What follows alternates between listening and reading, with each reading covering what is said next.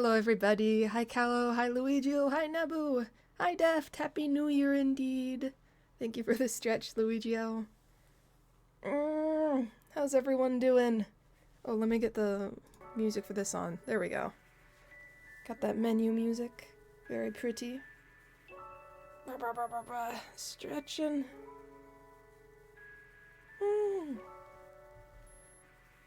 This one shit. Good luck and hope I can make it because it looks so cool. Ah, the game. I know you said you were watching a movie with your family. Sorry, I still have a small cough, so I'm still doing that pausing. Is this game too spooky? It's not. There is a horror aspect. I don't know to what degree that is. I'm gonna make this a little bit smaller or shift it over. It's blocking the chat. That won't do. That's fine. There we go. One of those visual horror that's nice and sweet, but also has like a eeriness to it, I guess. But I'm excited to play it. There's not too many choices to make, so it's gonna be very much like just kind of reading and vibing for today. So that's what we have in store. I'm gonna go ahead and get started, but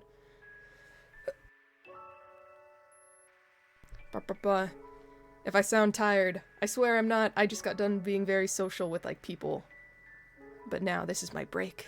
I get to relax and talk with more people, but behind a screen, so it's fine.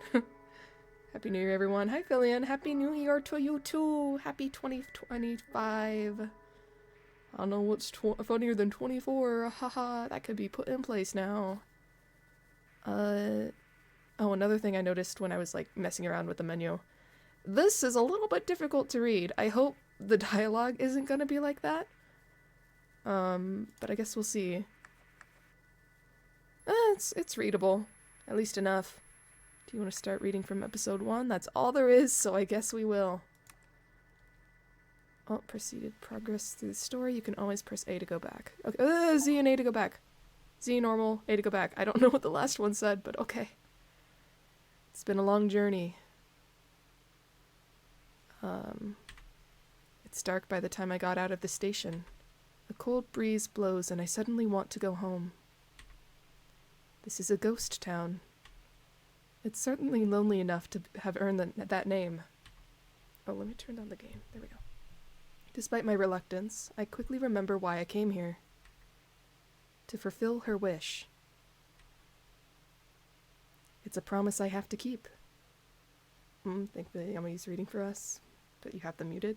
There are some character voices. I don't know when they'll appear. I guess it's like for when I encounter people.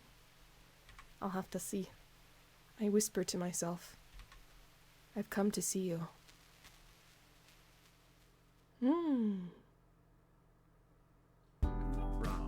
Rawr.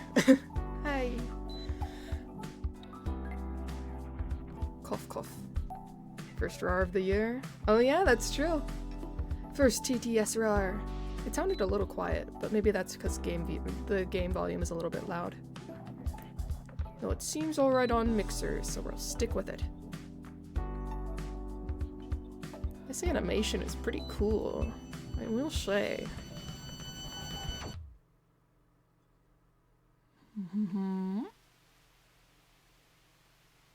It's been my dream to dream. Lately, I've been sleeping all the time. But I haven't dreamed at all. I want to dream.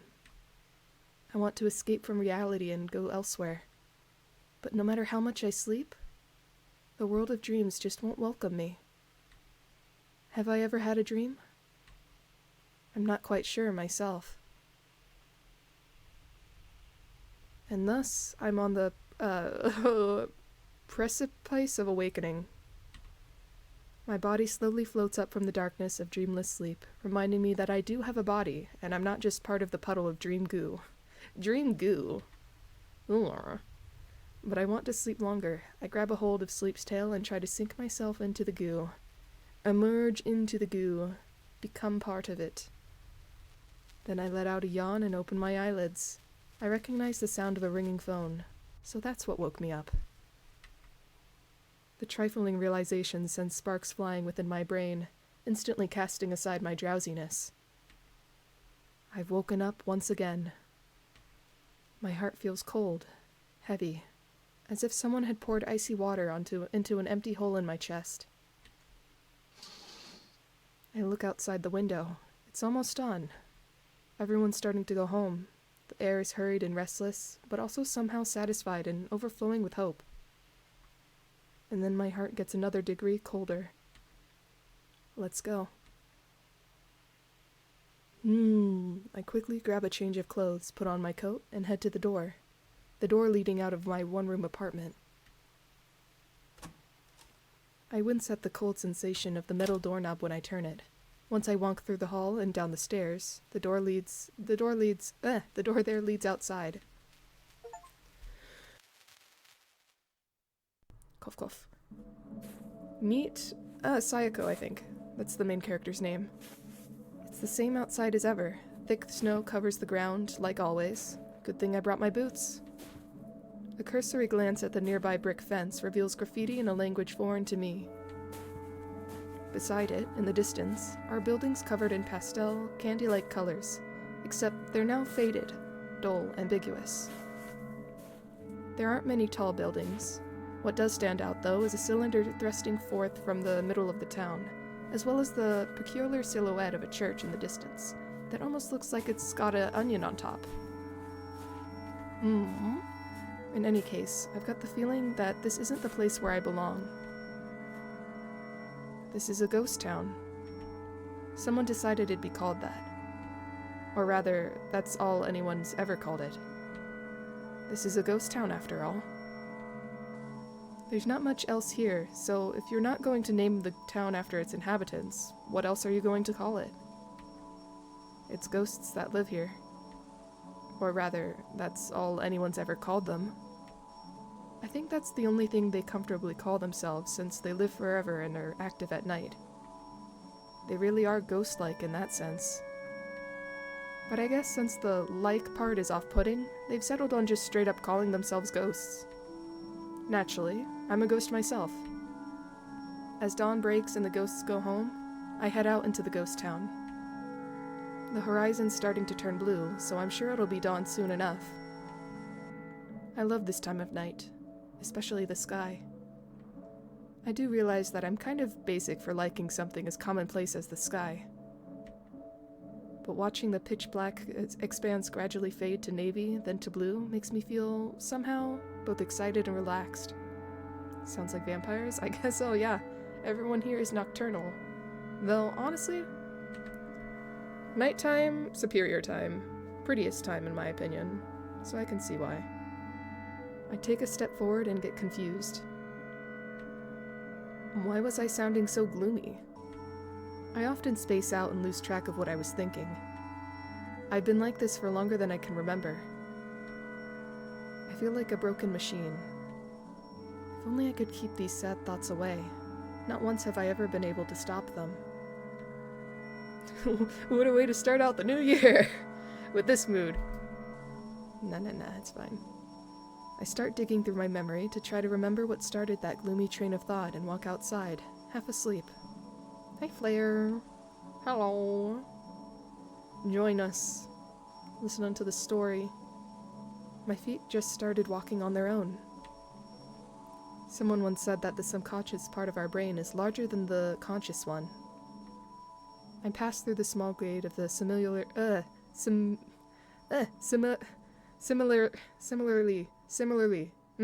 small apartment complex.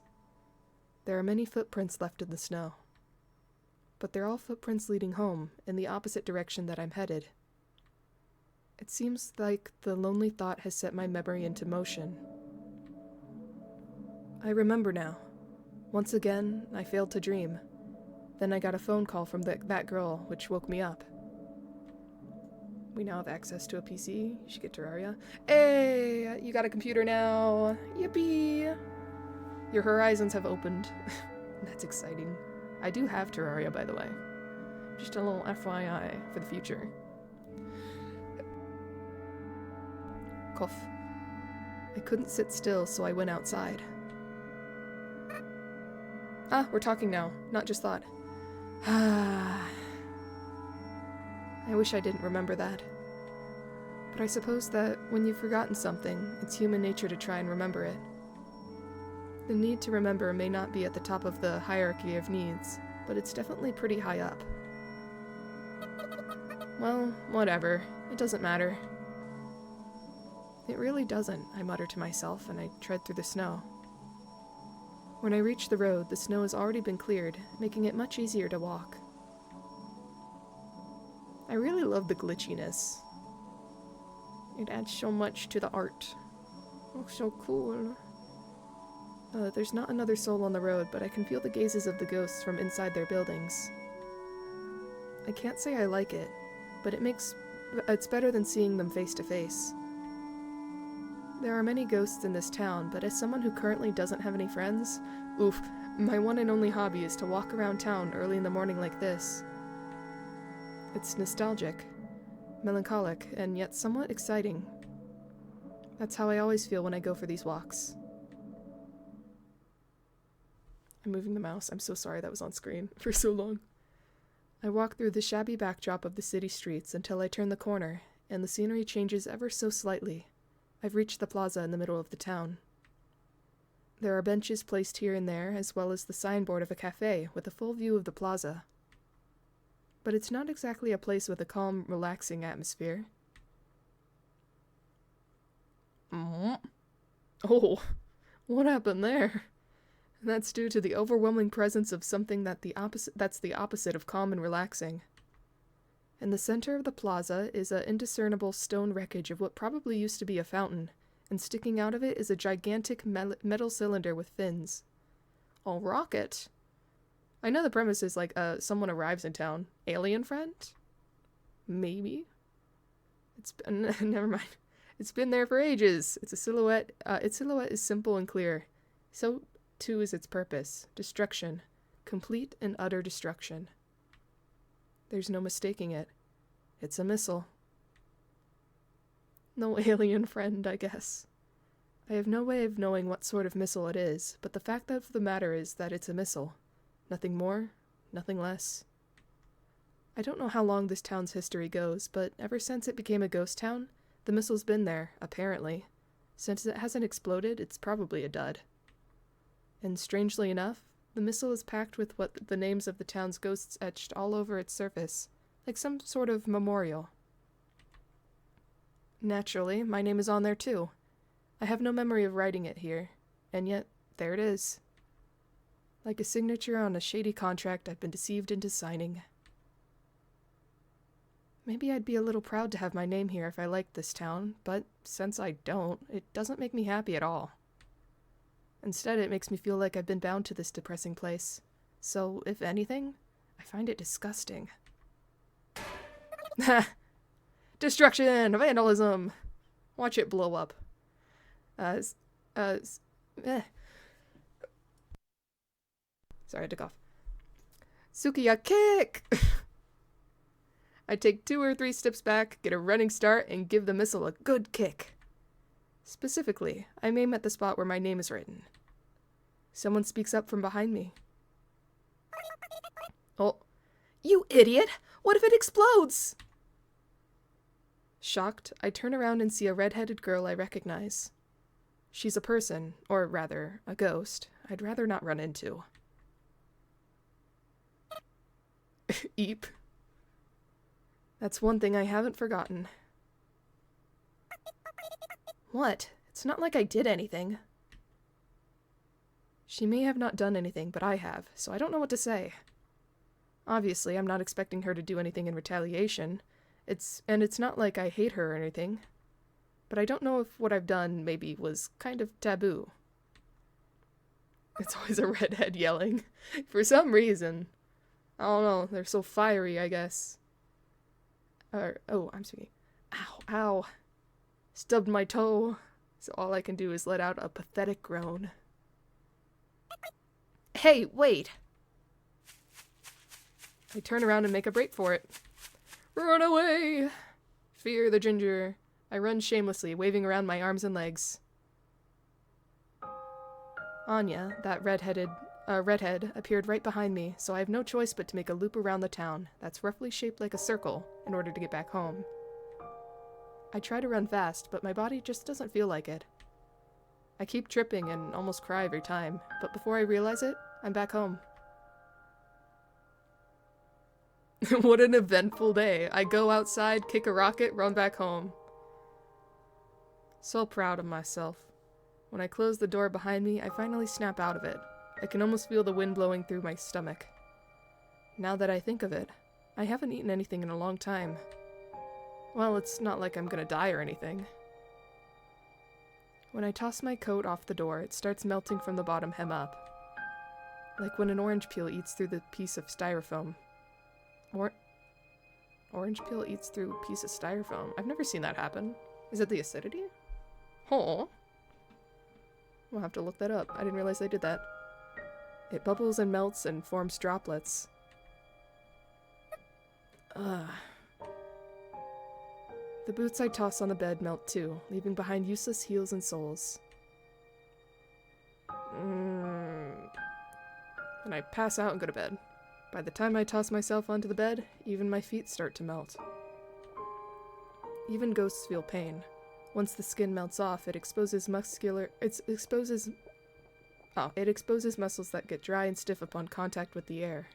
It hurts. The smallest flicker of the air in the room causes me unbearable pain, as if rubbing irritants into an open wound. Ghosts can't survive the morning sun. The reason I keep tripping over myself on the way here may have been a result of losing part of my leg muscles. Thinking about that possibility helps to distract me a little from the pain. But it's not as much of a problem as it may seem. It's no big deal, really. Nothing dies in this town. Just leave it alone for a while and everything will be back to how it should be. To sleep is to temporarily lend your body to the darkness of slumber. That's a cool quote. By the time I wake up, my body will be back to normal. My legs will be healed and won't hurt anymore. Hopefully. Oh, when's her friend gonna arrive? I know that's like the main plot of the story. She gets a friend. I need this to happen soon. This is sad. This sure hurts. I speak up even though I know there's no one there to respond. Oh. Well, it'd be nice if there was someone to respond. Someone to sympathize with my pain. Hi, Chalk. Hello. Happy New Year. Join in this very, at the moment, depressing story. Welcome on in. Maybe I'm a little lonely. Oh, that's sad. Did a teardrop fall onto my pillow, or was it just my imagination? Oh. But my eyes fall shut before I can find out. She needs a friend. Immediately. Right now. I can see a town off into the distance. I'm heading there at full speed. To the left and right is nothing but an endless snow desert.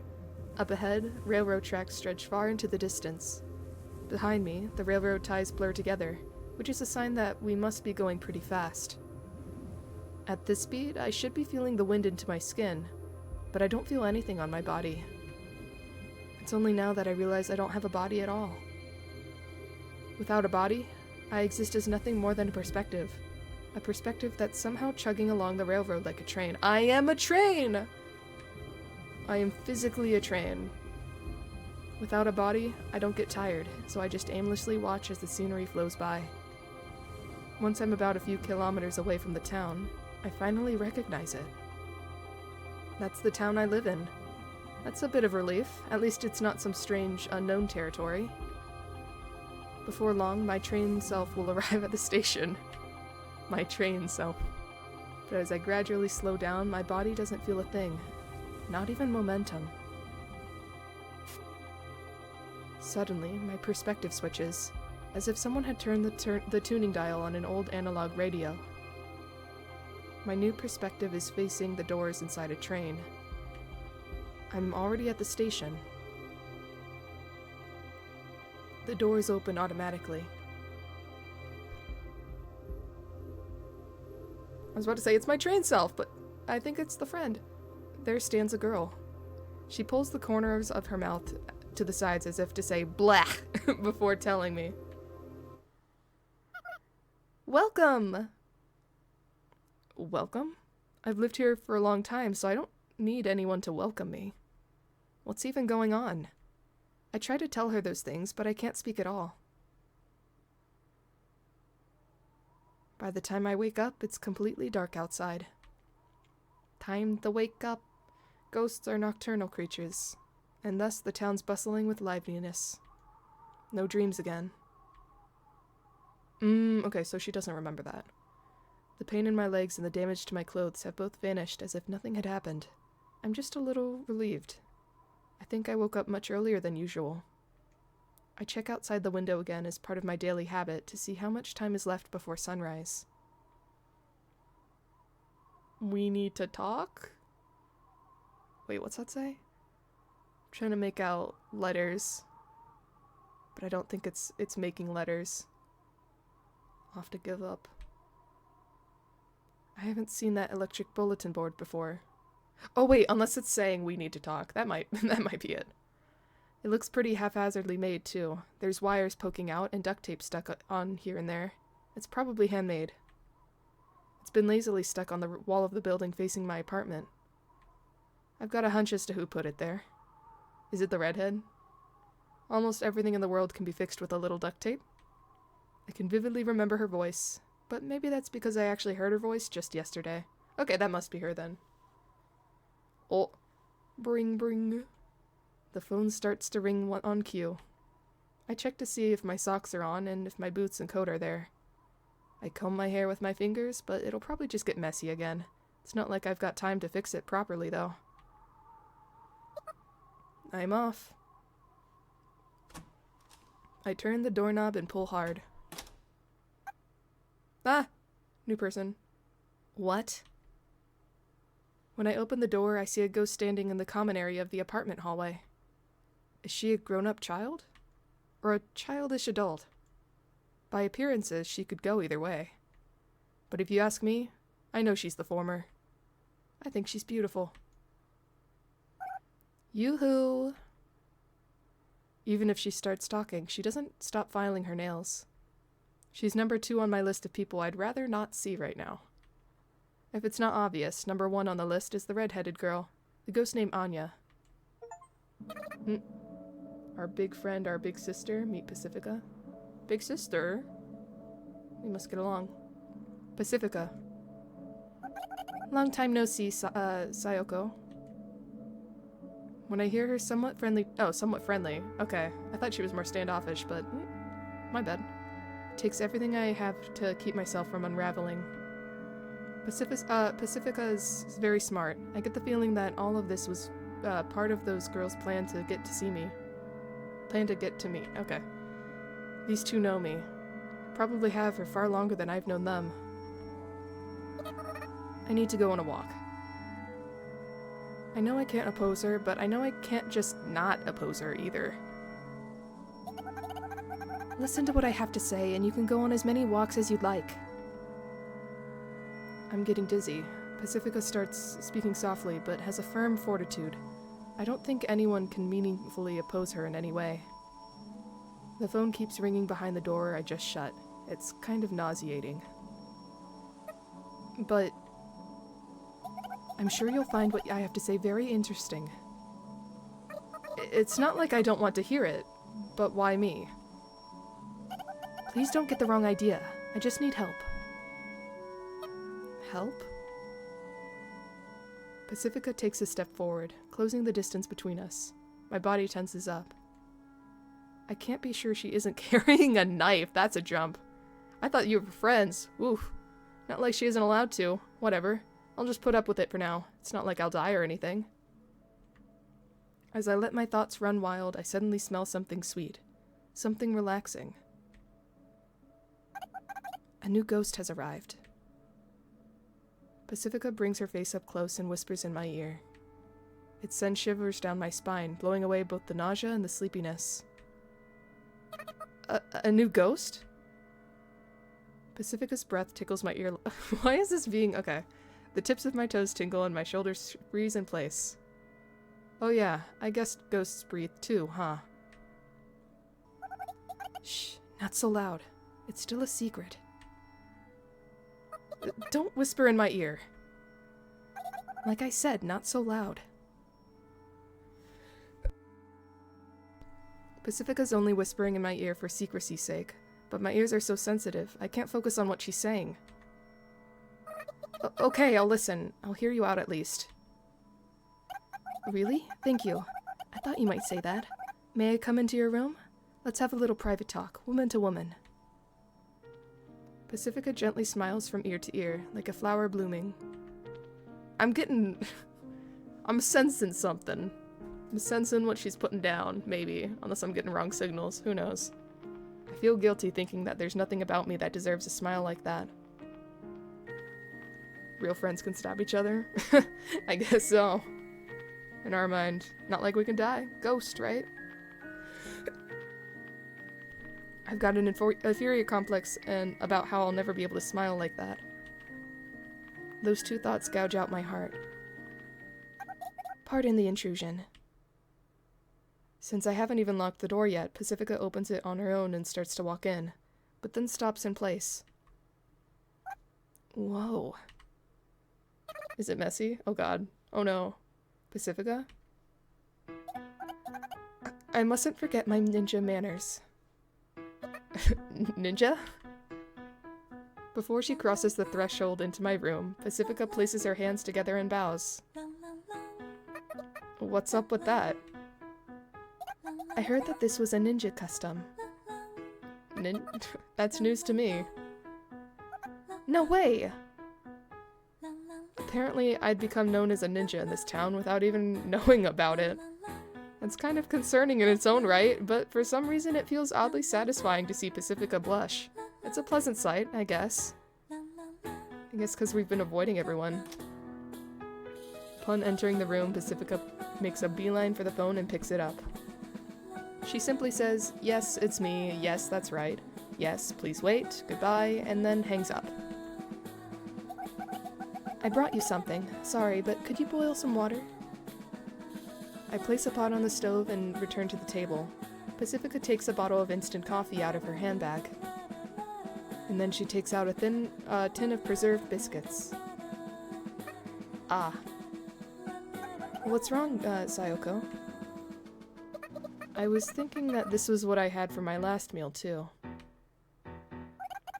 You mean when Anya made a mess on the crotch of her plain jean overalls? Probably, yeah. How long ago was that? No idea. Well, I haven't had much of an appetite. It's not like I'll die anyway. My goodness! As I boil the water, I listen to Pacifica scold me, saying I should take better care of myself and that it's not a matter of living or dying. And soon enough, 2 cups of coffee are ready. Aww. Good friend, good friend. She unseals the biscuit tin with a tin of the pull tab. Seems like a fairly decent meal to me. Coffee and biscuits? Yeah, that'll fill you right up. Plenty of nutrients.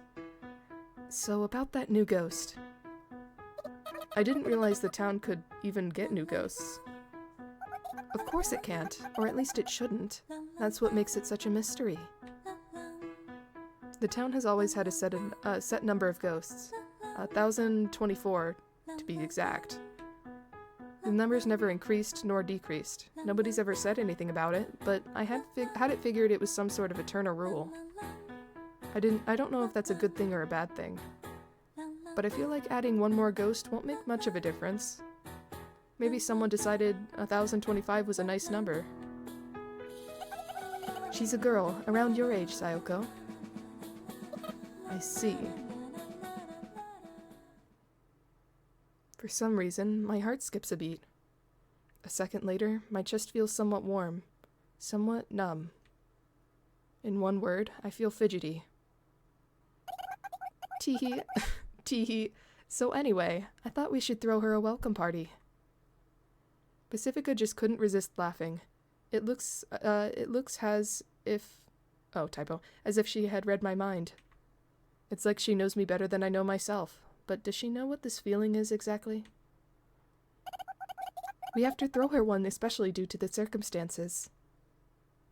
Well, what circumstances? The church is examining her. She'll most likely be tired once they release her, so we have to show her a fun time to make up for it. The church. Oh, that's very menacing. Dun dun dun. The church. The town's biggest congregation of ghosts. It also serves as a peacekeeping organization. Doesn't seem very peaceful to me. Headed by a priest, they do policing and politics, and thus the priest is more like the town mayor. Very few ghosts know what goes on in the church, but Pacifica is a pretty influential ghost as far as they go, so I guess she got that information from an inside source. The church still does things like that, huh? Some sort of immigration inspection, I suppose? But is that really necessary? It sounds like they're doing it just because they want to. I hate that church. Particularly their attitude. Even after the townspeople became town ghosts and overcame death, the church still wants to control people under the guise of politics. It's almost like the ghosts are pretending to be alive, and it's so forced. Feels like there's other things that bother me about them, but the anger makes my head feel hazy. Like, yeah, my head always feels hazy, but you know what I mean. So I can't even remember what I'm angry about. Teehee, you still hate the church, I see. Well, I do too. Those guys are poop. For a lack of better words. Church is poop! Say it louder for the people in the back. Church is poop! Or wait, poop is church. Okay. Ah ha ha ha. The two of us laugh like two boys in uniform, merrymaking while oozing with pure, unadulterated youth. Oozing with it. Youth. That's not exactly a word I can relate to. So, Sayoko, will you help me out? Okay, I'll help if I can. Oh. Thank you. I'm so happy. Aw. Please, be more grateful. When Pacifica hugs me tight, my body stiffens. There's nothing I can do. I figured I needed some sort of opportunity to do this, so I've been waiting for a long time. I'm so happy I could talk to you like this. Pacifica talks earnestly between sobs. That's right. While she may act overly mature sometimes, that's all it is. An act. Everyone who's close to her knows this. Huh. I remember more than I thought. I feel happy that I remember, but I also feel odd that she's got some attachment to me. It's a swirl of emotions, like a spinning barbershop pole. Pacifica's as gentle as ever. She hasn't changed. But what about me? I feel like I've changed a little. The same way milk changes after its expiration date. A change you can smell with a single whiff. Church's poop should be on a shirt. I bet it is. You look it up, you'll find it. I'm sure. Certain. Like 95%. I can't go back to being me. I suppose that's how I'd describe how I feel. I guess I was just looking for an excuse. You've always been so close. I just needed a little courage to speak out to you. Ow, ow. You're hurting me. There's nothing I can say. Being touched makes me feel safe. I don't want to let you go ever again. But at the same time, it also makes me anxious. After all, I have no idea how I could ever repay someone who makes me feel this happy. If I get too comfortable taking advantage of her kindness, she might start to hate me. And I don't want her to hate me. I can't find the words to say. With just a simple hug, all of these feelings are revolving around inside me. And I'm just so afraid I'll end up crushing this moment into dust. And just like that, the happiness has faded away completely, leaving nothing but a coarse anxiety coursing through my heart. And am I just not used to dealing with kindness? Eh? What happened? Pacifica suddenly lets go. For a second, I fear that my worst fears come true, but the reality is slightly different.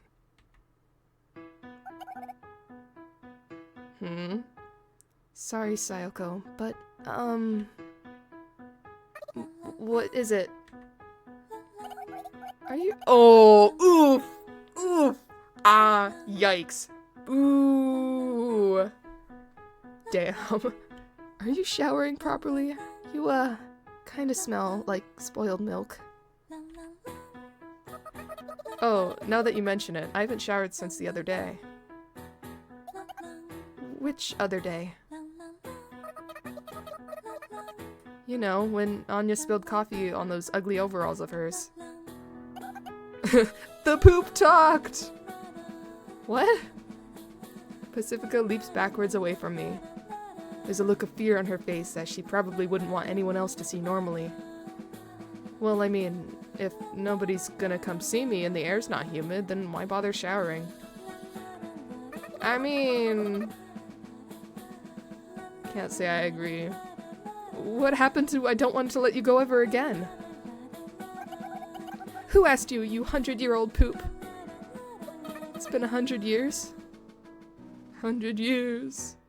I guess we don't die. Could have easily been 100 years, you never know. The very concept of the calendar has disappeared from this town, so time has become incredibly ambiguous. Individually, a day is simple to track, but as the days pile up, it's impossible to keep track of months and years. You'd have an easier time counting the sand on the desert of in the desert of snow surrounding this town, one grain at a time. If you think about it, I suppose it's not normal to go this long without showering, huh? Maybe I really have changed. Am I trying to reclaim myself? It's a protest. No shower, protesting. Protesting... being a ghost? I don't know. Protesting to protest. Take a shower now! Okay! My fear of being separated from Pacifica turns into a fear of Pacifica herself. I stop thinking, grab a towel, and head to the bathroom as quickly as possible. Cute. No! There was something about the down arrow that I missed that I could have read now. Oh well. It's almost dawn. I don't think I've ever gone outside around this time before. The snow seems a little soft and hard to walk on, perhaps due to the rising temperature. Ah, Sayoko. Are you showered? Pacifica. Looks like I wasn't the only one called here. I guess that makes sense. The time has come. Is it done? I wonder. I can't wait. Oh, the new person. New ghost. Pacifica nods and weighs her words for a while, and then... If you can't wait, then let's hurry. Hey! I chase after Pacifica when she breaks into a run. It's my first outing at dawn. We dash as if swimming through the pristine air. Main Street looks so different compared to how it normally does. It's like a quiet, still pond. And just as how a skipping stone makes ripples in a small pond, our footsteps and Pacifica's laughter breaks the silence. I'm excited.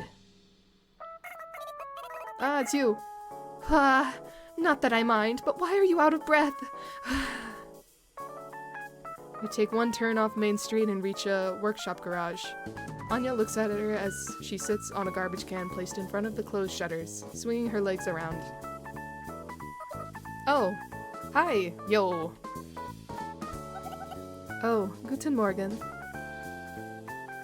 Huh? Ha ha ha ha.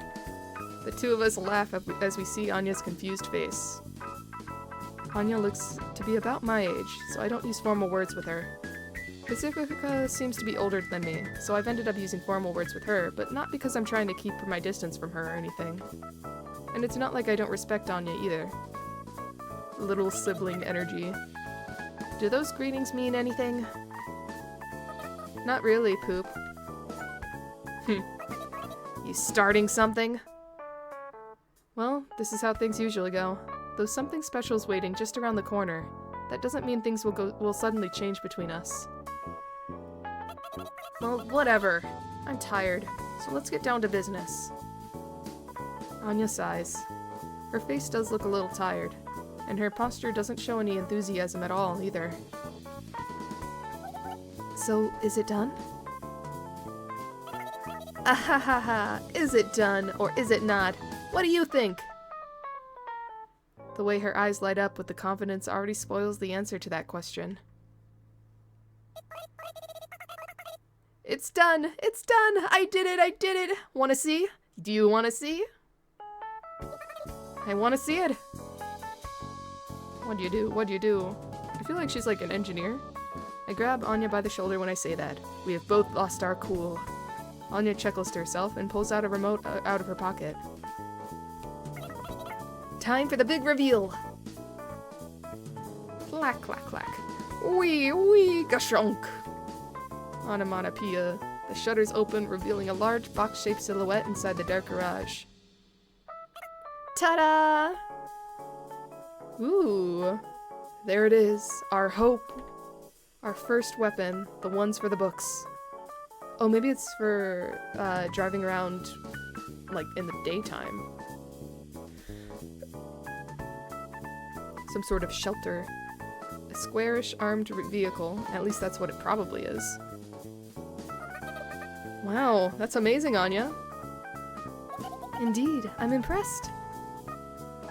We walk inside the garage, a large spacious garage storing the armored vehicle, and pat its frame. I'm not a car person, but I can tell that it's a reliable machine. The armor looks like it could deflect a few bullets, and the big fat tires look like they could handle any terrain. I doubt you could get anywhere in the snow desert surrounding the city without something like this. Hahaha! Well, it's an honor to hear that. Thanks! Anya's an apprentice at the local town repair workshop. Though I feel like this is the first time her career skills have proven useful to us ever since we first got to know each other. I didn't think a repair worker like Anya could create something so impressive. It's amazing. That's all I can say. You think we can leave with this thing? I mutter as Anya shows us inside the car. We sure can! Why do you think we need to deflect bullets? You never know. You never know. It certainly seems so. Maybe it's just to say you're in a car that can deflect bullets. It's a bragging thing. A pride thing. Our goal. Or rather, our dream, I suppose, is to leave this city. Or to be more accurate, it's to head to my home country, which may or may not be on the other side. My friends and I have been working day in and day out towards our goal. No idea how far we'll go, but I made sure we could pack a lot of food and stuff. Should we bring board games and stuff too? Wouldn't it be too bumpy of a ride for board games? Oh, good point. Ah, boy, I'm tired. Time to sleep. And she passes out right in front of us. Anya lies down on the hard concrete garage floor. They can't die anyway. Buzzkill. Why can't it be bulletproof? I look outside the window. Sure enough, the sun's almost fully risen. Ghosts always get sleepy in the morning. They can barely stay awake until early morning, but even that's cutting it close. Ah, no fair. Me too. Pacifica lies down next to the already half-asleep Anya and curls up. They look so comfortable. It makes me want to lie down next to them too, but there's something I have to do before that. I get the garage shutter remote, and I also pick up the thick blanket that Anya must have gotten ready for this little sleepover. Aww, and you cover your friends. Hey, come on, it's gonna be cold if you just go to sleep like that. It's not like ghosts can catch colds, but they do feel cold, and even though they're wearing coats, the floor's likely to grow cold. That's a lot of cold in one sentence. I press the button on the remote, and the shutter shuts with a rattle. I lie down on the concrete floor and loosely spread out the blanket. Ow. Say, Anya. What? Did your boss help you? Not really? It doesn't matter either way, but... Huh? Ah. Are you pretending to be asleep? Absolutely. Well, whatever. We share our warmth underneath the blanket as we drift off into sleep. Eventually, our consciousnesses melt as we all enter one dream. If only, a dream like that's more of a pipe dream. Well, drip. And with that last thought, I sink deeper down into the ocean of sleep. Drip, drip, drip. My vision blurs as if crossing the surface of the water. My eyelids are heavy, so heavy. They start to sink. They start to sink by themselves. But right before they close, in the sliver of my dim vision... Oh, what does that say? Conglomerationality. Conglomerationality. Okay. Who's that?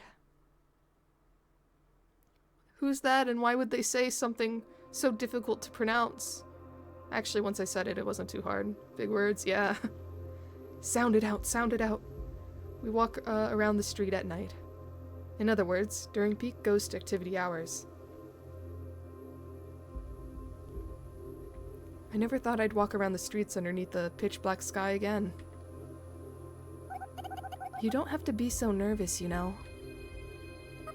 Sorry, but what? I can't find the words to continue. Our conversation fades into the air like smoke. Once I finished taking a shower, Pacifica said, "Let's go to the station." I'm not sure going there will help us prepare the welcome party for the new ghost. The fact that the station's such a far walk away from my home doesn't help my enthusiasm either. My worst fears turn out to be accurate. Every ghost we come across gets out of the way when they see us, or rather, when they see me. The ninja of the town, so dangerous. And it's clearly not out of kindness, nor respect. The ghosts fear me. Complex emotions weigh down my heart. Resignation. I don't blame you. Sadness. Don't look at me like that. Ignitation. You're already dead. Why do you even have to fear? I hate this. Unable to describe my jumbled up feelings, I say something embarrassingly ambiguous. I don't know if I should be apologizing, but I'm sorry. No, I wasn't blaming you or anything, Pacifica. Though Pacifica smiles, her eyes narrow. A sign that I haven't cleared up the misunderstanding. I curse my poor language skills. And I don't explain myself. Can you hold my bag? I nod absent-mindedly and take Pacifica's handbag. This station's pretty big. It must have been in a... Why would you... Ostentatious building in its heyday. But it's hard to imagine what it used to look like now that it's an abandoned wreck. Most of the lights are broken, so it's an incredibly dark inside. It's not impossible to walk here if you try hard enough, but it makes me wish I had a light. The few lights that remain intact are enough of a hindrance to your eyes that your eyes can't adjust to the darkness, so anything that's in the shadow is completely dark. Pacifica strikes a match and lights an old-fashioned lamp. Pacifica's rich enough to buy high-luminescent LED lamps are expensive, high-power wearable lights, or at least I think she is. But for some reason, she's using a lamp. Has she always been like that? I don't remember. I feel like there's a memory like that locked away somewhere in my brain. It feels odd, but it doesn't matter. The station appears to have been a terminal. At least that's what the conclusion I've come to, seeing as the railway tracks only come in from one direction. It seems kind of fitting for a ghost town to be a dead end. At least that's what I think. I follow behind Pacifica from the front entrance to the platforms. There's not a star to be seen in the sky above the cracked ceiling. I see a single point of light up ahead. It sways slightly, several dozen meters ahead. There stands a young red-headed girl. Yes, she looks nothing but young. This must be... Is this like a flashback? Or flashback to when they were meeting up with... I don't know. Flashback. We don't know Anya right now. Her name is Anya, a ghost who I used to be friends with just as much as Pacifica. Or, opposite of a flashback. So this is the future / present, and what we have seen before this is before this, I guess? Interesting. Sorry for the wait. It doesn't matter. You sure took your time, though.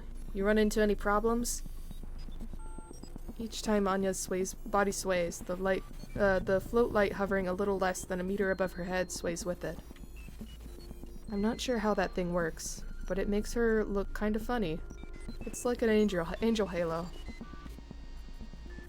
A present flashback, so opening your eyes. Though we fell asleep, so I guess we're dreaming?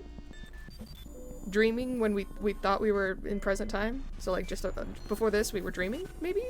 Maybe? I don't know. I mean, doesn't that seem funny? A ghost cosplaying as an angel? I had Sayoko take a shower. Oh, I see. Very important. I stay silent. I decide not to say anything unless spoken to. Long time no see. Yes, I guess so. Teehee, looks like I win this time. Whatever, Passy. Or Passy? Passy. It's not like I wanted to win anyway. And I didn't want to lose, Anster. Anster just doesn't sound right. The two of them exchange a playful banter, but Anya's face looks a little stiff, since I'm here. These two are my only real connection to the town. Judging from what they said, I guess the two of them were betting to see who could drag me out of my room first. But I'm not enough of an idiot to say I'd say something like, "Don't use me as a pawn in your games, you two." It's not necessary to just accept these sort of things if you want to revive interpersonal relationships that have remained stagnant for years, or even longer. Okay, Sayoko, let's head to the garbage dump. Ah. Grunt. Speak in grunts from now on. Why the garbage dump? I want to ask, but instead I stay silent. I don't want to disappoint them. Despite the things I say, I dream of reviving our friendship. Okay, let's go. A slight shadow seems to cast itself over Anya's face when I say that. It's a little frightening. Did I do something wrong? I guess there's no dwelling on it. Alrighty. Anya claps her hands twice, and the float light above her head changes from an angelic halo to a shining sun. It's so bright, it makes me squint. Ah, it's so bright. Maybe a little too bright? This thing's a cheap model, so it's only got 2 brightness levels, but I figured this should be plenty for picking up garbage. That's true. Good job. You're a real engineering advisor. I don't mind being an engineering advisor, but why don't you just shop around the stores? Don't you have the money? Isn't it obvious? Uh-huh. Well, I guess. Anya shrugs as Pacifica starts walking ahead. Once my eyes adjust to the light, I follow behind. So does Anya. We didn't make eye contact, but you could say we're on the same wavelength. Whenever Anya moves, her miniature sun sways, causing the shadows cast by the rebel signs and pillars to stretch and shrink. Let me explain from the beginning. The needle on the compass points north. I know. Wow, you really know your stuff, Anastasia. I think the bit is just constantly changing how you call her, just to keep with the A names. I'm catching on. Don't call me Anastasia! But what's Anya short for? That's what Anya's short for, isn't it? Hell no, don't just make stuff up. But it's cute, like you're a princess. That's exactly why I hate it. Don't you dare try to make that a thing. Anastasia. We quickly backtrack the way we came. Thanks to the intense light, it's much easier this time. Gonna take a nap, good luck. Okay, sweet dreams. Bye bye, hello. Happy 2025, all that. Hee hee. It's still pitch black outside the station. I get a little dizzy thinking about how long the night is. Anya claps her hands twice, and the light fades. The light's mechanical shop plops onto the ground. Or core. What a convenient little thing. Probably too expensive for me to afford, though. Then again, I guess I can't afford anything since I don't have a job. Ah ha ha! Hee hee hee! Unemployed. Apparently the new girl's been being interrogated at the church. Hiccup. Yeah, I know. That's all we know. I'm thinking that even after she gets released, her reputation with the church will remain sensitive. And? If we go shopping for her, it may sour the shop's reputations with the church. Oh. Maybe it's different with your shop, but things could get complicated with other shops due to the church's strong influence on the economy. It's important that we care for the new girl, but we shouldn't cause trouble for other people, either, right? Pacifica breaks into a smile. I like this smile way more than that flawless forced smile she makes sometimes. Who cares? Rude.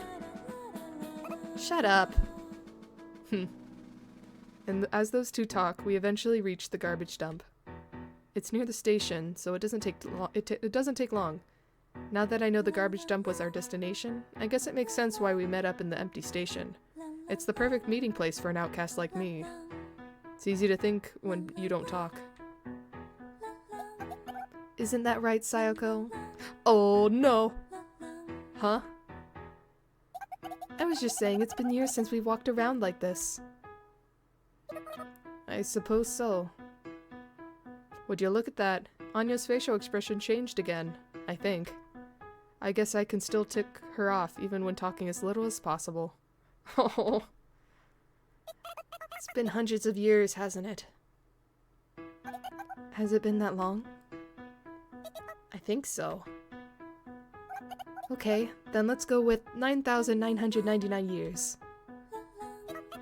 I don't get why that quip's gotten so popular. I don't like it one bit. This conversation is reassuring in two ways. First, it's reassuring to know that my presence doesn't immediately ruin the mood. And second, it's reassuring to know that I'm not the only one who lacks any sense of time. Now that I think about it, I don't think I've ever heard anyone else talk about it, but maybe I just don't remember. My memory's pretty much just a vague puddle in the back of my skull. Maybe it's because it's just common knowledge. Maybe I've even forgotten what common knowledge is. Sayoko? Yes?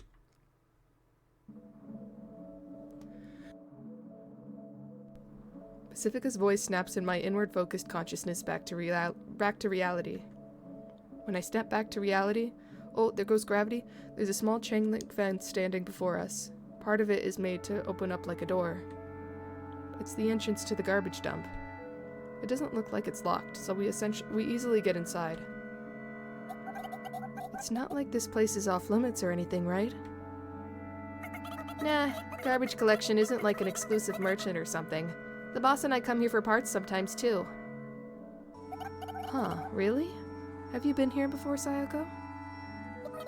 I come here occasionally.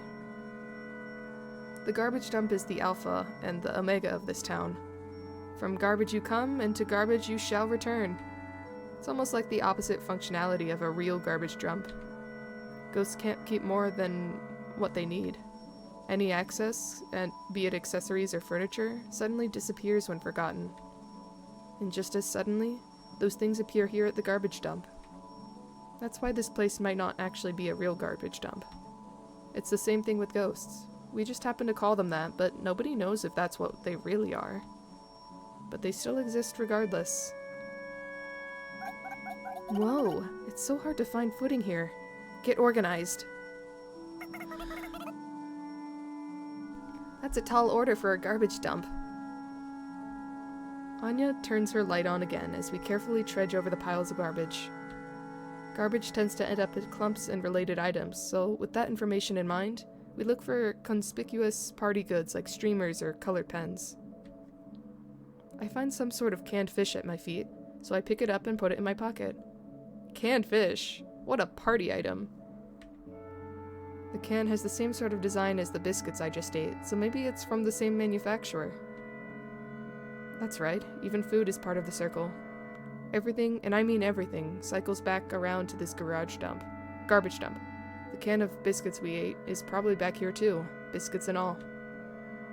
All of the shops Pacifica mentioned collect items from the garbage dump to process and resell. Ghosts rummage through the garbage dump and live modest lives based on their needs, just as they always have, and probably how they always will, too. You could say that, for ghosts, this place is like a bountiful ocean, and I suppose that might be why it's relaxing to come here. Here, you can find anything, as long as it's not living. I feel like I've heard something like that somewhere before. But who was it that said that again? Ah. Oh. Sayoko! I can hear the cluttering of metal as my body starts to feel like it's floating in the air. Though in reality, all that happened is the pile of garbage gave way, and I lost my footing. Oh, but ghosts can still feel pain. Look, you gotta be careful, okay? Sorry. Unable to keep up with Anya's sudden movements, the float lamp tumbles onto the garbage pile and shuts off. So not only did I lose my footing, but it's also suddenly dark, causing me to panic for a second. Anya and I are pretty much the same height, but her hands seem a little smaller than mine. I grip her hand tight and place my feet on solid ground. I keep holding her hand until my eyes get used to the dark. Sorry. You don't have to say it twice. I may have ticked Anya off again. My hands are sweating like crazy. Oh, it's the car. Pacifica murmurs. The fallen garbage reveals what was hidden underneath. Jutting out from the pile of garbage is a rusty station wagon. There's no way that this is stable footing. That car thing was a whole ordeal. It took until morning to work on that one time. Only now does Anya look me in the eyes, as if peering into them. Her green eyes glow gently, like beautiful emeralds. Her hands start to feel warm, though I guess it was always warm and I'm only now noticing it. I relax just a bit. What car? With one careless word, I extinguish that light. Oh, the warmth in my hand quickly fades. Though that shouldn't be a surprise since she had shaken off my hand, exposing its damp surface to the cold air. Don't you remember? Even you should. No, wait, I remember. Honestly, we tried to leave by car, didn't we? I'm flustered. So flustered I get dizzy. I frantically search through my memories for what I should know, for what I should never forget. I remember what happened. In the end, too, we all... You really are Sayoko, right? Of course, I'm me. I haven't changed. I'm me, I think. But am I really? There's no way that I can't be me. Right? But for some reason, I'm not so confident.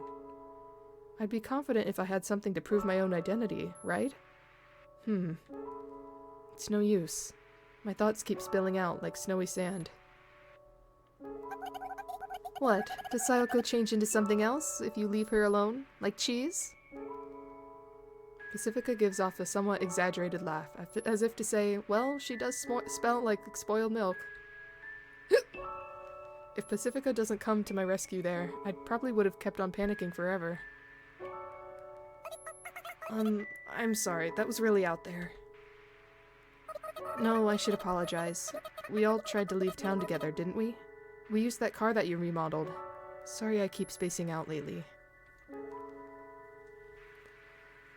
Okay. So, This isn't like it's not like mixing up future and past. I think it's all linear, but we have spaces in our memory. That's what I'm kind of getting from this.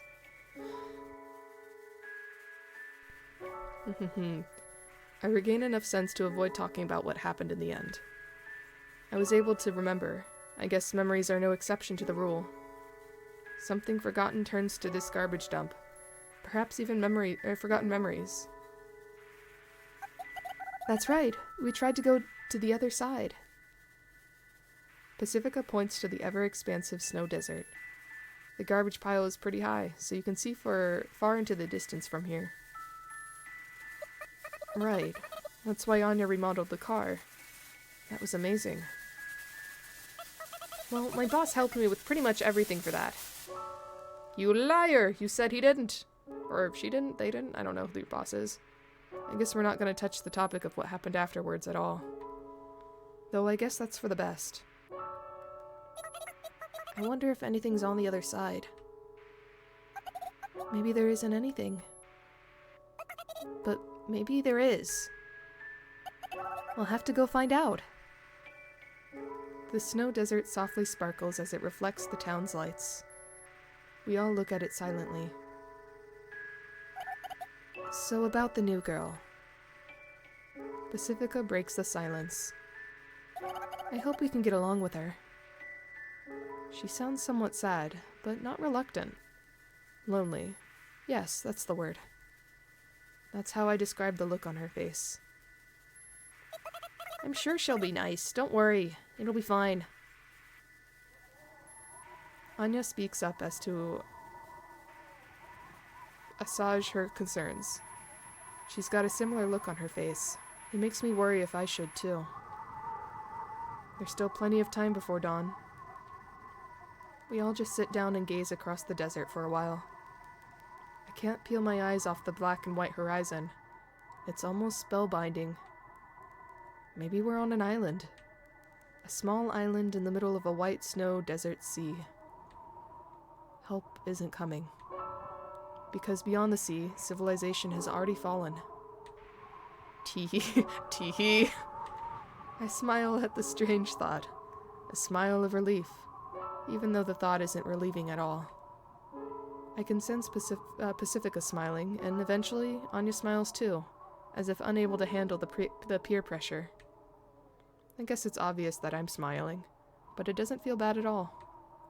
I try to play it cool and keep staring out across the sea. The other two watch as well. It's a beautiful sight. We may be sitting in piles of garbage. Oh, right, because we're in a dump, I forgot. But it feels like a beautiful night nonetheless. Banana peels all around.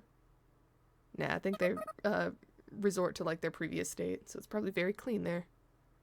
About 60 out of 100. If I were to rate today, that's about how high I'd rate it. That said, I give my rating the moment I crawl into bed, so my opinion may be a little skewed. I yawn. I sit up and take a sip of water from a plastic bottle at my bedside. A bottle I had just picked up earlier. The cold sensation passes down my throat. I let out another sigh. I'm too tired to even feel tired. Speaking of, I'm gonna take a sip of water. I have a bottled water right beside me too. Twinsies.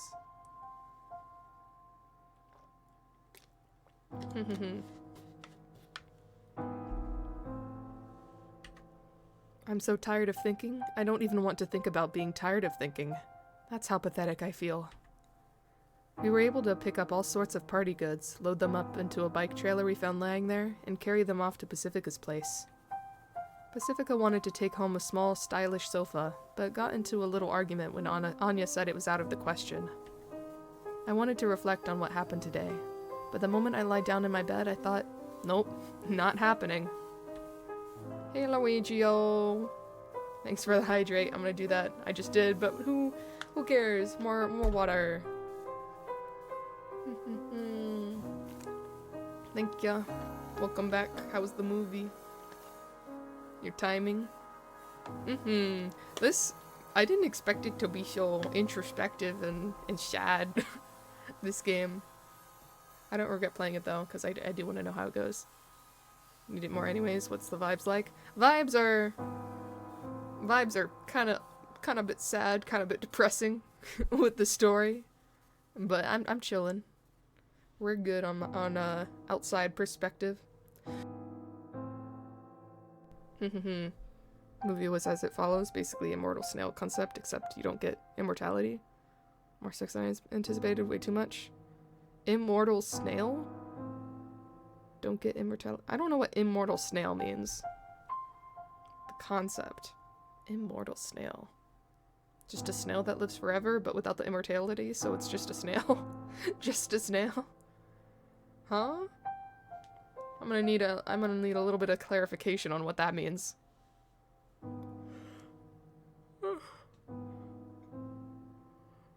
You get immortality, but it follows you and always knows where you are. Oh, I know what you're talking about. Infinite money, but there's a immortal snail following you. Oh, it's okay. Yeah, it's been a while since I heard that, so I completely forgot. You're bringing it back. And you just gotta keep running away, and if it catches you, you die. It kills you. Something happens. I think I've heard of that movie before. Haven't seen it. But good to know. It was an enjoyable watch, I'm assuming. Though you say too much of a sexual tone, so maybe not. But this one, this is a very different vibe from whatever that is. So I'm gonna continue. Mumble, mumble, mumble. I try stretching, but to no avail. It only makes it worse, if anything. The intense sleepiness quickly crushes my consciousness. So quickly, I don't even have time to think about what crushing a consciousness means. Good night. Oh, good night. Bop, bop, bop. The following is Sayoko's attempt of recalling her memories. Oh, okay. This is breaking the wall, I guess. Cool. This isn't part of the story. Zzz. Oh, there's the flashiness, I guess. Okay, something's go. Wonder. Oh wait, that's okay. That's Anya and that's Pacifica. That's all of them. Recalling memories of the car. Got it. The red-headed girl steps on the gas. The car starts. An angry man in priest robes glares at the car from behind. I'm getting excited. Kinda getting excited, someone says. Me too! The girl with the blonde hair and the girl nuzzle their faces against each other. They're very close with each other. And look, the town's something.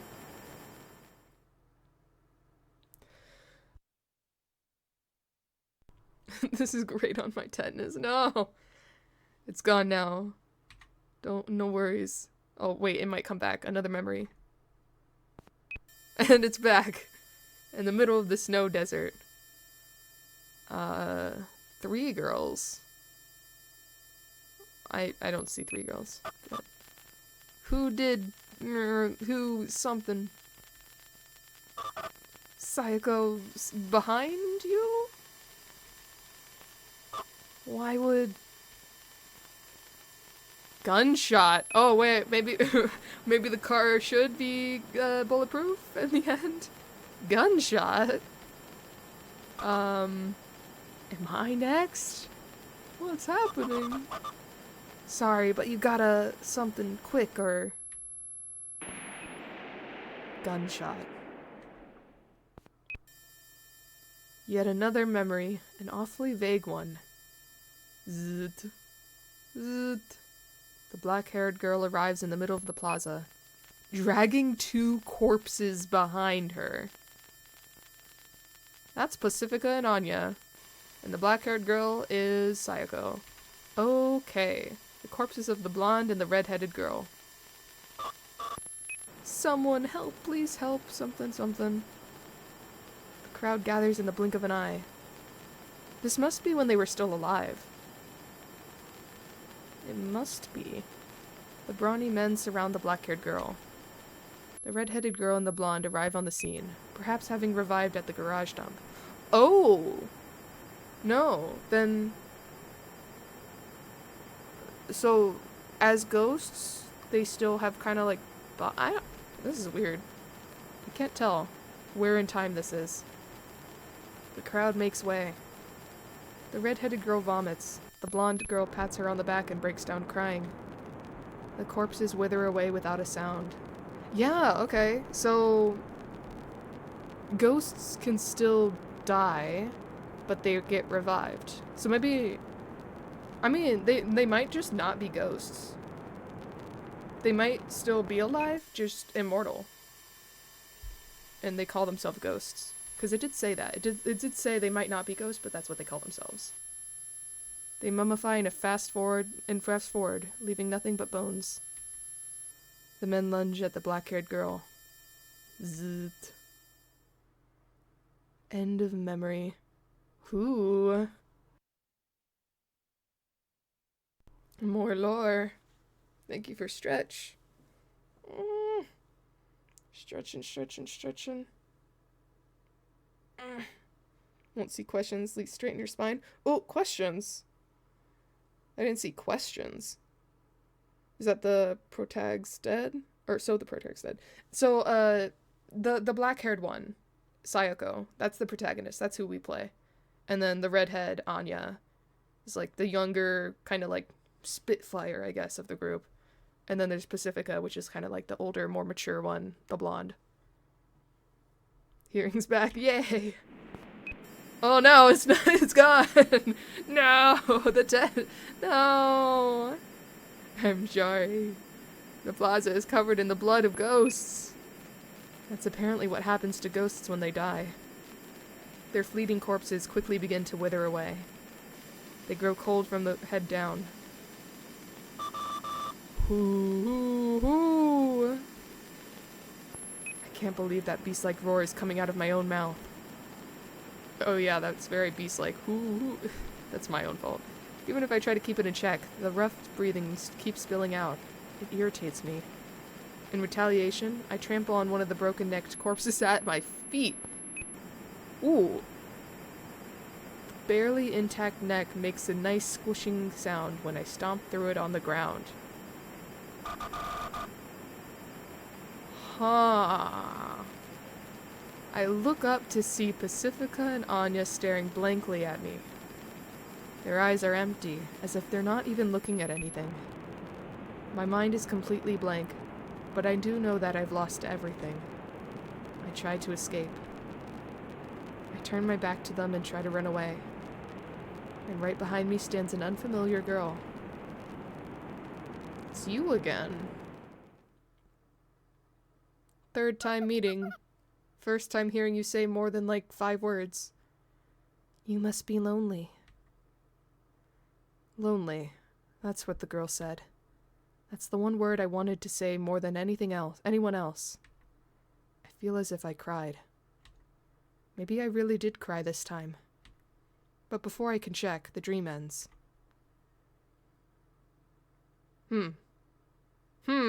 This brings up so many questions.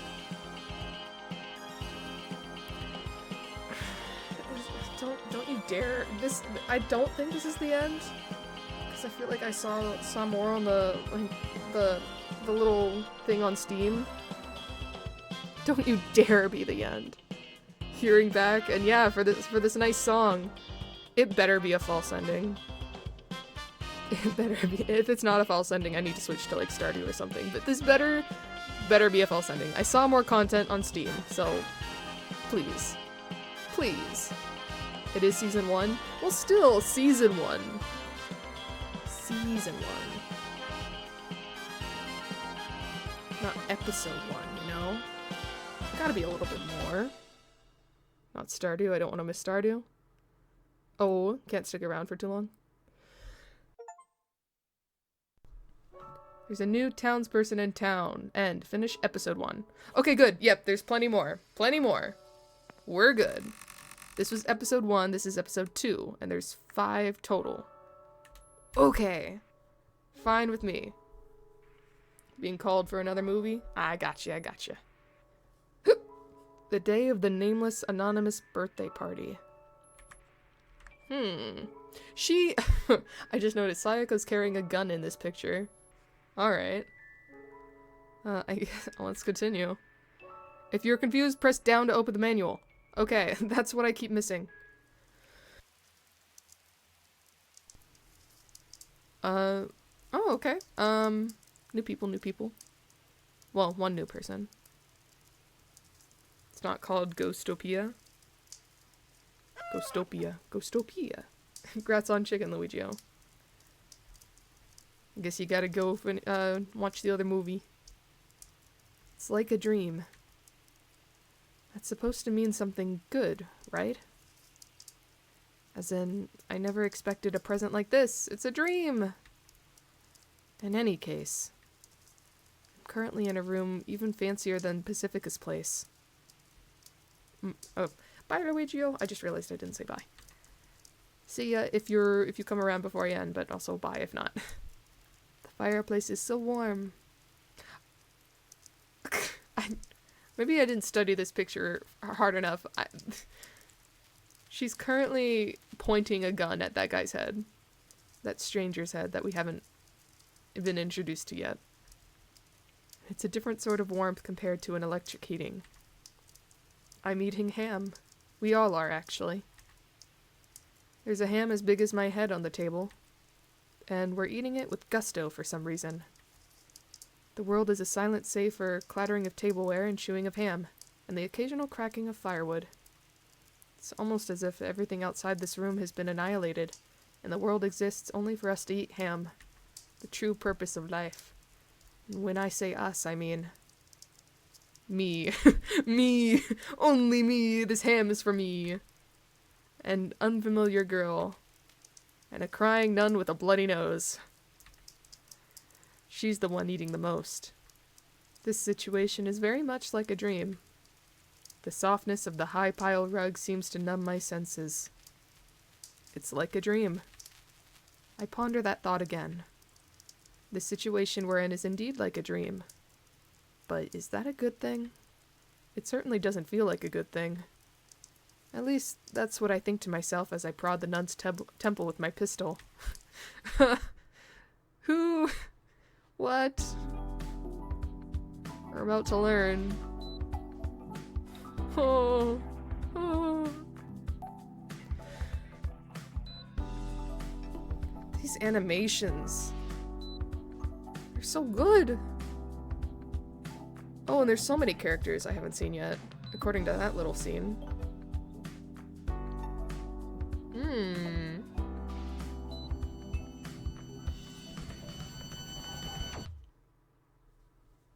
Alright, where are we gonna go to? I remembered something. Just that it happened. I don't remember how I felt about it or anything. It was as if I was simply watching a slideshow in an empty audio-visual room, completely disinterested. Huh? Did that happen? For real? As soon as I start to question it, my body feels like it's floating. My limbs clench for something to grab onto, and then I find myself on my bed. I had woken up. Was that a dream? That was strange. I space out for a while, but then I remember what I have to do and get out of bed. I gotta go find Pacifica's place. Pacifica wanted to throw a welcome party for the new ghost in town, which I thought was an interesting idea. Pacifica also wanted to patch things up between me, her, and Anya. My outfit is simple. It doesn't take me too long to get ready. I just want to put on my coat, and I'm good to go. That's one... Again, with the big words! That's one lackadaisical amnesiac ghost ready to go. But when I grab the doorknob, it feels much chillier than usual. I hope I can start filling the void inside me, at least a little. Hopefully I'm not so empty that the wind blows me away. I head outside. It's been a long time since I've gone outside during peak ghost hours instead of leaving close to dawn. In fact, it's been so long, I've forgotten when the last time was, which means it might as well be my first time. As expected, the ghosts are taking their distance from me, so I walk as quietly as I can, even trying to stifle the sound of my steps on the snow. You'll first try one long word soon. Did I not first try? Well, I guess first try means no stumbling. You're right. One of these days, I'll aspire. It makes sense now. The fearing gazes from everyone else. Because of that flashback we had, the memory, where we stomped on our friends' necks and made spooky noises. Yeah, that would make sense. I'd say. I try my best to smile and be the friendliest ghost I can be. I'm trying to interact with other ghosts more, so I need to get used to it, and I need them to get used to me. I don't know if I can, but I have to try. I still hate it when people look at me, though. Even if they don't say anything, it makes my skin tingle. It's as if gazes have mass. In fact, gazes are kind of like ghosts. Not exactly sure how to elaborate on that thought, but they just are. Well, in any case, it looks like it'll take quite a bit of time for me to get used to walking around in public. Thought those were other corpses' necks? I'm pretty sure they were my friends. I think they were Anya and Pacifica, because they were originally, like, being dragged by Sayako. Like, dragged, and it was very, like, explicitly stated that those were the bodies of her friends. And then they started disintegrating. So I think, like, as they were disintegrating, she stomped on one of their heads. I don't know. That's just what I'm thinking. It doesn't outright say anything. So just gotta kind of infer. I already said this. Once I take a turn off Main Street and get to a somewhat quiet residential area, I instantly feel relieved. It's much easier for me to walk when there aren't many people around. Pacifica's house is at the end of the long street. Almost there. The path to Pacifica's house requires passing through Main Street. It's always a little tough getting there. I wish Anya could have picked me up. She can drive. But ever since that incident, I think it's best not to get in her car. That said, if she still had that car and gave me a ride, that'd be nice. I know it's an unreasonable hope, but I'm free to imagine. If I can imagine things like that, I guess I'm relatively calm. I'm suddenly caught off guard when someone calls out to me. I nearly jump out of my skin, and that's when I realize how careless I had been. Oh, new person. Ha, you got time, little missy? A scraggly voice calls out to me like a voice of someone prying open a rusty trunk of a totaled car. It's so grating and abrupt, it makes me shiver a bit. It's that old man. Yes, old man, I do have time.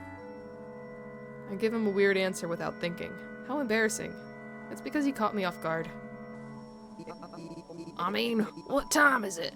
I suppose I misplaced my them there wristwatch. The owner of the voice is sitting in the walkway, leaning on the side of the building with his legs out. If I had to describe the old man in one word, that'd be dirty. He's literally sitting on the dirt, so he looks even dirtier. It's hard to fathom in a town like this, but he appears to be homeless.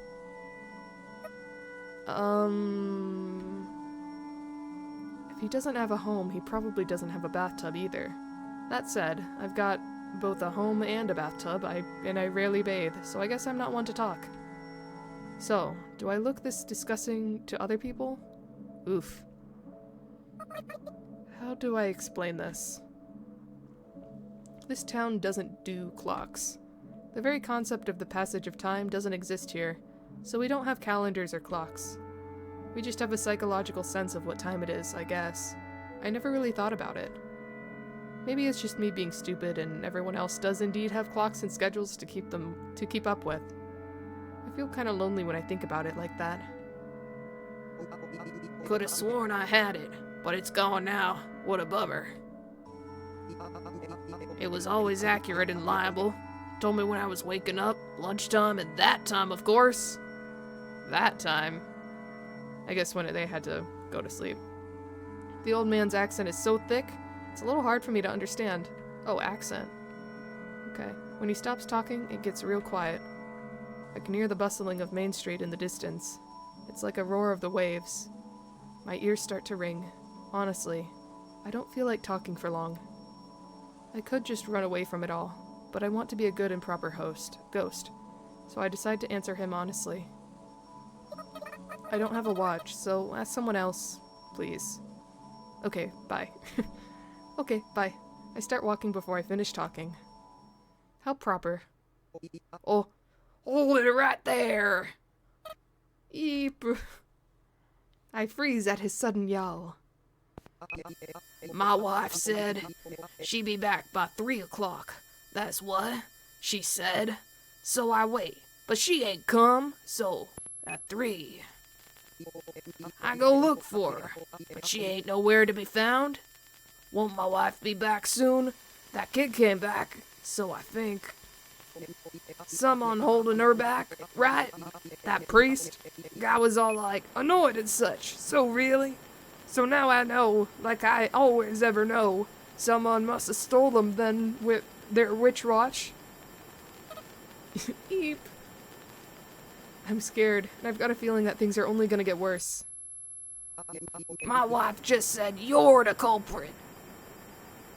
He's clearly not in his right mind, but I think we're somewhat alike in a way.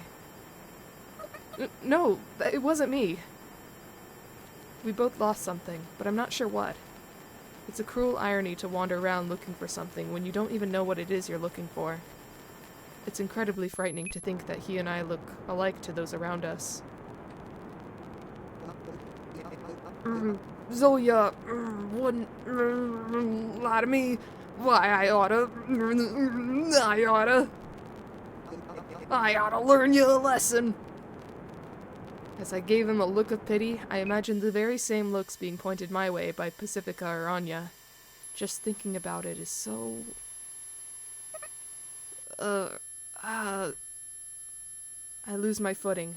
It's been ages since I've last felt an earthquake. Obviously, it's all in my head.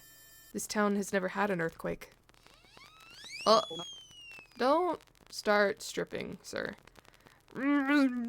Booyah! For some reason, seriously, why?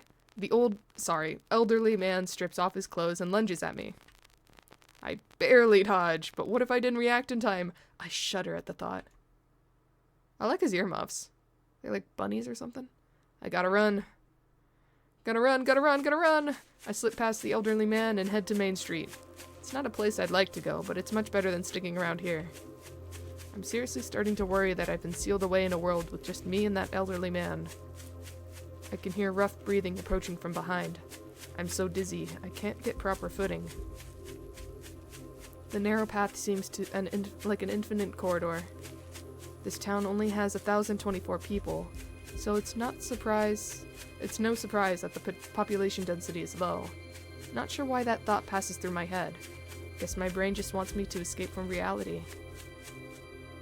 By the time I leap out into the bustling Main Street, I'm out of breath despite not having run that long of a distance. I don't scream for help. I wanted to, but I hesitate at the last moment. The ghosts look at me with fear in their eyes since I rushed so suddenly out into Main Street. I feel like this has happened before. I can suddenly feel the cold snow through my boots again. My nose tingles. The elderly man catches up to me wearing just his undershirt. Ah-ha-ha-ha! I finally gotcha! Mwahaha! Please stop already! I shout.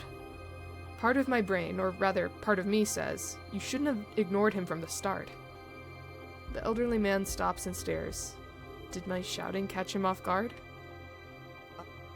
What? The old man's eyes begin to water, and it's not because of the snow. He's crying. Why? Why am I alone?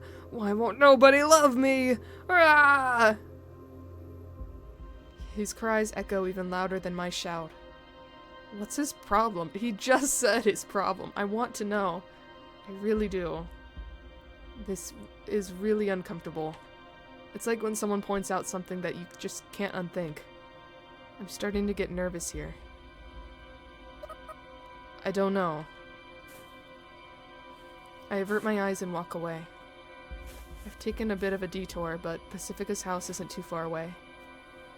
And this time, I'll make sure to ignore everyone. The elderly man stops crying. When I start walking, the path clears. Crunch, crunch. The snow crackles underfoot. The ghosts chatter, their voices masked by that faint sound. I keep walking. Oh, I know the answers to your questions, little missy. I don't stop walking. Crunch, crunch. He's bluffing. I'll tell you the town's secrets. Crunch. Don't stop walking, you idiot.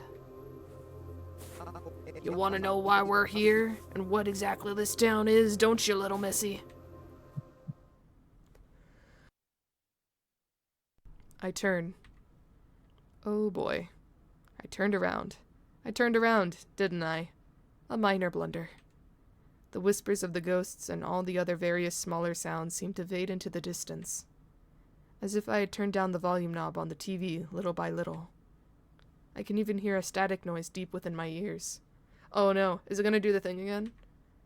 Maybe volume warning in a sec? The elderly man notices my piqued interest and hums to himself in satisfaction.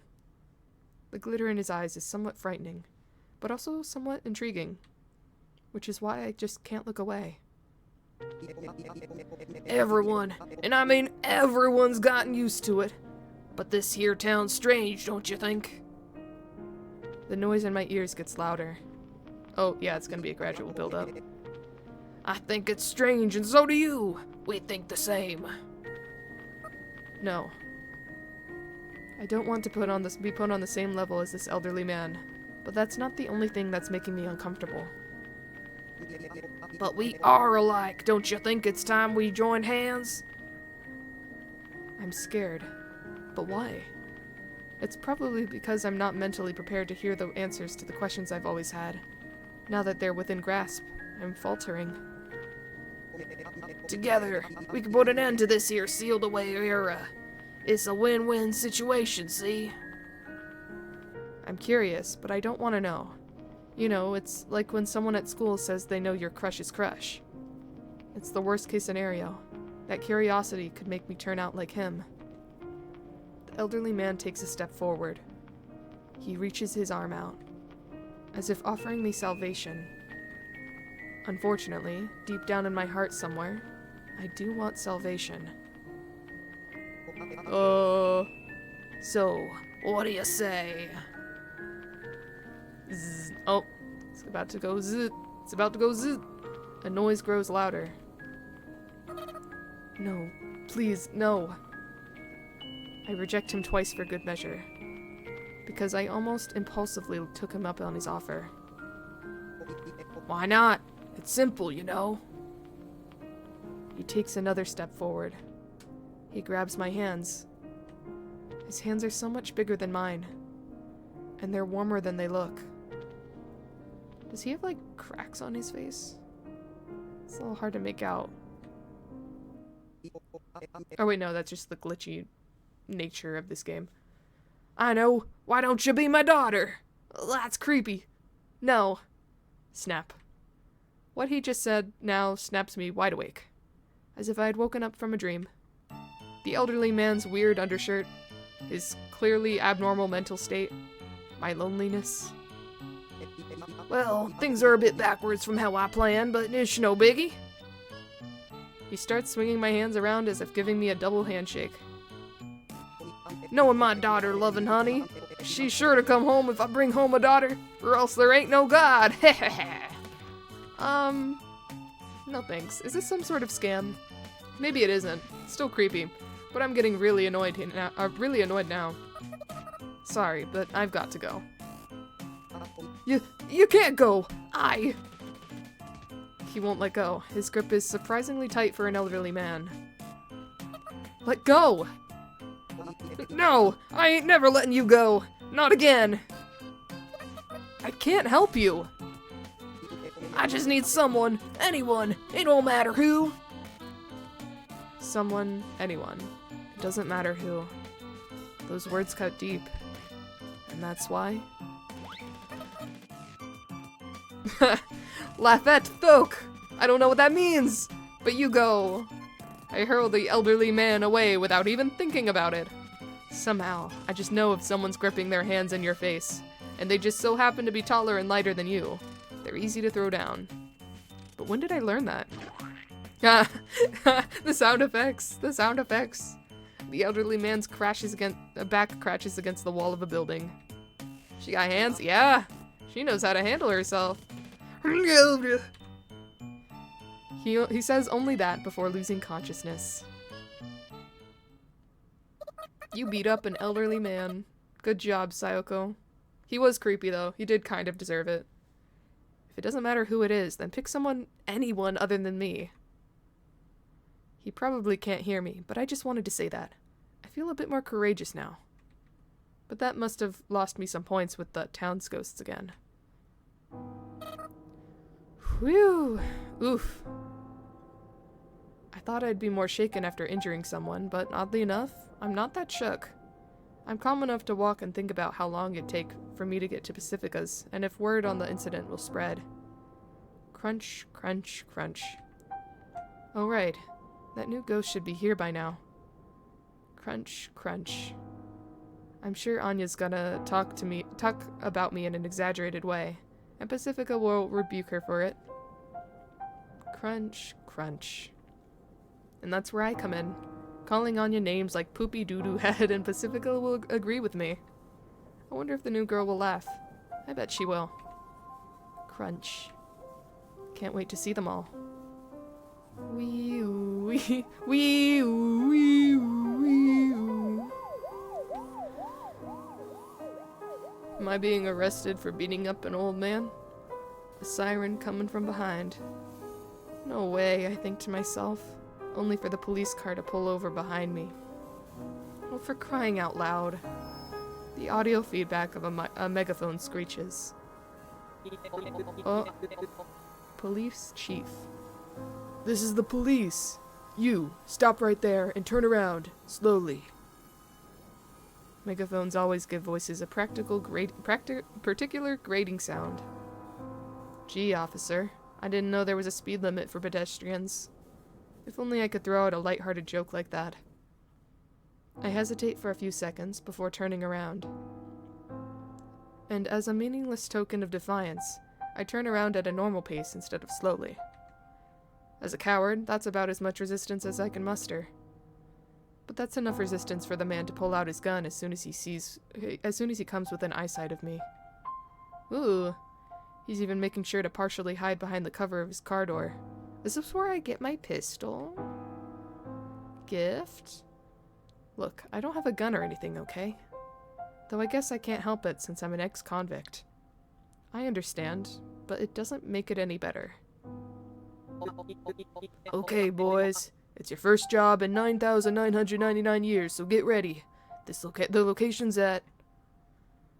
He's probably calling for reinforcements on the police radio. I wish he'd cut it out, but unfortunately, all I could do is watch. Over. Suspect is... the ninja. Such a goofy name for the crime. Again with the ninja talk. Why do they think I'm a ninja? I'm not a just turn yourself in, please. We don't want to have to do anything either, you know? We just want to talk. I'm pretty sure talking counts as anything. I almost forgot about it, but that's how cops are. They have this annoying way of acting all buddy-buddy. It's annoying, yeah, but in the way that brings me back. Brings me back to terrible times. That is. I didn't do anything wrong. But there was a report, you know? You assaulted an elderly man, didn't you? I didn't do anything, and I've got somewhere I need to go, so if you'll excuse me. Okay, so how do you explain the elderly man slumped out over there? Self-defense? Everyone guilty of an excessive force claims self-defense, you know. But this is a no-but situation. But I'll think it instead.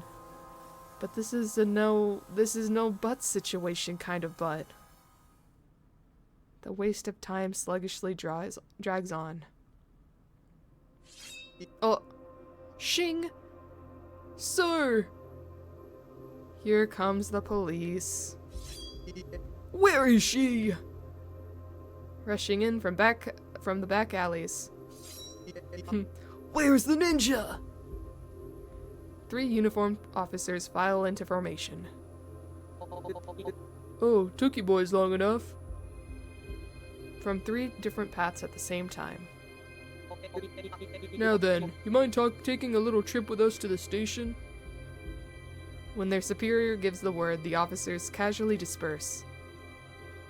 Oh, pull out those ninja moves. Your self-defense techniques. Maybe that's why they call you ninja. Ooh, another memory we haven't remembered. Maybe. They block access to the back alleys, trying to prevent me from escaping. Surrounding me. As if I'm a criminal. Or perhaps a criminal ninja, to be specific. 2 of them seem like they're just itching to go. The welcome party must have started already. Maybe they're sad I'm not there. Maybe they're mad. But it's not my fault. When I think about it like that, I start to feel the irritation boiling up from the pit of my stomach, mixed in with some other emotions. I want to run away from here. Sorry, but I've got to go. I repeat myself. When I take a step forward, one of the officers takes out his gun as if by reflex. Fast, precise movements, almost like clockwork. It seems to set off a chain reaction as the other 2 officers also draw their guns. I don't have time for this, so I can't stop now.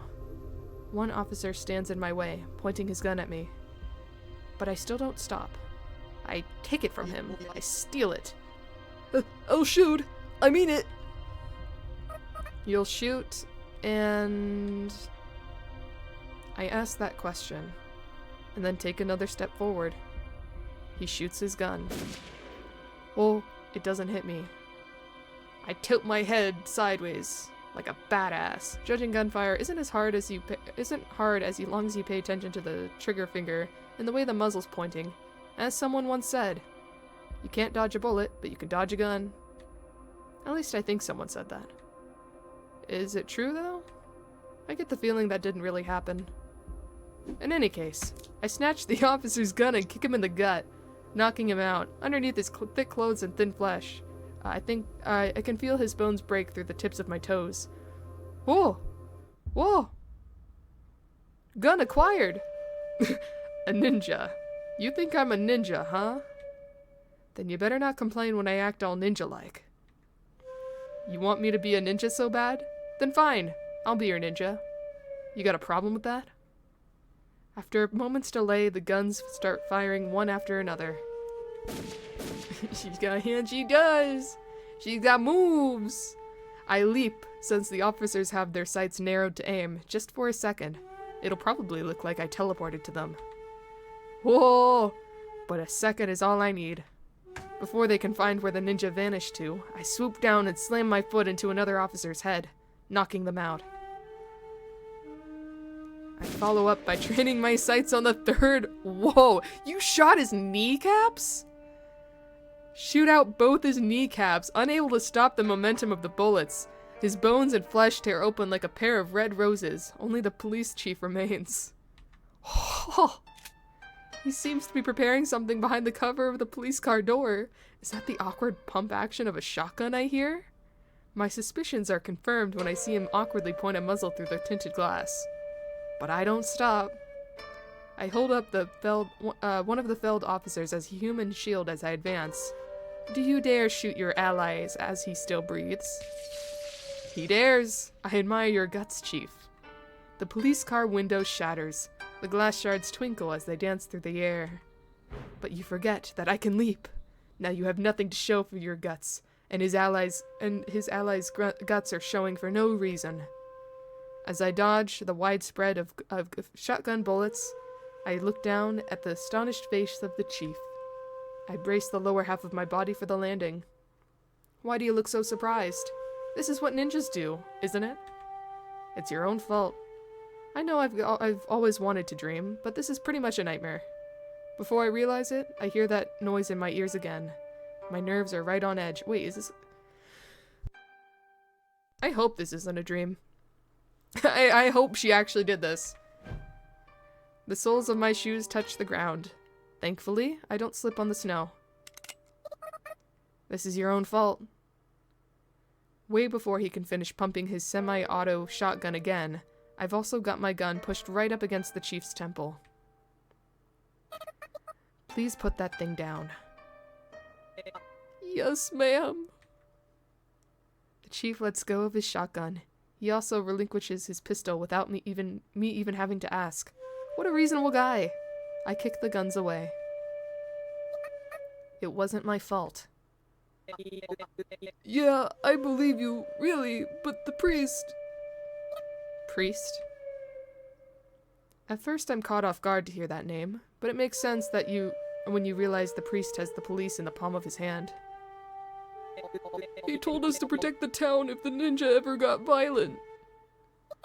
Is the priest the one who labeled me as a ninja? Yeah, maybe, I guess. I lower the gun. I put it in my pocket. I dust off my hands. Tell the priest he can go to hell. Huh? Yay! That makes twice today that I've sent a guy flying through the air. Sand dollar! The police investigator yells the name of an obscure marine organism before falling unconscious. He's heavier than the elderly man, but I still pull it off. Guess that's one more reason to hate the church. I toss the officer's gun into the trash and start heading towards Pacifica's once again. Now that that's over with, let me just continue on about my day.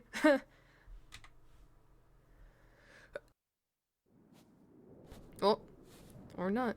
There's nothing odd in particular about the rest of my journey. And I'm not just saying that because of how bizarre the journey has been so far. I just mean I keep walking, make progress, and eventually reach my destination. Pacifica's house is a little bit away from the center of town, but none of that really matters now that I'm here. It's a splendid house that even I can appreciate.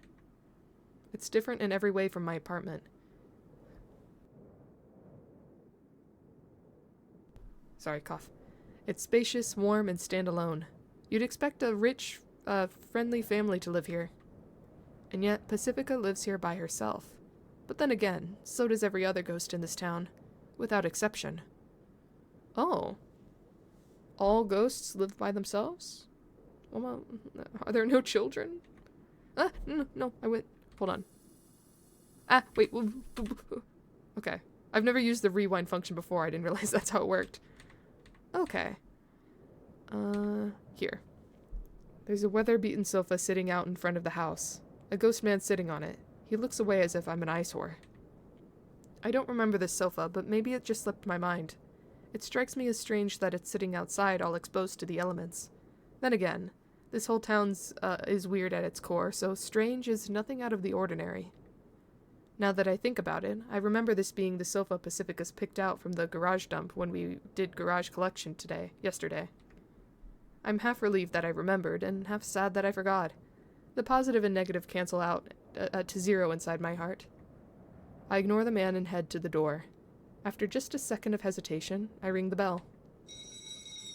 Bring! For an expensive-looking house, the doorbell sounds surprisingly cheap. After a moment of silence, the door opens abruptly. The thick panel of wood is almost perfectly soundproof, preventing me from hearing anything that might be going on inside. Yo. Contrary to my expectation, it's Anya who shows up rather than Pacifica. Oh, hello. I feel like I've stumbled at the first step. I panic a little, but just a little, so I'm able to act natural. Nice weather we're having. Very natural. It's night and snowing. Ow. Oh. I stumble, stagger, and fall flat on my face. Metaphorically speaking, not physically. That's just what it feels like. It kinda hurts. Well, whatever. Come in. We've got coffee, black tea, and some weird herbal tea or whatever. What would you like? Anya heads back inside, beckoning me in. I follow and shut the bulky door behind me. The various sounds of streets suddenly fade into the distance. Even sounds I didn't realize were there until they're gone. I went with coffee. 1 sugar. Why are all drinks in this girl's house so good? They must be expensive. So bougie. Saying that, Anya leads me through the hallway towards the living room. There's a nostalgic smell, the smell of town's ghosts, a sweet, heavy smell reminiscent of a honey-scented candle. Since they disappear in the sun, sometimes it feels like the only real thing about them is their smell. When I enter the living room, the smell gets even stronger. The room's decorated colorfully and cheerfully for the welcome party. There's a fireplace, but it's just for show. The room is actually heated by a large, noisy heater. I hesitate before addressing Anya. Oh, did you just want hot water? Sometimes you want to drink plain hot water to feel something, huh? No, not that.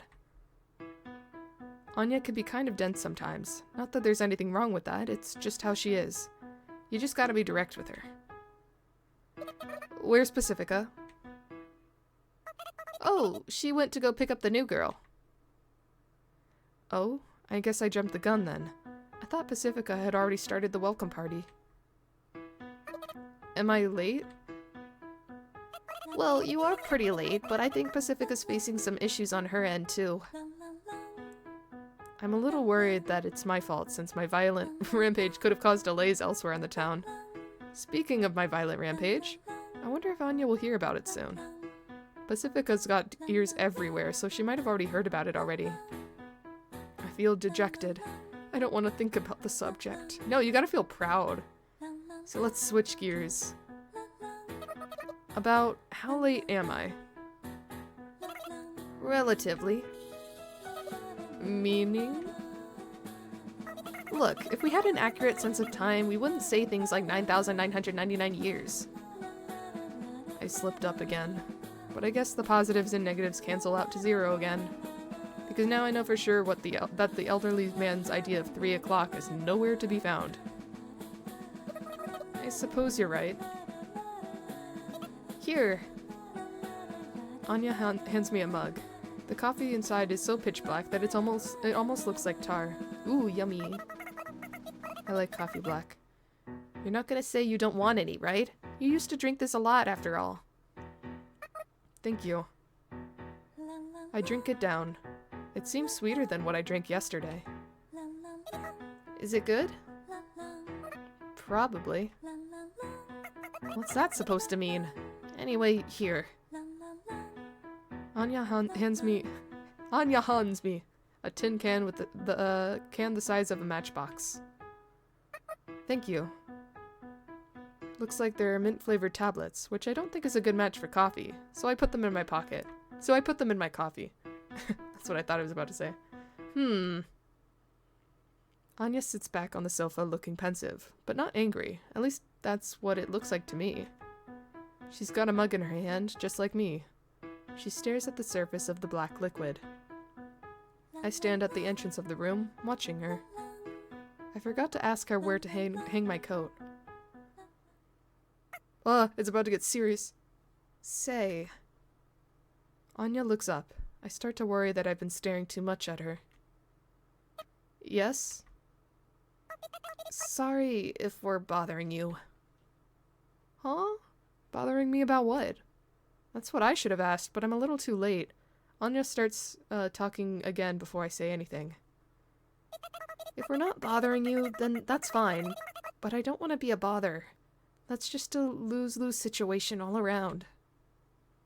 Anya talks in intermediate bursts, so it takes me a moment to figure out what she's talking about. Are you talking about calling me over here? If it's a bother, then I'm sorry. You don't look like you're enjoying yourself too much, and you look like you hate it when I talk. Aw! I just want to believe you to believe me when I say there's no hard feelings or anything. I feel a little hopeless. Though I don't know if hopelessness is something you can just feel a little of. It feels like just a teensy, tiny part of your heart has been crushed. Overall, you might not be that hurt, but you feel hopeless in that small aspect. It's not like I hate being here with you. I say that loud and clear. I swear it. I suppose the obvious explanation here is that I'm lacking in sociability. Cough, cough. I should have smiled more. I should have come here sooner. Anya doesn't know about the scuffle I had outside, so she thinks I just dragged my feet to get here. I don't hate it at all. Anya looks at me. Now it's my turn to look down at my mug. Except I already drank up most of mine. So I've got no choice but to look back up. Well, okay, but... Anya looks at me again. With sad eyes. Eyes that make me sad too. Though not as sad as her. But I wanted to do it. Anya murmurs. We decided that this is what we should do, even if you hated us for it. What you should do? We wanted to make a new friend for you. It's the least we could have done. After all, it's almost like we had stolen ourselves from you, I guess. I get what she's trying to say. It's almost painfully obvious to me. We want you to have friends. Even if you hate us, we could at least get you a new girl to be your friend, couldn't we? Aww! But that part, I just can't understand. I'm sorry, I really am. I'm sorry for being too noisy, but still. You've got it all wrong. For a moment, I thought I could hold myself back, but I realize I just can't. I shout. This is all just a big misunderstanding! Oh, hello. Yes, this is a misunderstanding indeed. One huge misunderstanding. I hear a voice from behind. Pacifica's standing there with snow clinging onto her body. Pacifica. Oh, she doesn't look pleased at all. If you're wondering why I came back alone, it's because those poops of the poopy church kicked me out for some poopy reason. Pacifica talks up a storm in a single breath, but she doesn't stop there. And yet I still did my best to leave with a smile. And what do I see? A stupid client calling out to me even though I said I'm closed today. But I still handled it with a smile. Anyway, I came back because I was worried about Sayoko. And what do I hear you telling her? Huh? Look, I just felt like I had to say it. I mean, it's not fair to hide it from her, is it? Fair? I see. Fair, huh? Look, timing is everything when you've got something to say. If everyone spoke what was really on their mind all the time, we'd have a nuclear warfare and the world would be blown to bits. Assured mutual destruction. Don't you get it? I'm sorry. Pacifica's angry looks causes Anya to completely shrink away. It's kind of sad to see her like that. It's okay. I don't mind at all. I speak up louder than anticipated. The gloom in my heart seems to have dissipated. I suppose the gloom was blown away by Pacifica's whirlwind of complaints. That must have been her intention from the start. She's always one step ahead of me, huh? She's trying to make me a friend. It makes me happy to think about it like that. Why don't we just leave it at that? If you want me to hurl this empty-headed redhead out of the window, just say the word. How about it? There's no need for that. You're too kind, Sayoko. Wouldn't you agree, Anya? I'm so sorry. It's okay, really. When I let out an exasperated sigh, Pacifica holds my hand. She then looks at me in the eyes and says, You know as well as I do that this girl's kinda blunt. She doesn't mean anything bad by it, okay? Okay, before I can find the next thing to say. Bring, bring. The doorbell rings. Anya? Got it. Anya goes to the door in Pacifica's speed. It's probably that client again. Just tell him I'm busy today. Gotcha. Anya slowly disappears from the hallway. So slowly that you can clearly see how annoyed she is. So what were you trying to say, Sayako? Oh, I was just thinking about how amazing you were, Pacifica. Teehee, thanks. But what do we do now? We've got to take that girl home somehow. What's she like? Well, I only caught a glimpse of her. Suddenly? Oh. Gah! Anya shrieks at the front door. For a second, I think it's the police, and I just incapacitated them, and that gweh sound was like a gweh of annoyance or disgust more than anything.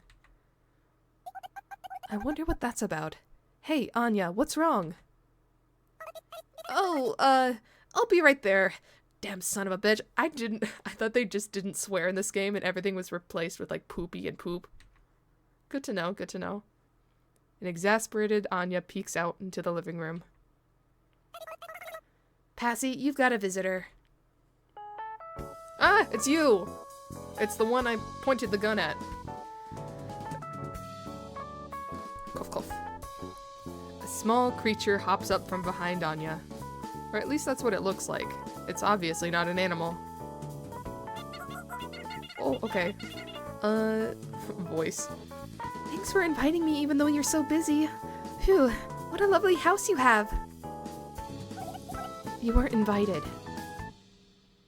The small creature is actually just a child. Well, I'm not exactly an adult myself, so am I a child too? I don't think I give off childish vibes though. Do people only see others as children if they think of themselves as adults? See what I mean? Bleh, am I right? What evil have you ushered into my house? Okay, so no one likes her. Why? Pacifica furrows her eyebrows. The little girl couldn't possibly be that harmful, could she? I mean, I guess she's part of the church. She's a nun, I think. Oh wow! You must be the ninja everyone's talking about! It's a super honor to meet you in person! As soon as the girl notices me, she speaks up with sparkles in her big round eyes. I probably am. Hi. It's a pleasure to meet you! She takes a few steps towards me. Then she cutely removes her glove and reaches out for her handshake. There really shouldn't be anything cute about removing a glove, but somehow she pulls it off when she pulls it off. When I timidly reach out my hand, she giggles as she takes my hand in both of hers and firmly shakes it up and down. Yeah, they do not like her. Ugh. Gross. What's with the disgust? She seems- or wait, no, I'm talking. What's with the disgust? She seems like a polite girl. That's exactly why. Say, Clara, shouldn't you introduce yourself? Huh? You're right. The girl named Clara sounds right, hops back, straightens her posture, and looks me in the eye again. Everybody loves her achievement, meet Clara. Oh, she one of them. My name's Clara. I'm an apprentice nun at the church. Please bear with me as I learn. She bows her head. Not her upper body, just her head. An awkward gesture for sure, but that awkwardness only adds to her cuteness. She's got a very cute face, but she doesn't seem to realize it herself. It looks like she's trying her best to please everyone in her own way. She's perfect because of her imperfections. Why? At least that's the impression I get from her. See? I'm sure you understand now, Sayako. Huh? What?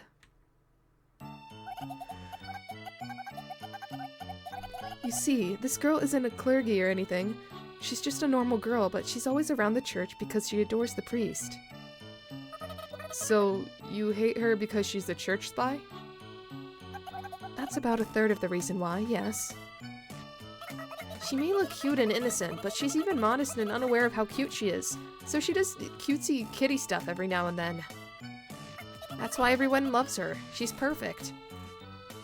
And because she's loved, her perseverance is unbending. She's so pure, it makes everyone love her all the more. So, tell me why you hate her? Few people hate the kid. That's why she can't even tell if someone hates her or feels uncomfortable around her.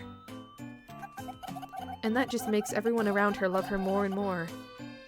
She's so happy every day, and so is everyone around her. There's something blood-curdling about Pacifica and Anya's explanation. The way they're blocking the exit as they talk makes it feel like they're initiating me into some sort of cult. Is it the, like, we hate Clara cult? What is this? I suppose that's pretty much the opposite of what they're doing, though. Okay. Everyone loves that kid.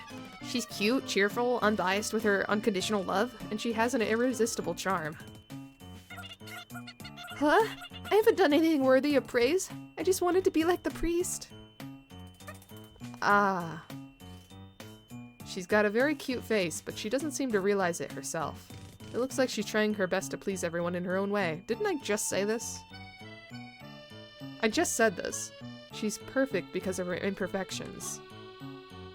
And I take another look at the nun in training in front of me. What? She kind of pisses me off. She's too perfect. I know, right? It seems we've come to an understanding. So basically, it boils down to how you make one feel, or it makes one feel to see this perfect little girl living her perfect little life. Many people will probably think she's cute, but some won't. So you're projecting and using her as a scapegoat for your own inadequacy? You could say that.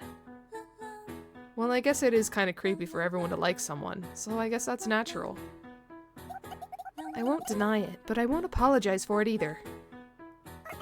Okay, let's toss her into the fireplace. It's been a while since that thing's been useful.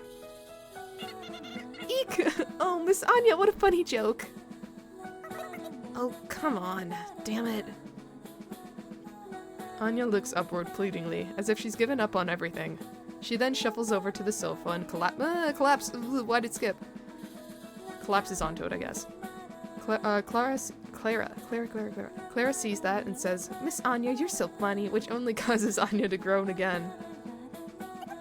Well, anyway, what brings you all the way out here today? I've got a bit of a hunch.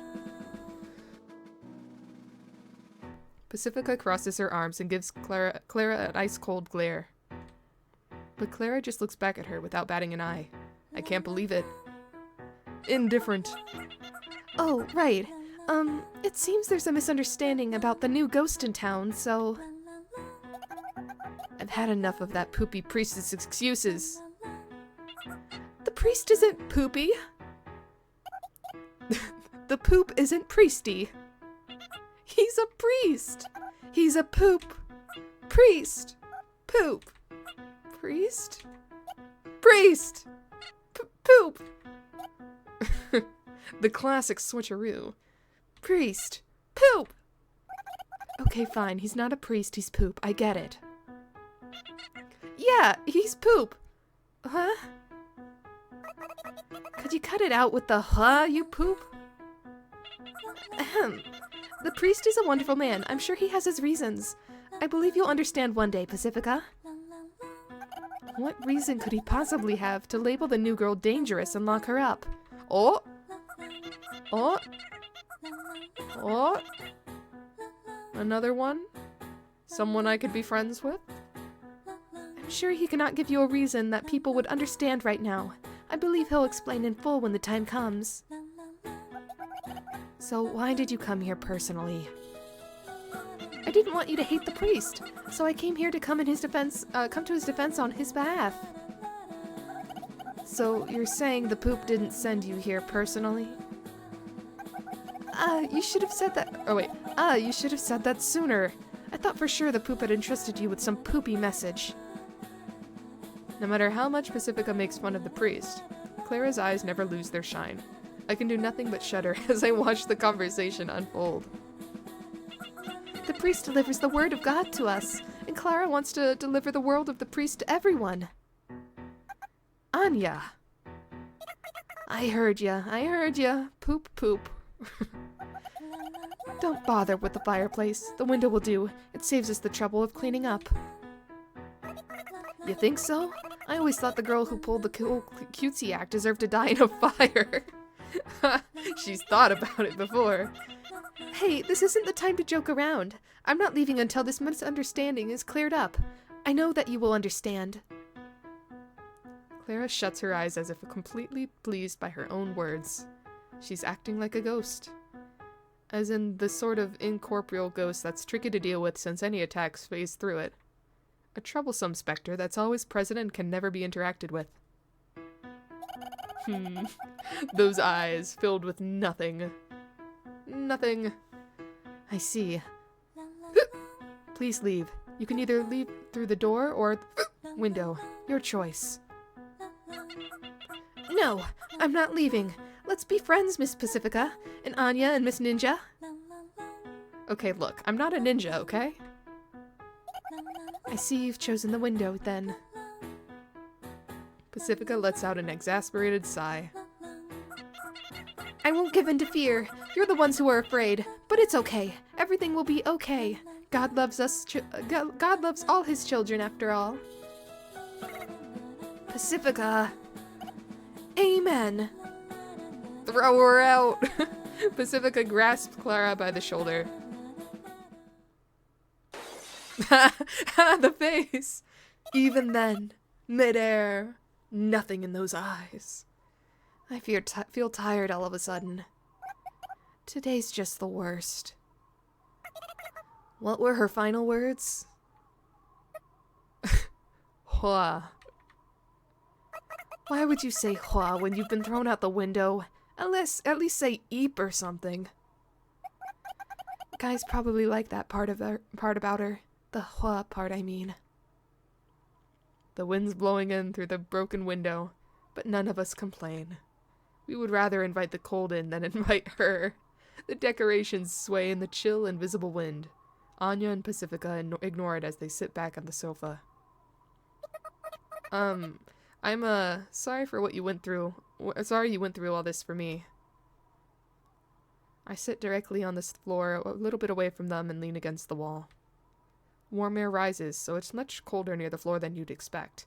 I hate myself for failing to find a better seating position. Having failed to accomplish their duty, the welcome party decorations look somehow cold. That poor new ghost. I hope for her sake that she's not the cutesy type. I'm pretty sure it's the blue-haired one. Don't worry about it. I'm not mad at you, Sayoko. I'm mad at the church. You know that, don't you? Well, yeah, but I was thinking I caused you a lot of trouble. I don't know the specifics, but I realize Pacifica's worked really hard. For my sake. So that she could make me a friend. Even if I stopped being her friend? What's that supposed to mean? I didn't hear everything that dummy Anya over here said, but it's not like we want to stop being friends with you or anything. We just wanted to do something for you, as a token of reconciliation. But physical objects quickly disappear, you know? So we wanted to give you a friend. It's like planning a surprise party. We've already gotten this far, so we might as well see this whole thing through, right? We didn't mean to trick you or anything, honest. Yeah, I understand. It's okay. Actually, I should be apologizing for all this trouble I've caused. Hold on. Ban, I see a spammer. Be gone, be gone, be gone. There we go. Back to business. Before I can finish that thought, I sink into silence. I'm cold. The heater's on. New viewer? Oh, not anymore. I'll remember you. Salutes. Salute some 07s. Gone forever. But not in our memories. They will live on. I'm cold. The heater's on. But that's like bailing out a sinking ship with a thimble. It's too cold for comfort. Aren't you cold? Why not sit over here? Yeah, that's right. Pacifica and Anya scooch over and make some room for me in the middle. Aw, that's a cute little artwork. It's cute. It should be much better than the floor. Now, it would only be cuter if Sayako sat in between. We get that little shot. And we might as well be warmer, or we might be warmer if we share body heat. I get up, stand in place, and hesitate for quite some time. In the end, I decline the offer. Aww. I tell them I'm going home since I'm tired today. Okay. Sorry about today. I planned a bunch of stuff and get all prepared by tomorrow. So please come back once you'll wake up. I'll be waiting. Let's drink coffee again. Sure. Okay. I'll see you tomorrow. Wait, let me walk you. I tell her she can just walk me to the entrance as we part ways. The moment the door closes, I hear Anya's voice through the gap saying, maybe I should go home too. The sky's still dark. There's still ghosts coming and going around this time. Considering the whole commotion earlier, I should probably avoid Main Street. I walk stealthily, like a ninja, avoiding contact with others. I don't feel especially cold, since it was already pretty cold inside the room. They wanted to make me a new friend for me. Or they wanted to make me a new friend. That's what those two said. I feel like that's part of the reason I was so intrigued by the idea of a new ghost in town, too. Anya, Pacifica, and I have ended up getting ourselves quite the reputation. A new ghost would be convenient as a friend because we won't be aware of any of the town's history. She won't. She's equally distant from everyone, so if we get to her first, we're sure to get her on her good side. That's probably what I've been subconsciously thinking. The subconsciousness is an amazing thing, huh? I think my subconscious is smarter than I am. So, in other words, their present matches my need. Regardless of how they try to show it, they treat me like a friend. It truly does feel like a present. But if they want me to have a present, even if I won't be their friend anymore, it doesn't really make me happy.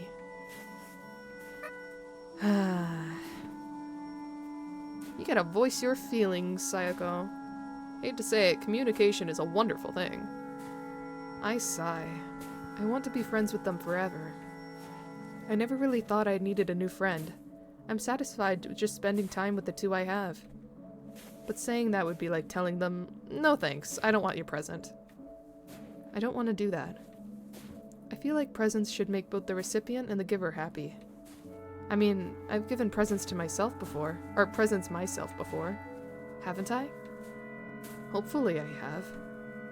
I desperately search through my empty memory and I arrive at my apartment before I know it. I'm home. Pacifica's house isn't that far away, but I feel like I've walked quite a distance. I wonder what happened to the elderly man and the police. Hopefully they don't come for revenge. I don't want to be thrown and shot repeatedly as payback. Dodge the bullets, you'll be fine. Payback. It gives me an idea. Oh yeah. I figured out something I can do. Maybe I can pay them back somehow. I don't think I've really used my brain to think up something like that in a long time. Tee-hee. Tee-hee, I can't hold back a giggle. Just when they thought I was out. That's the cryptic thought that comes to mind. And as soon as it crosses my mind, I tumble down the stairs. But that doesn't stop me from thinking about how I can pay them back. It just stops me from moving. I break my legs. Oh! Cute. Cute. Coffee. Oh. Oh. I love those little loading sections. Even later at night, when maybe 60 or 70% of the town's ghosts are asleep, a man stands in front of the entrance of the church, one of the biggest buildings in town alongside the station. You like the animation too? It's so cute! They're so smooth too! You don't usually see like really, really good animation with like, I guess, novel kind of stuff. So it's a nice little thing to have. Cough. He's not dressed in appropriate church attire, however. His oily face is covered in stubble. His gloves have spotty discoloration. His boots are tattered. You can tell his hat smells just by looking at it. His gloves have spotty discoloration. His boots are tattered. I just said this. You can tell his hat smells funny just by looking at it. Huh. Sometimes the dialogue just kind of repeats. I think it's just an accident. His protruding belly pushes against his coat and the questionable stains on it, and most of all, he has a rifle. He's a watchman. They're seen at the church from time to time. Whenever something happens, watchmen stand guard in front of the church. Oh, he's probably there because I happened. The ninja happened. These men patrol the church with guns. Clearly neither clergy? Is it clergy or clergy? I think it's clergy. No? Clergy? Clergy sounds like a word more than clergy does, so I'll go with clergy. Nor parishioner. Ads coming animation in random cartoons. Ads coming animation in random cartoons? Yeah, clergy. Clergy. Wait. Clergy. G-E-E is G? G. You say yep, so I'm assuming you're confirming me. G. Yes. The men don't know why they've been deployed. Oh, GTS. Save me. Clergy. Okay, thank you. Clergy it is. But the priest has ordered them to guard the church, so they guard the church even if it's empty. The priest just has that much influence in this town. The particular man might look dumb, but his eyes are good enough that he doesn't need glasses, so he notices a boy approaching. What's with this animal talk? Animal Crossing speak. What is this? Hey kid, no authorized access today. With great difficulty, the man tells the boy that access is restricted. You have to say it with an accent every time now, too. Wait, was there an accent? Oh, right, because it was like slightly British. Clergy. Okay, you know what? Sure. That's how I'll remember it. More animal talk. Animalese. But I would like to pray. Can't you make an exception? The boy shyly pleads with the man. No can do, sonny. Can't let nobody pass through. The man grips his rifle and thrusts it, threatening the boy. But the boy doesn't falter. The man can't read his facial expression because the boy's cap is covering his face. I didn't say there wouldn't be anything in it for you. The boy speaks. Please take this. The boy holds out a tiny resealable bag, drugs, with 3 white pills inside. They're top quality. Oh? The man hesitates. He takes a bit of time to reach an answer. Oh, fine. So you'll let me through? Just make it quick. The man clears the way. He figured that if the boy were a malicious intruder, he wouldn't try waltzing in through the front door. And perhaps another reason is that the man was already looking forward to enjoying those pills. And thus, my infiltration of the church was a success. Oh? We're the boy in this situation. My. Phew. Just like a ninja. Oh, wait, okay, no, this isn't a boy at all. This is Sayako.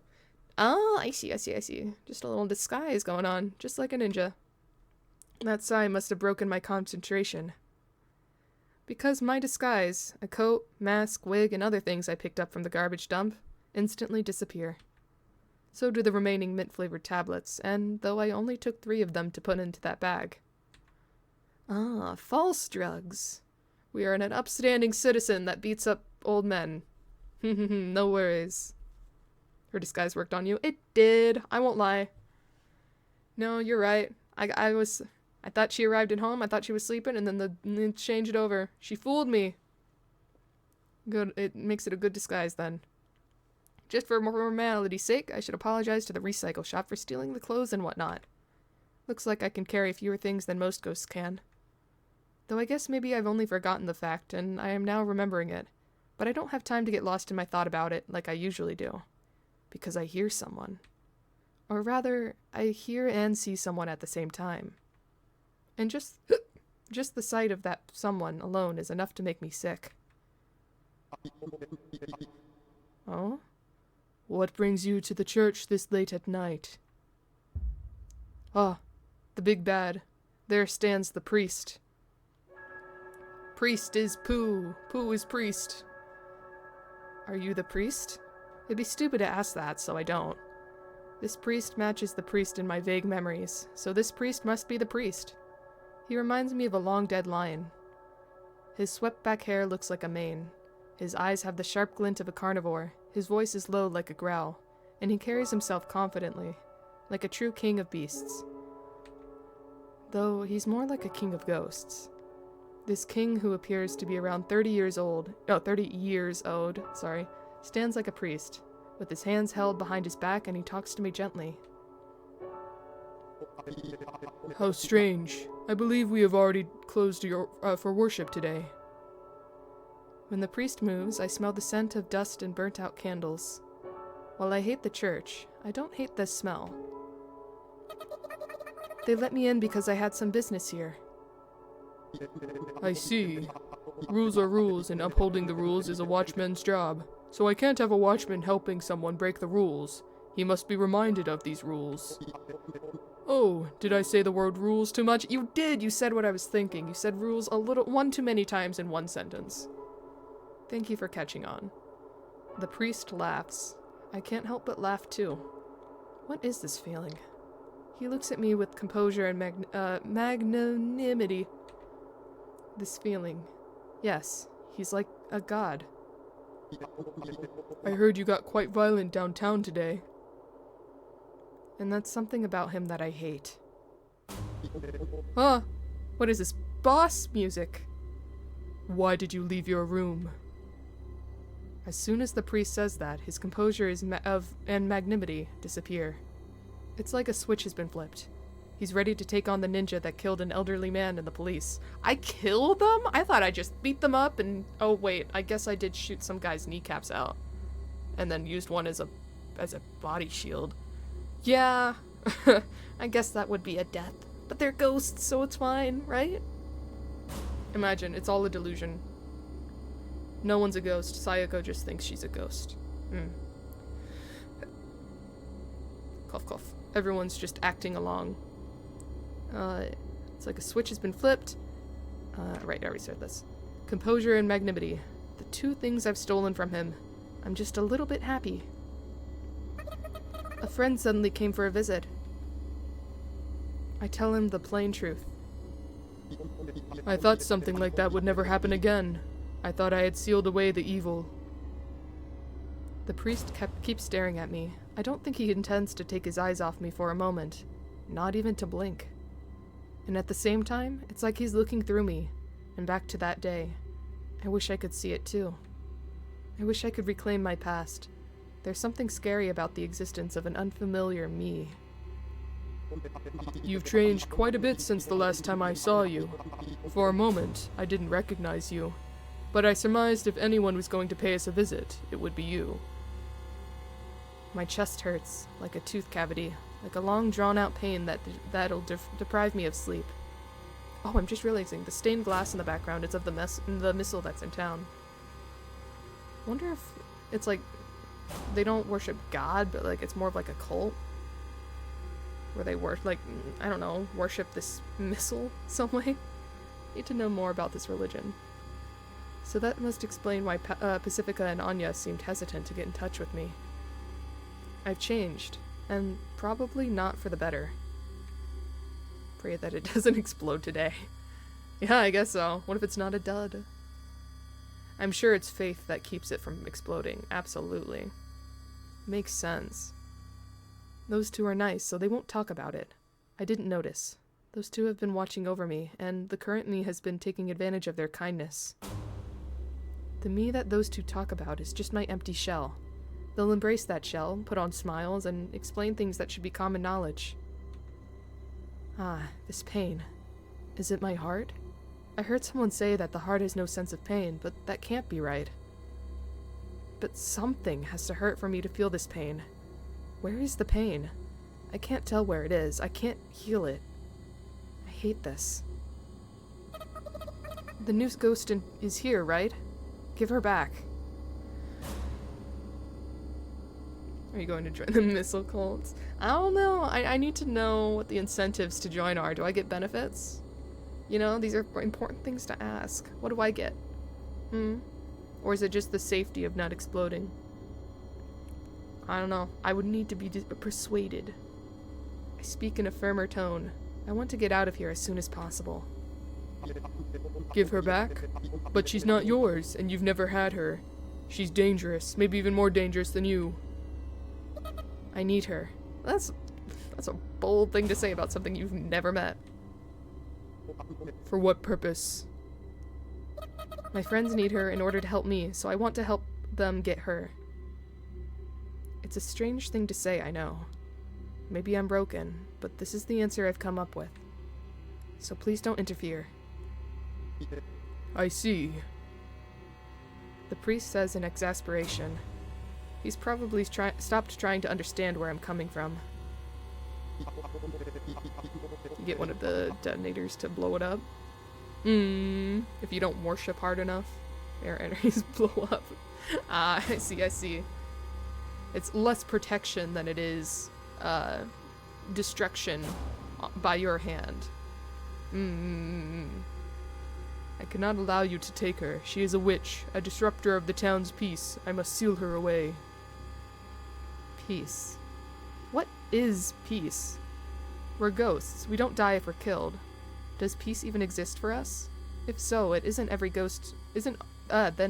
every ghost already forcibly sealed away inside of this so-called peace? God is testing us. Until the day we earn his mercy, I must guide the townspeople to protect the peace and live modest lives, for that is my purpose. The priest looks at me arrogantly with his hands still behind his back. He may be cautious of me, but he's calm. He has people to support him. He has a purpose to live for each day. He has a fulfilling life. I can't lose to someone like that. When we earn his mercy, he will lead us to paradise. By spreading his word to even one more person, we can live better lives. And I intend to hold out until that time. Each sin cleansed is another step towards paradise. Even someone as empty as me can realize that. And so I pour out all of my nothingness into it.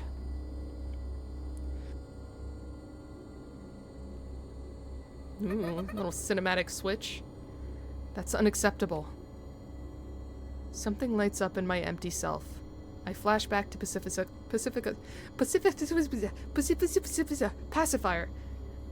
room with the broken window for just a moment.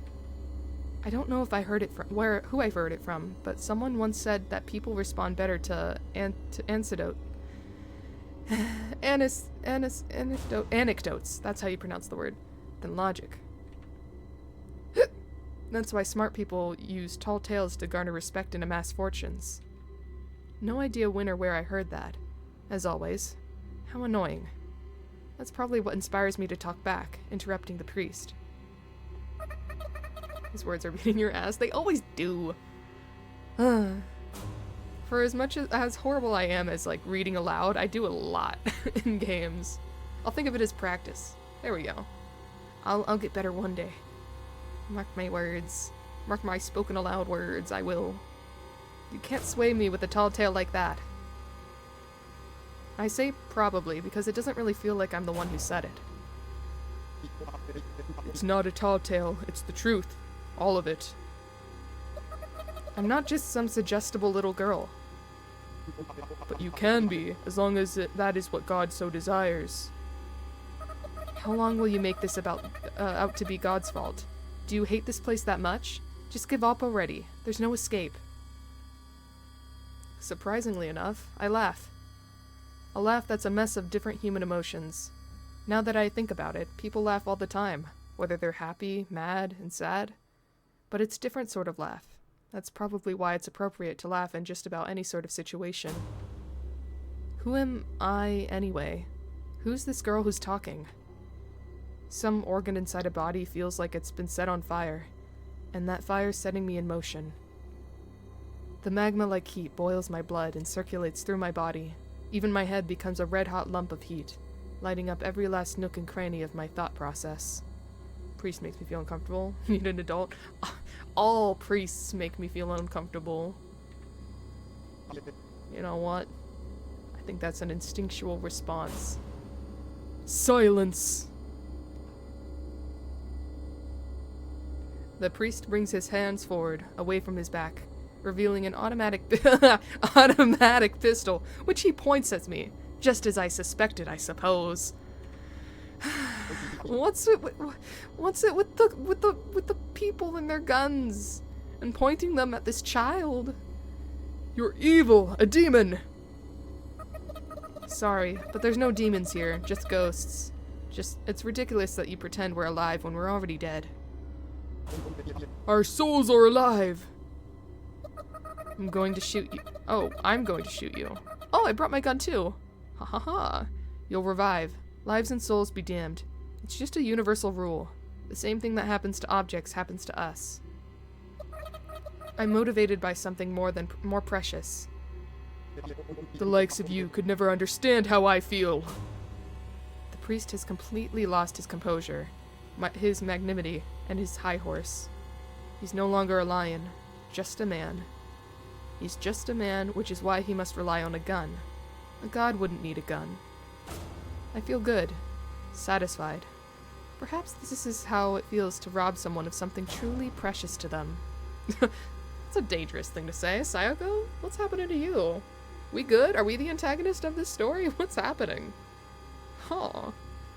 It's a clever way to tell us, the viewers, that this story takes place in America. Oof. Yeah, I guess so. The guns. I won't be silent. Cough. I won't be silent. What I have to say concerns you too. Come on. Don't give up in this cold, dark place. Just... Silence. Please. Don't say the same things she did. I feel a hint of compassion for the priest as I conclude with his final question. Concede. Wait, conclude? I don't know what that said. How long will you keep waiting? And for whom? I don't understand the words coming out of my mouth. But I do know that they're the last words that should come out of my mouth. Why? I don't know why I know. Hopefully someone does. I'll kill you with my pistol. I see the priest pull the trigger in slow motion. But once I see it, my attention is drawn behind me.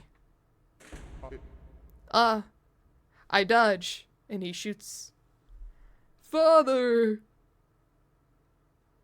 Back towards the door I came in. The door opens, and in comes the man I had slipped past earlier, his rifle drawn. The man instantly processes the situation, and... Ninja! How dare you fool me! Die! Saying that, he pulls the trigger. But it's already too late. I had already pulled a pistol out of my coat and aimed it at his brow. At this point, it's not even questioning my I'm not even questioning my lightning fast movements. I think of what I want to do, and I do it. It's so natural. I've come to accept this unfamiliar me. Accursed ninja! The priest fires without hesitation. He probably realized that now that the man's here, chaos and destruction in the church will be unavoidable. But his aim is off, so there's no need for me to even move from this spot. Oh, ow. I guess I miscalculated a little. Saying wifle really threw me for a loop. Yeah, it's an intense moment. Wifle. Speak in uwu speak for the entire time. What do you want? The priest yells. I think to myself, how should I know? But I answer, uwu redeem. You know what? Maybe I'll make it like a goal or something. Like, if something happens and then, like, I'll do a stream in uwu. I'll have to practice. It's an accent, you gotta practice it. I said so at the start, didn't I? I leap off the ground, quickly closing the distance between me and the priest. The priest seems to be quite the skilled marksman, but it's nothing I can't dodge. So I take the gun I stole from the police officer and thrust it in his brow, at his brow. I'm here to see the girl. I close my eyes. Not the time to close your eyes. Okay. Bang! The sound of a gun. Thud! The sound of something human-sized collapsing onto the ground. The sound of blood roars in my ears. Who's there?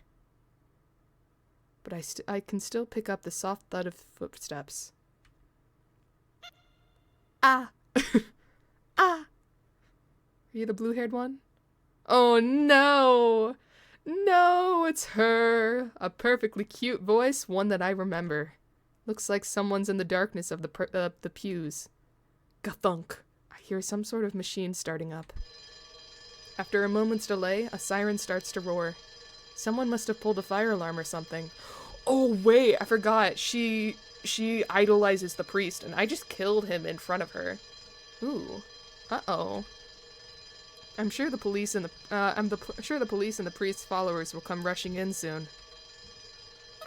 Clara, stop the alarm.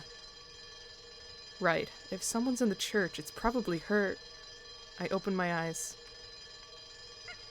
But... From the darkness, I can hear her feeble voice protest. You want to be my friend, don't you? But she sounds hesitant. Stop it. I aim in the general direction of where she's hiding and fire. I didn't hit, but that's fine. The sound stops. I know that this sort of alarm can be switched off manually. How I know this? Don't question it. I step towards the darkness. It doesn't look like she's going to run away. Or maybe she can't. I step up next to Clara as she desperately tries to keep standing on her shaking legs. Miss Sayoko, please apologize. I'm sure everyone will forgive you if you step down now. It'll be fine. I'm sure everything will be fine. Lead the way. Let me help you, Miss Sayoko. I made a flower out of paper. You can have it. That offer's somewhat attractive, actually. I imagine myself apologizing and everyone forgiving me and loving me like they love Clara. But then Pacifica and Anya would hate me, so no thanks. I refuse. No thanks. I said lead the way, poophead. Oh! Whoa! I didn't expect that! Okay. I strike Clara in the face, making a proper fist with my hand, of course. Shoo! Whoa! Clara flies back about half a meter. Her nose bleeding, she places her hand on the ground, trying to get up, but fails. Shoot or punch, I'm on board. Yeah, why am I surprised? She shot out a guy's kneecaps before. I guess I was like assuming that Clara was like part of the character, like part of the group, so she wouldn't be violenced, I guess. But no. She looks confused. She hasn't realized that she's been roughed up a bit. But she's not crying. She's just got a bewildered look on her face. She still doesn't realize what's going on. And that irritates me. I hate you, but I might come to like you. Lead the way unless you want me to hit you again. I spit out those words. We only punch homies, we don't shoot them. Oh yeah, I still have my gun. I guess it's a mercy. Mercy that I don't shoot her. Cough. To be honest, I don't hate her enough that I want to hit her. Clara silently gets up without wiping her nose, and with a delicate, truly ghostly voice, she says, "This way." And she leads the way. Let's be friends once this is- Oh, Sayoko. Ooh. Let's be friends once this is all over. Clara doesn't respond. Whoa. That is- ooh. This is probably my first time walking around this place. Feels kind of strange and creepy. It's like I've got motion sickness. Very demure. Very mindful. The church is a big conspicuous building, so I'm used to seeing it from the outside. I guess what's so off-putting is the contrast between of how much I know the building versus how little I actually know about it. It should be so obvious, though. I mean, it shouldn't come as a surprise to know that the box contains things, right? Come to think of it, I know even less about myself than I previously did. I keep surprising myself again and again. It feels like I'm not even me.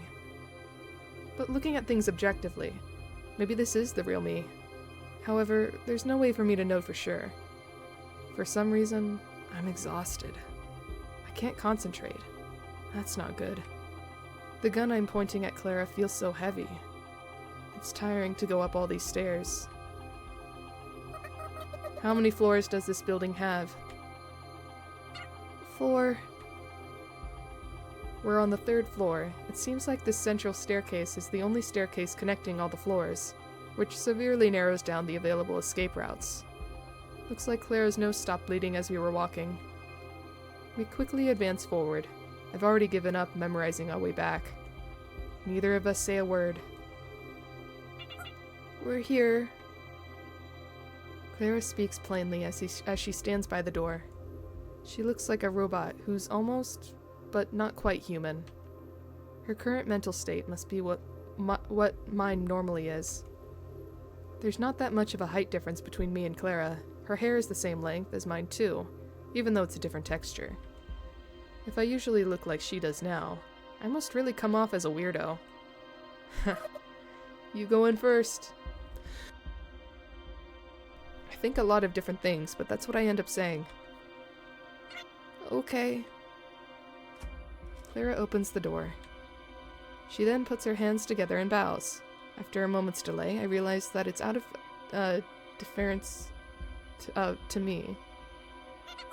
Pardon the intrusion. Warmth flows in through the doorway. The heating must be on. Someone's in there. The someone that I came here to see. Pardon the intrusion. I can't help but say that now that Clara said it. Something akin to dread suddenly overcomes me. After all, despite all I've done to come see her, there's no guarantee that she'll see me in a positive light. Who will she trust more? The church that confide her, or the girl who comes barging in with a gun and a hostage? I'm curious to find out, but I've got no idea what to expect. What if she's completely unlikable? I don't know if I can get along with her then, or maybe I should be worrying about me being the completely unlikable one. It's you! I hear a voice, an unfamiliar voice. The voice of the new girl. I suddenly cast my eyes down. You have a visitor. Which voice? You must be cold. Come in, don't be a stranger.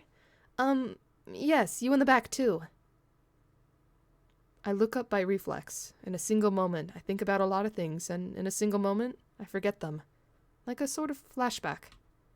By the time I realize that this is what anxiety feels like, I can already see the girl. I intended to be more mentally prepared when I first met her, but things have been a bit, shall we say, sudden? I'm so nervous, my eyes are blurring.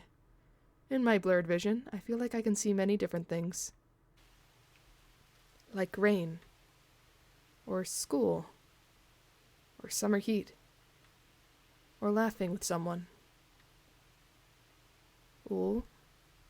And like a dream, they all suddenly come to mind and disappear as suddenly as they came. But why? The fearful me is suddenly the usual me. I remember how comfortable being fearful can be. Congratulations! She looks at me.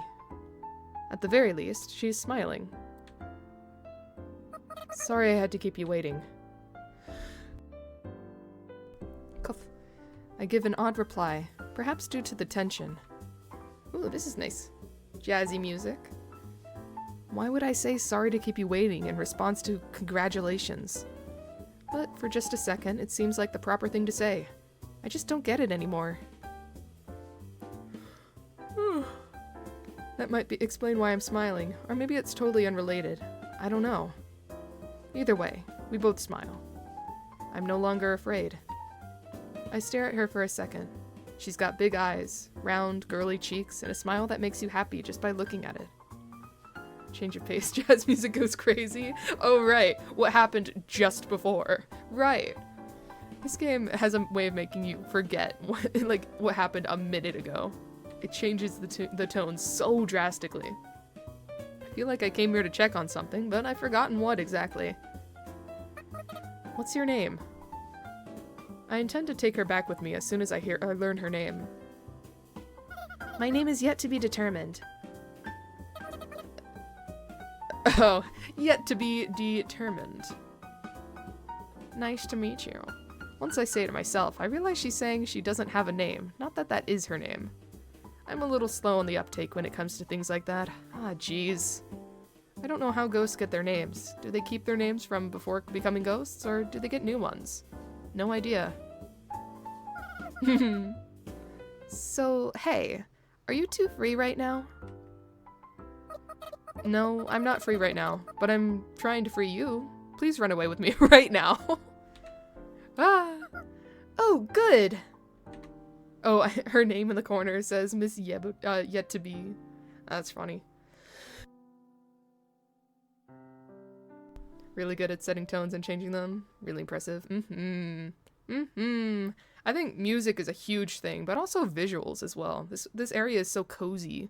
It just matches so perfectly with everything. They just mesh together really well. Miss Yet to Be smiles. A carefree smile. I could tell just by looking at her that she's genuinely pleased. Honestly, I think that's a nice trait to have. Then why don't we eat some ham together? It's delicious, you know. You too, Clara. Unfortunately, it seems the new girl's not a good listener. This is plain bad, but I don't repeat myself. After all, there's no use talking to someone who doesn't listen. Can we go after we eat? I shift gears instead. We have to run quick, right? Let's eat fast so we can run fast, okay? Okay! It's not that she's not listening. This person listens and ignores.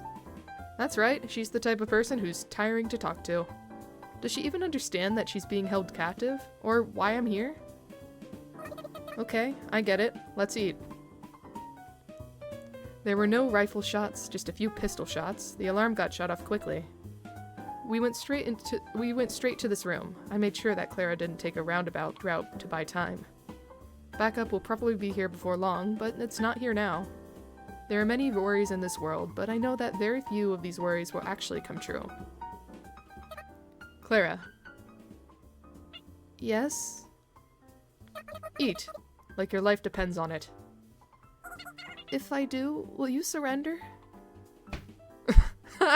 She says something stupid, so I pistol whip her with a thud. I love this game. I didn't have to think about accidental discharge since the gun's actually already out of bullets. I'll think about it. Now hurry. Okay. Oh, I do feel a little bit bad, but mostly I find it funny. Fresh blood flows out of Clara's nose. Ta-da! On the table is a bone-in ham. Its smoky scent can be smelled from steps away. And most of all, its size is overwhelming. Meat is a precious commodity in this town. You would think it'd make sense for ham to be in this town, since it's literally dead meat. But despite the fact that you can find freeze-dried, canned, and frozen meats everywhere, you'll rarely see meat as meaty as this. Pacifica lives in such a nice house, and yet I doubt even she could buy something like this. It's too big for me to eat myself, so I'm glad you two came along. How did you get this? A man gave it to me. The priest? Oh, so that's who he was. That's kind of funny. As we sit at the table, I keep my gun thrust at Clara. Miss Yet to Be doesn't even address the elephant gun in the room. I don't know if she's ignoring it, or if she just thinks, it is what it is. It is what it is. Everyone's got their quirk. Maybe if you figure out someone's quirk, you can figure them out. But I guess for some people, their quirk is just being quirkless. Clara clearly has no appetite for the feast before her. Neither do I, but at this rate, the ham's not gonna go anywhere. Have you ever seen Shutter Island? This game gives me those vibes. I have not. Shutter Island? Oh. Is it one of those, like, more like dark humor, but also cutesy? feel like that's the vibe that this game is giving right now. And so, if you eat quickly, I'll put the gun down. We shall eat then. Clara reaches for the knife to cut the ham. She awkwardly cuts the ham and starts gulping it down like a garbage truck. Oh, you've got such a good appetite! Miss Yet-to-Be cheers and pours a bottle into a glass. Is that wine? Let's dig in. I start eating the ham too. Yep, let's do that. Miss Yet-to-Be starts eating as well. Ham is a luxury food and already delicious on its own, but there's a certain something that spices it up all the more. For once, I was able to find the answer after just a little bit of thinking. It's already bedtime outside. Morning is near. A human might call this a late-night snack. A meal outside of proper mealtime. I just remembered that midnight snacks are especially yummy, but I'm sure I'll just forget soon anyway, or soon enough. I feel that something like this has happened before, but unfortunately, I can't remember. Phew! Once I finally managed to swallow an overly thick slice of ham, I let out a big sigh. We finished half the ham. I'm concentrating. That's a rare occurrence for me. Tonight's just full of rare occurrences. We're eating ham. There's a ham on the table as big as my head. And we're eating it with such gusto in order to escape quickly. The world is a silence save for the clattering of tableware, the chewing of ham, and occasional crackling of firewood. It's almost as if everything outside this room has been annihilated, and the world exists only for us to eat ham. And when I say us, I mean me, Miss Yet-to-Be Determined, and a crying Clara with a bloody nose. She's the one eating the most. The situation is very much like a dream. The softness of the high pile rug seems to numb my senses. It's like a dream. I ponder that thought again. The situation we're in is indeed like a dream. But is that a good thing? At least that's what I think to myself as I prod Clara's temple with a gun. Eventually, we finish off the gigantic ham. That was delicious! Miss Yet-to-Be strokes her belly in satisfaction, while I try to do my best to keep myself from throwing up. Clara's probably in the same boat too. You see, Miss Yet-to-Be quickly got full and excused herself. Oh, thank you for hydrate. Oh, you know what? I have some Coca-Cola off to the side. I'm gonna open that. Okay, ASMR. Nice. That one felt good.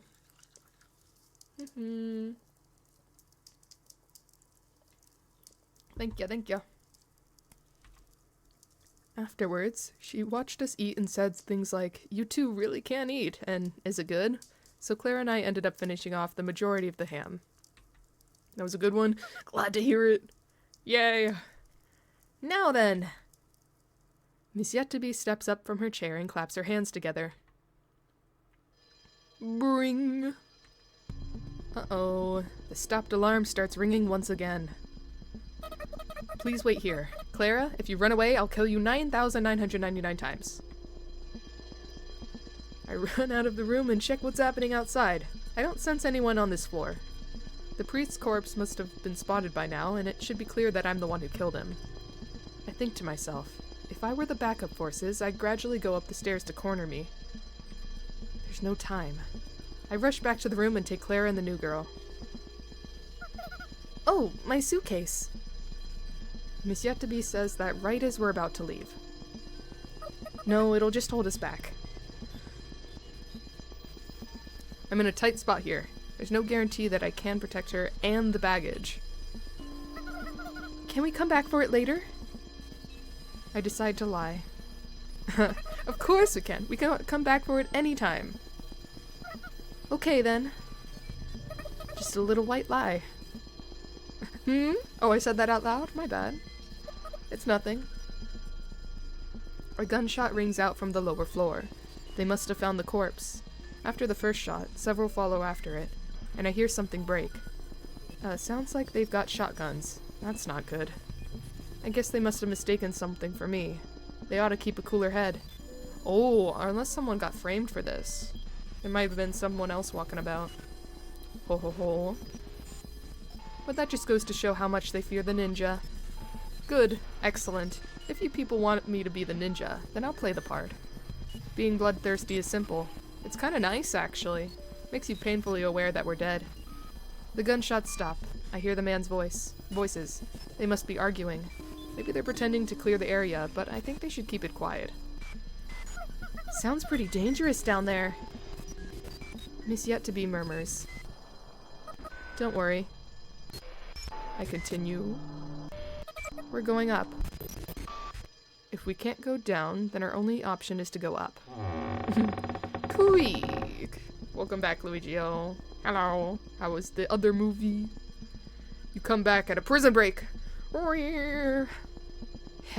I'll show you the ninja's true potential. Miss Yet-to-be leads the way as I threaten Clara to keep going up the stairs. You missed it. We beat up Clara. I don't know if you met Clara before you left, but Clara was beaten up. We punched her right in the face. We also pistol whipped her. It was fun. Oof. Clara tumbles, probably not on purpose. Her nose starts to bleed yet again. Maybe she plans to die from nasal blood loss. Oh, over here, 4th floor! But as a result, our pursuers have spotted us. Gonna go to sleep. Good luck shooting every person in this village, Yummy. Okay. Good night. Sweet dreams. Thanks for being here. Bye-bye. Happy 2025. You watch Stand By Me for 12-year-olds get news about dead body, about travel 20 miles, cover it. Shenanigans happen. Shenanigans. The go-to word in the movie synopsises. Life happens, honestly, way better than it follows. How's it been going here? So many things have happened. Let me think. So we attempted to go to a welcome party for the new ghost. The one with blue hair. But then, a nun in practice came, Clara.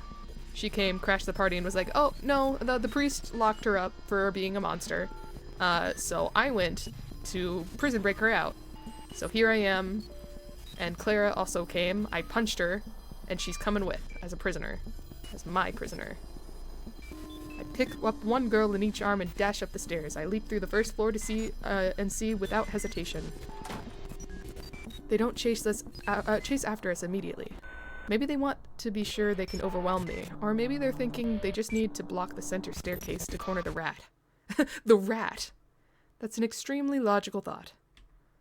As long as you don't expect the rat to go even higher. What is this room? Don't get a choice, get under the arm, basically. Hi, Callow. Welcome back. Hello, hello.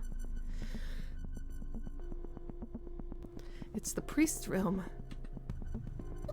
I see. So much has happened, Callow. So much. Nap was good? Nice. How long you sleep for? It's been... Oh, how if... It doesn't feel like I've been live for 3 hours. I feel like you slept for like... What, an hour and a half? 2 hours? Something like that. You watched the first hour? Yeah. Which... I don't know where I ended off. But, Sayako's really, really living up to her nickname of the ninja. To catch you up to speed. We have pistol whipped people. We have beat up old men. We have shot out a guy's kneecaps. So much has happened. Ah. What a lonely little room. Just a big desk and a full-length window. Actually, I guess since there are several lonely little rooms, they're not so lonely or little when put together. I stare out of the window. Things don't look so bad outside. In fact, looks better than I expected. I feel kind of pumped up. Oh, and just to catch you up to where I am right now in the story. Sorry, cough.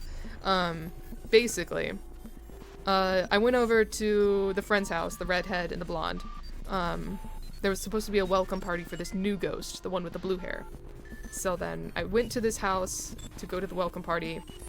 No new ghost, but a nun in training, Clara, she went to the house instead and was saying that the new ghost was locked away by the priest for being a monster. So I left the welcome party and now is at prison break, basically.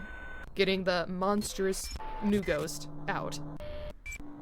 And now I'm running away from enforcements after eating ham. That's the rundown. The quick rundown. I stare out of the window. Things don't look so bad outside. In fact, it looks better than I expected. I feel kind of pumped up. I'm sure I can pull off whatever I'm about to attempt. Miss Yet-to-be gleefully cheers as she jumps onto the soft desk chair. Oh, Miss Yet-to-be being the new ghost, the one with blue hair, because she hasn't given us her name. So we're just calling her Miss, Yet-to-be determined. Yeah. Well, whatever. I've got an idea. Stand here.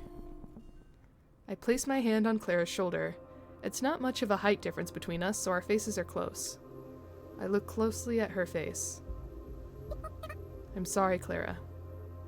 Oh god, what am I about to do to her? Miss Ninja? You must be cold. Here, you can wear my coat. I don't trust that smile. Something bad's about to happen. To Clara. I take off my coat and I am instantly reminded of how cold this town can be. Now then. Hey, what's the plan? How do we escape? I don't have time to answer, Miss Yet-to-be. Any last words? She's got that, anytime she does like ninja-like stuff, her pupils get these little things in them. The blue patterns. Yet-to-be sounds like the last part of how you pronounce Kobe. Like the thing you say when you throw. Oh, like the basketball shot? I guess so. Let's yeet her outside the window. Any last words? I ask Clara as I hide under the shadow of the desk. With my gun still trained on her, of course. That is out of bullets right now. That is to be noted. I don't take my eyes off her.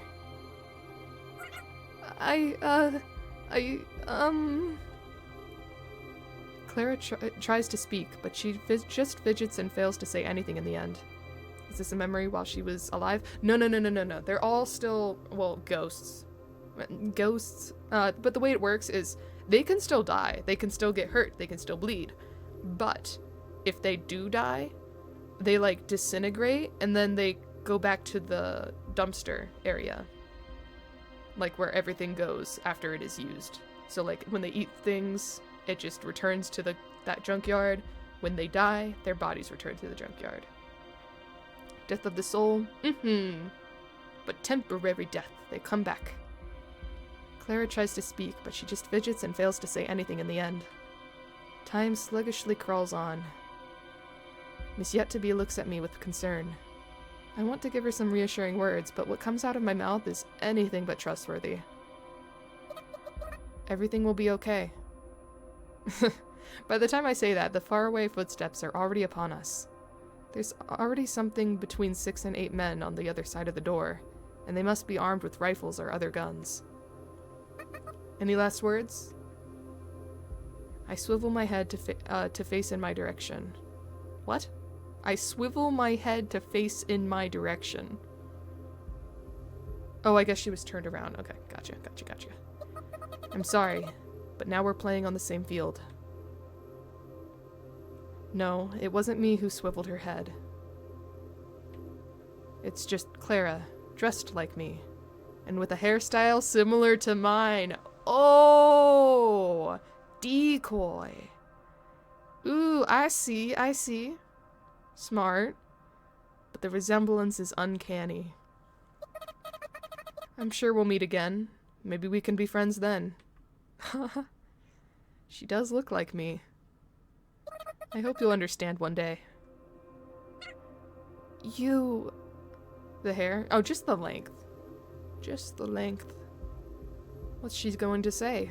You're crazy? You have no morals? That makes sense. I've studied human rights, but not ghost rights. Slam. They kick the door in. Uh-oh.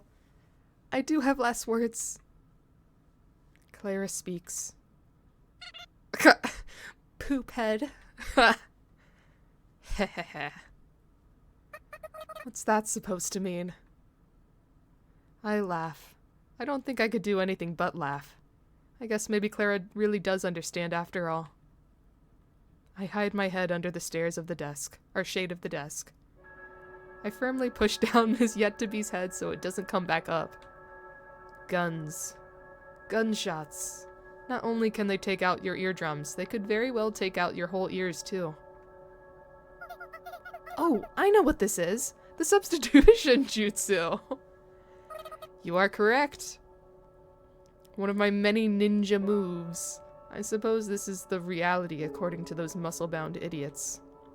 The intruder kills the priest, runs up to the top floor, but once they corner her, she stands dumbfounded in the dread of death.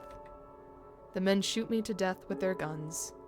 Eventually, the priest will return from the garbage dump and praise the men, maybe even reward them somehow. The dread of death? Please. This is why you guys are someone else's subordinates. We're ghosts, remember? Well, in any case, they must fear death themselves. Which is why they shot at me. They must have heard the stories of me being a ninja. And to hide their fear, they shot me with their unreasonable amount of bullets. It all happens in a flash. The desk is big and sturdy, so there's no need to worry about getting hit by any bullets that ricochet or pierce through the wood. So I look towards the window. Several of the bullets meant for Clara hit the glass instead. At least one of the men must have lousy aim. One breaks through the window and shoots at the missile, and it explodes and kills us all. Surely. Beyond the glass is the same town as ever. It looks more beautiful than it does from my apartment, but it's just a small little ghost town. Ow, ow. Oops. I loosen my grip. Miss Yet-to-Be nods her head as if to say, I know, I know. Want to run by that? Or run that by? Missile active? No, the missile... I mean, we don't know, but we think it's a dud. That's what was said. Who knows? Maybe if you knock it hard enough, something will happen. I don't know. That was just me making a little comment. For some reason, that makes me feel relieved. Nothing like a holy woman going down, huh? Correction. I don't think I feel relieved at all. The muzzle flash illuminates the scattering blood. It's my blood, or rather, the blood of Clara disguised as me. It kind of makes me sick to think about it like that. Bullets rain down upon the bulky glass before us. Cracks form here and there before it finally shatters, thus illuminating the barrier between us and the town. Illuminating. Or perhaps I should call it the barrier between us and a sudden drop. But either way, it's a barrier we don't need right now.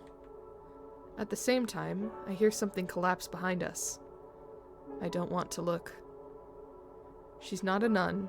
She's Clara. Who's Clara? Clara's, the one that, is, overly cutesy.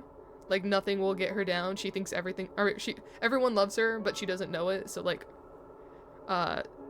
Sayako and, Anya and, Pacifica, they all hate her because they don't like how cute she is and how perfect she is.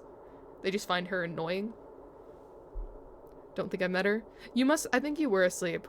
We met her during this episode when you weren't here. And I think you came back after I got up here. So you haven't really had too much interaction. The point is, we hate her for being cute. She's not a nun, she's Clara. I clearly remember that fact. She's a nun in training. Let's go. Huh? You're kidding. No way. The fact that she's saying that means she understands what I'm suggesting. I forcibly wrap my arm around her waist and halfway carry her. I wasn't expecting her to be thin or anything, but she's thicker than I expected. In fact, her thickness is kind of reassuring. I'll give you the signal. You are kidding me, right? I can? Wait, can? Fly! Glah! Jump! And there's the freeze frame for the chapter. A man reflexively pulls the trigger when he sees me get up. But his aim is so bad, his shot doesn't hit. The other men follow his lead, but they're too late. Without a word, we leap out of the window. Miss Yet-to-be screams something, but I'm not sure that counts as a word.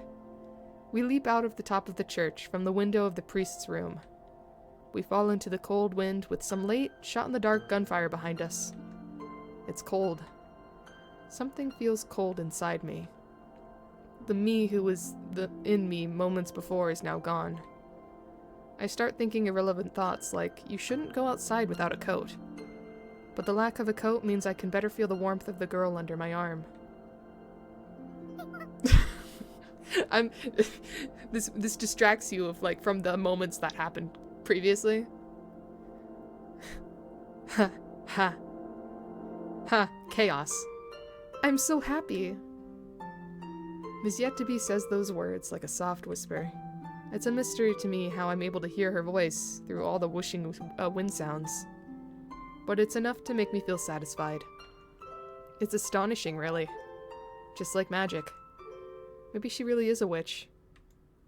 She made tonight a good night, despite all the trouble and all the cold. Back in my home country, ghosts wouldn't leave for the afterlife until they were content enough. Maybe I wouldn't mind leaving right now. This is nothing. Also, keep this a secret, but... I only whispered, but it seems she heard me too. How strange. I'm not actually a ninja. Oh, I'm not actually a witch either. I figured. Tee-hee-hee. Tee-hee-hee. Feels like we've been falling forever. I wonder what's up with that. You're stuck in a freeze frame. Here we go with the tone change again. Yeah. For Calo Luigio. Last time this happened, the sudden tone change, it was like Clara, the nun in training that, I guess, Calo, you don't really recognize her, but she approached us after we shot the priest, like we killed the priest. But she approached us and she was like, you can just say sorry. And then we punched her in the face and we beat her up. And then we dragged her with us. And then the tone change happened immediately because we were like eating a feast. We were eating ham in a cozy little living room area. It was insane. And now there's this. Oh.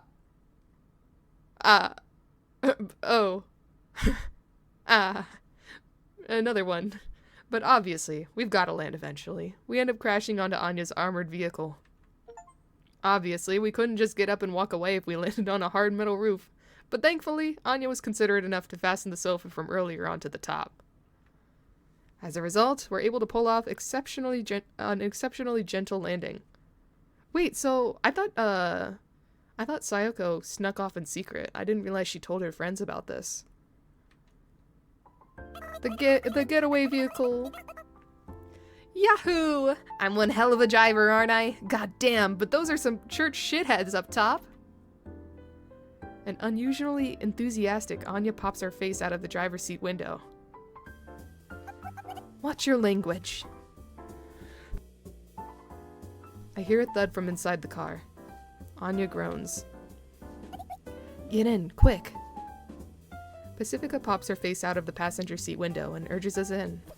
At the same time, we hear a gunshot, and several meters in front of the car, a random pile of snow bursts open. Get in before you get sniped! Miss Yet-to-be and I hop into the back seat. Why is there jazz music during a chase with guns and shooting? Okay, whatever, it's fine. It's fun, it's chaotic, I love it. At the same time, we hear a disconcerting metal clank, suggesting the car got hit by a bullet. But this is an unarmored vehicle, so it's invincible. And in this moment, so are we. It's been ages since I've ridden in a car. I've missed the low engine roar, so I can't help but listen closely to it. Nobody talks. Perhaps because we hear a police siren coming from behind. After a while, once we can no longer hear the police car siren, Anya parks the car in an alley somewhere. But even then, the silence isn't broken until I finally speak up and address Anya. You were hating on the bulletproof car? I remember that. Yeah. So it really is useful. I guess, to be fair, We were under the assumption that, like, we couldn't die as ghosts. But no, we can. We just come back after. Say, Anya. Yeah? This is the same one, isn't it? Yeah, why? I didn't realize you still had it. I do. It'd be a waste to get rid of it, you know. I'm sorry. Don't apologize. I'm glad you came when you did. You're welcome for that. Anya lets out a sigh, as if she tried to laugh but failed. If only that were the case. Look at the two of you getting all lovey-dovey. Anyway, why did you call her and not me? Jealous? Pacifica takes out a bag and snacks from somewhere and opens it. You'd think snacks would be out of place in an armored vehicle, and yet somehow, it works.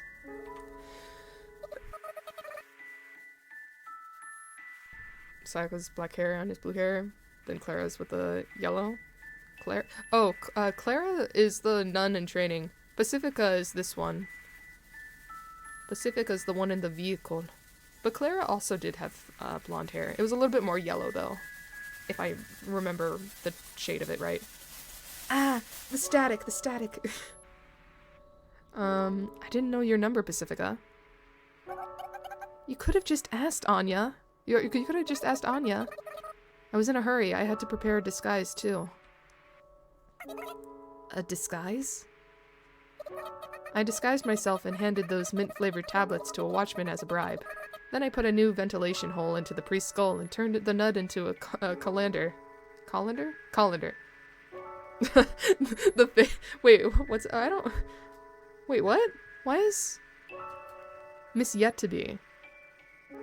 Little Miss Blue Hair. I don't like the way you're looking at the camera.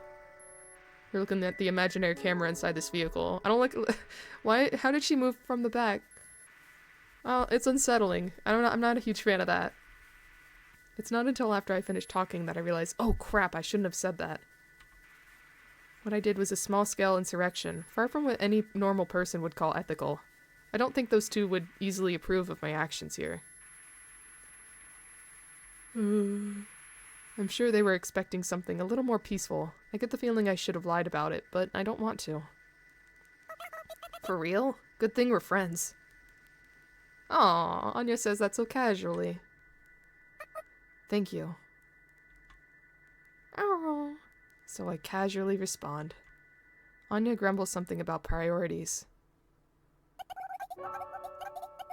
The blue... Miss Yet to Be, what are you doing? Are you real? Are you in my head? What's up with you? No, you've got to be real. People have talked about you.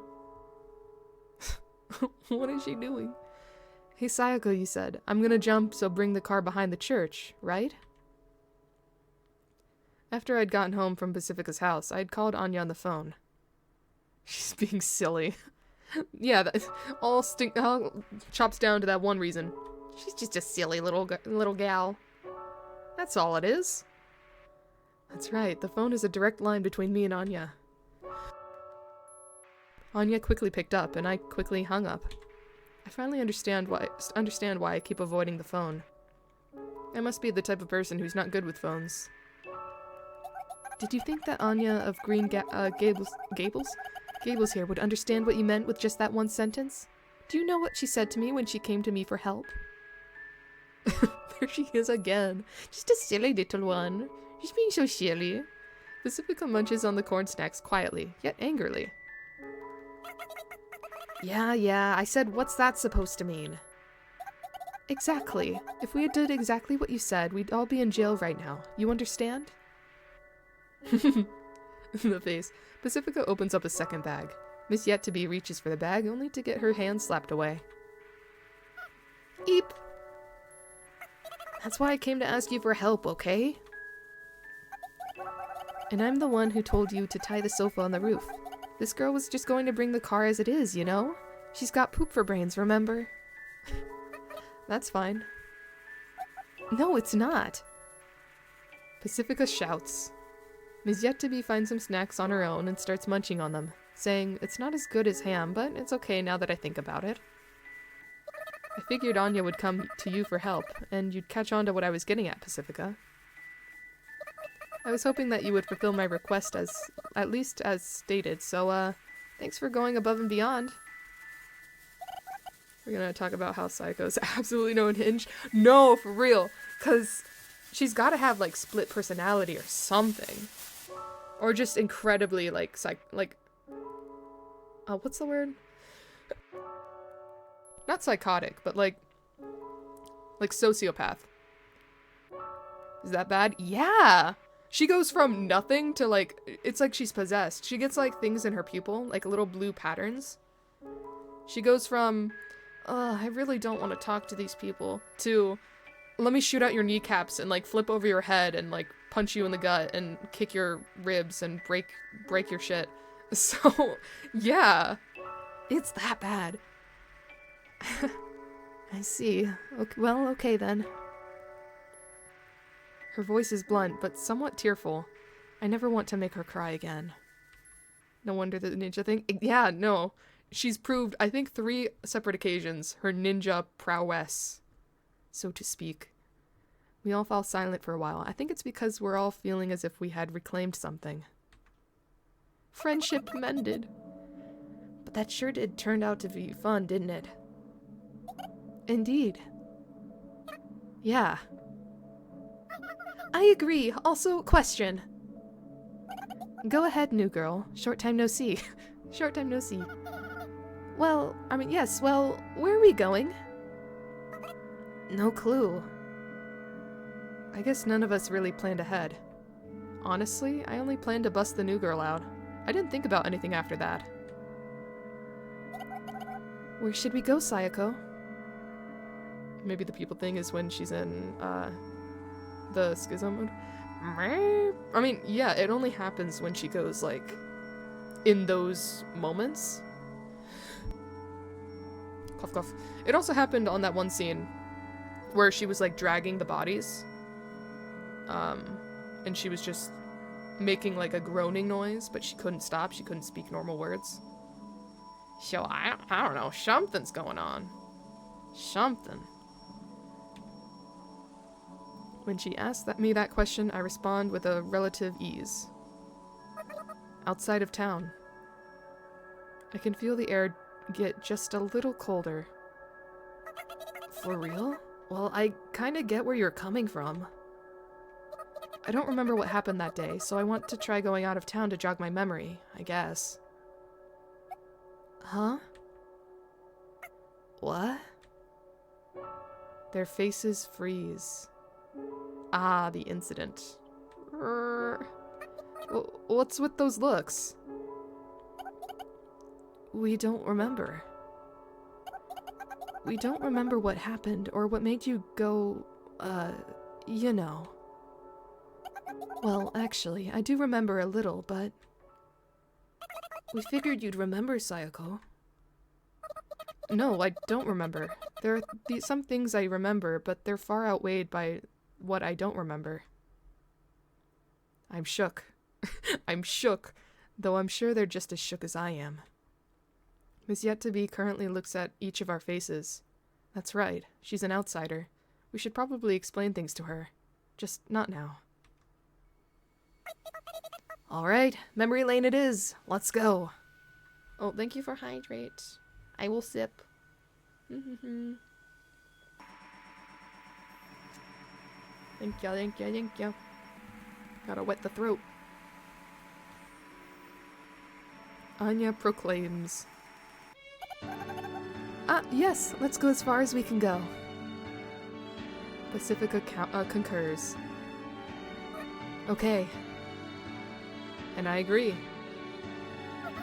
Outside of town? Have you been informed about ghosts and whatnot?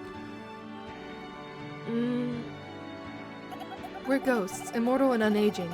Locked up in this town, but since we're bored, we figure we'll take advantage of the chaos by going outside and crossing the boundary. Pacifica condenses the explanation perhaps a bit too much. The way she said it was kind of blunt. Normally, you wouldn't expect an outsider to easily agree with something like that. The way she says memory lane makes it sound like an actual place. Yeah. let's go to this location. I mean, outside of town. Who knows? Maybe there is one. They're probably going to the location that the incident occurred. That being the location. Whoa, that sounds kind of funky. But thankfully, Miss Yet-to-Be isn't normal, so there's no problem. I've already learned that from my short journey with her so far. Oh yeah, where she ignored me pointing a gun to someone's head while we calmly ate ham. Yeah. Passy, what does she mean by funky? Funky is funky. Ah. I can see us getting along with her. Happy New Year. Hi, Shay. Happy New Year. Hi, Yak Shay. Welcome on in. You come in the midst of a story. I can see us getting along with her. Let's go, let's go! Sounds like fun! And we're off! Anya steps on the gas and the car speeds off. The ground's covered in snow, but the car just laughs it off. My heart throbs. Huh. I guess I still have a pulse even though I'm a ghost. I'll catch you up to speed, Shay, in just a moment. It's a thing. The chapter's about to end though, so I know. Like, I can move on. I'm glad my kidnappers are such fun this time. Miss Yet-to-Be just casually and unexpectedly says that. Kidnappers? Well, I don't even know your names. I just came along for the ride before I got any explanation, so it's like you're kidnapping me. How fun. Kidnapping. The mood in the car suddenly gets tense. I did pretty much just kidnap her. But Pacifica and Anya don't know that. Sayako, did you just drag her out without giving her an explanation? And she just went along with it? I was too busy eating ham. This is true. Ham? Oh, don't worry about it. I meant kidnapping in a good way. There's a good way?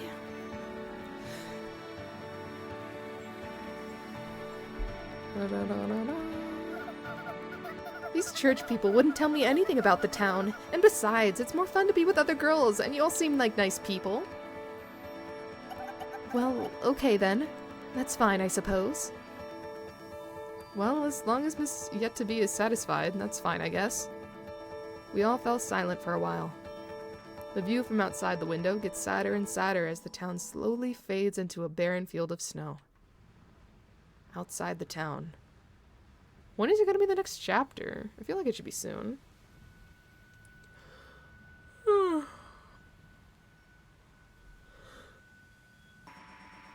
Cough, cough. Too late. Oh, yeah. The pistol whipped one. The nun in training. She's Swiss cheese. Yupper. She took the fall for us for kidnapping. I wonder what's on the other side. We need to have a welcome party. Pacifica chimes in. I guess she's grown tired of the snacks. A welcome party? That's what we've all gathered here for. So you kidnapped me to throw a welcome party? Wow, a surprise party, thanks! Oh, about that. How about we make it a birthday party instead of a welcome party? It seems more festive that way. A birthday party? For a ghost? How about we give you a name as a birthday present? Yeah, so you're not yet to be. How lovely. Sayako, you're so talented. Talented at what? We giggle, but Anya stays quiet. I guess she's having a tough time driving. However, that isn't the case. Okay, time for some bad news. Anya clears her throat and starts speaking. The car is equipped with a powerful engine and it can run anywhere, and it's carrying a ton of fuel. How powerful? Let's just say that bearing wear and tear, it can run pretty much forever without resupply. Honestly, this thing's built like a tank. But unfortunately, it doesn't seem to be running properly, and I'm sorry to tell you this, but, it's gonna explode. Oh, what is with this? This psychedelic looking scene. La la la. La la.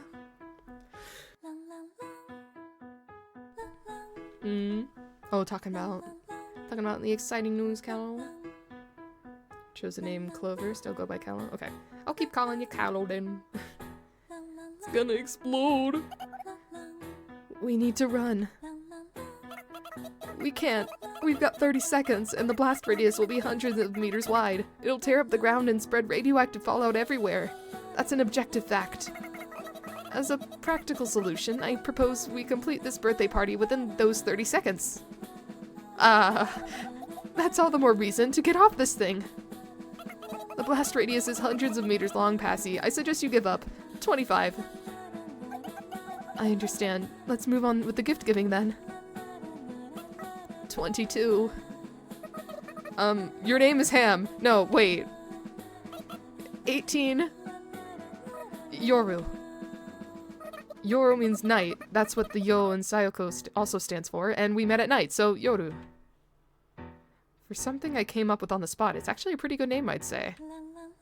Then again, ghosts are dwellers of the night, so maybe every ghost in the town could be called Yoru. But these people don't know what kanji are, so I don't think anyone will catch on. What a lucky break. 2 knightly names. Within me, she is there. She is there within me. This is my little secret. Time passes as I think to myself. Oh, how many seconds have passed? Whoa, that's nice and simple. It's straight to the point. Good. That's the spirit. Good name. 10 out of 10. 10! Oh no, 10. Happy birthday, Yoru! 7. We got the important stuff out of the way in just 9 seconds. Things are getting kinda hectic, but it makes me feel something. It makes me feel alive. Let's be friends. 4. The flow of time is like the temperature. If either of them drop to 0, you freeze. I'll be your friend too. 2. That's why all of this commotion seems kind of warm. Welcome to the ghost town. It's a joyous sort of warmth. Thank you all! Kaboom! Whoa! Okay, the end. And thus begins our story. I think. Well, there are more chapters, so that's not the end. More cough. I think I'm halfway through now. Unless there's 3 more. There's either 2 or 3 more.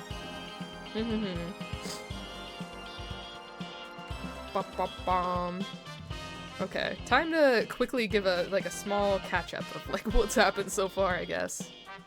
Gonna make it a 2-parter? Nuh-uh, I'm gonna keep going. Though, I guess if there's 5 chapters total, I might go 1 more chapter and then save the other 2 for later. I don't know.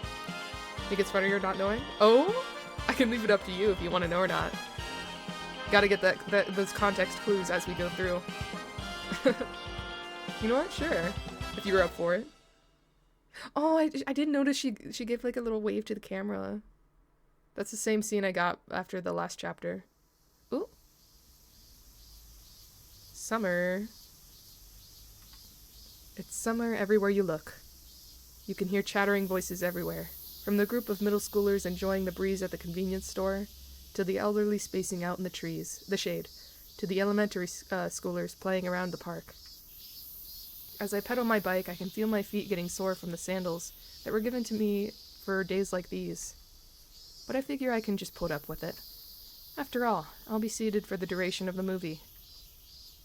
Oh, the signal turned red. I firmly squeeze the worn-down brakes, and the bike gradually slows down. But it doesn't come to a complete stop, so I try to plant my feet on the ground to try and forcibly stop the bike, and that's when I realize something. Crap. It's like I'm just the usual me now. This extraordinary cute sundress from a faraway country, but I'm not used to wearing this sort of fabric. Its new scent mixes with my own. I hope this kid doesn't find it unpleasant. The signal turns green. I start pedaling again. The wind whisks away my sweat. It's a nice breeze. We're meeting by the station. I gotta hurry. I don't want to be late. I steadily pass through the residential area, in front of the supermarket, and through the roundabout. I don't get caught up in any traffic signals after that. How lucky. Ah, the kid's here, and hasn't noticed me yet. What should I say? This will probably be our last time meeting, so I have to make it count. I'm just an ordinary summer sight. An average elementary schooler on a summer bike. Can't wait to see the movie. Oh, thank you for stretch, Legio. Stretching! Oh. Bada-boom!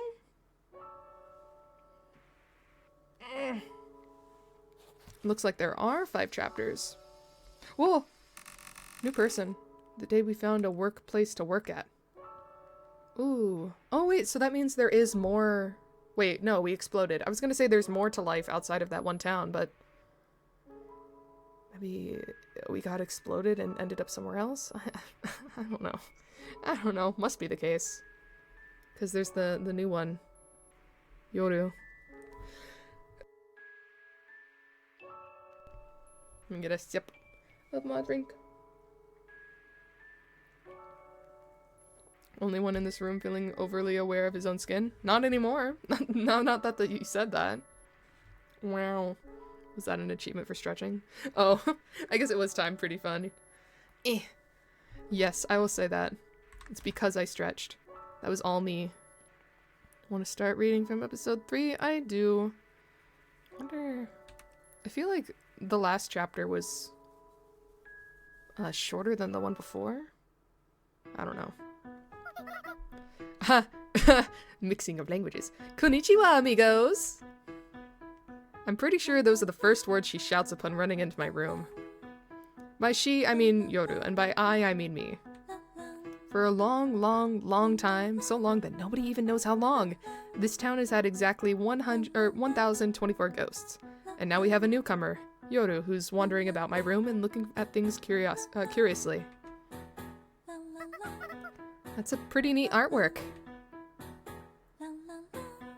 Watch out, heartbeat is falling. Oh, it's going below 100. Oh no! Out of the norm! I don't know, I think it's safe to say, just like pretend that the heart rate is like 10 below what it displays. Because I feel like that's wrong. That's wrong for me to be constantly super high. But I don't know. I don't know. She keeps saying things like that. She seems interested in just about everything. But that thing always here? And is it even an artwork in the first place? Or was that thing? Well, whatever. My ghost memory but my ghost memories... Is that proper grammar? My ghost memory's never been reliable anyway. No, it is. Heart is like a pressure monitor, pointless in a vacuum and only useful to measure relativity. Useless? Well, I don't think useless. It also probably doesn't help that my forearm is like on my table in such a way that it's kind of cutting off the circulation. So that also might be the reason why my heart rate goes down. I don't know. If I'm a ghost now, does that mean I was once alive? Ghosts were alive at one point, right? I mean, that's what being dead implies, doesn't it? Or are we born as ghosts, stuck here forever? But for what purpose? My arm needs blood. Says who? It still functions. As long as it doesn't fall asleep, I think I'm fine. I wake up to the sound of chaotic snoring that sounds like a tank engine after someone tossed a sugar cube into the gas tank. How very descriptive. Actually, I don't think I slept enough to say I woke up. You can't wake up if you were never asleep. Please, Yoru-an. Oh, the sticking up. One of the types that wake up in crazy positions. If I'm in the same way, you can't become a ghost if you don't die. Said it was worse than I let on. No! Nuh-uh. I just don't have like I guess a real desk. I have a... Oh wait, maybe it does count as my setup being worse than I let on. Well, no, it's not setup. What I have is actually not a table. I mean, I guess it is, kind of. I made it into a table. It's got, like, the legs are, like, not attached to the top of the table. The top of the table is just a wooden board, but it's, like, painted as a table. It's made more of, like, a workstation. It's supposed to be used as a workstation, like a transportable workstation. But I use it as a desk. Sitting for 7, that's how bad it is. No, no! I have stuff. No. You can't say this. Nuh-uh. I have... God, what setup-wise? Computer, microphone, camera. I have a desk lamp that doesn't work. That doesn't help my case. I have 2 monitors. That's something. And my chair doesn't go up anymore. I need a new chair. Maybe I should fix my setup a little bit. Ooh. Don't have to lie about it, just embrace your frying pan. You know what? Maybe I should. Need to save up for some better stuff. At least a chair that goes up. I'm like, that's the reason I'm losing circulation in my arm when I'm resting my hands to do the keyboard stuff. Sound a little defensive. You know what? I'll concede defeat. Conceding defeat on that. I'll accept it. And move past it. Accepted. I've healed from it. It's been like this the whole time, even though it's almost morning. As a result, I'm tired all the time lately. Just a little bit earlier, I could sleep as much as I wanted whenever I got sleepy, so this change is taking a toll. What a graceful loss, I know. I can take my losses very gracefully. I will not be unsightly in my defeat. Yoru isn't a bad person, or a ghost, in my opinion. She probably treats me with a warm love, or something like that. But it's a little suffocating for me. It's a little lonely to be completely isolated. Sometimes I want to see friends. But I feel more relaxed when I'm frozen in the cold dark void. That's just my nature. Relatable. This current situation is clearly uncomfortable for me, but I don't think I can get Yoru to understand my plight. It's way too warm in my bed right now. After flailing for 2 minutes trying to dispute it. Well, I'm yeah. I have nothing to say to that. There's a girl sleeping next to me, taking in such deep breaths. My chest is in pain. But why? Let's try going to sleep again. I close my eyes. Seen unsightly, let's not bring up the rage incident. In my defense, let me be defensive once again. That is, I don't think I've ever raged. Like, in a ragey way. That's the only ragey rage I've displayed on stream. So, that has been the one incident in, like, what? It's been almost 2 years? Wait, almost 3 years.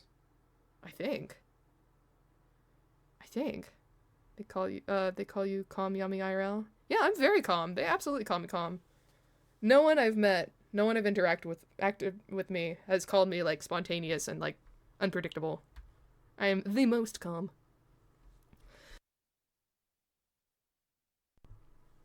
Months? Oh, yummy months? Whatcha? Been following for 1 year, 7 months, 6 days. I know I started streaming on St. Patrick's Day.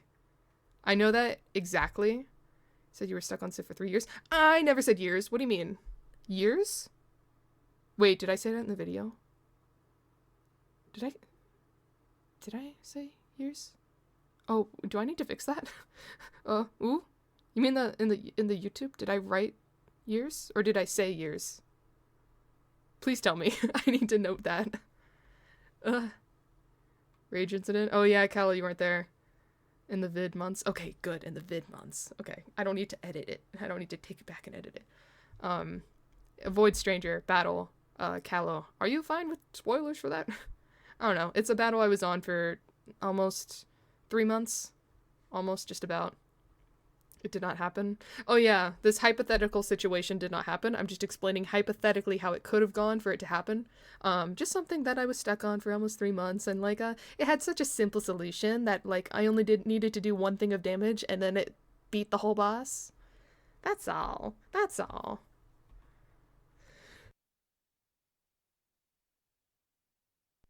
All that happened. All that didn't happen. Let's be very clear on that. Very clear. Super clear. Crystal. I think back to when we fled town in that 32nd birthday party, and the present. The problem is what happened afterwards, when we woke up to the garbage dump. This is what Yoru said. Talking about my heart rate. I thought we established that the heart rate was not accurate. So, where do I stay? Oh, this is a flashback. My place is no good. It's dirty, small, and cold. You should stay in more homey home, like Passy's. Huh? That wouldn't work. My home is doubles as my workplace. You've got empty rooms, though, don't you?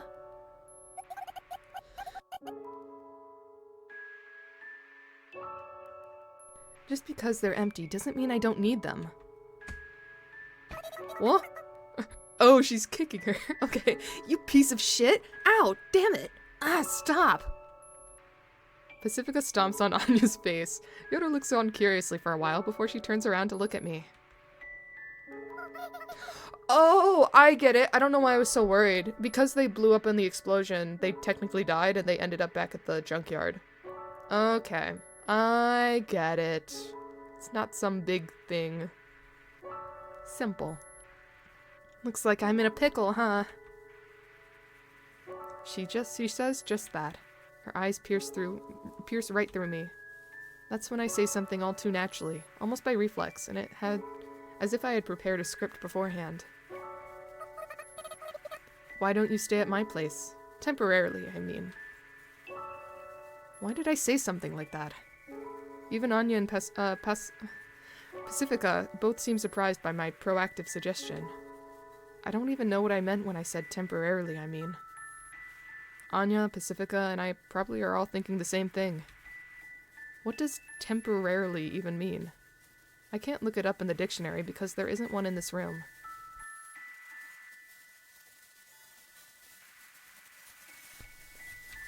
Besides, I've finally gotten sleepy. Temporarily means for a limited time. So in other words, once that time comes to pass, everything goes back to how it was. But how do I get that time to pass? I don't know. I'll discuss this with the others. I mutter that before I finally manage to start falling asleep. Not a very deep sleep, but it's still something you could call sleep. Sorry. But right before I fall asleep, I feel like I see and hear something like that. I'm not entirely sure, but this is what dreams are like, right? Well, okay.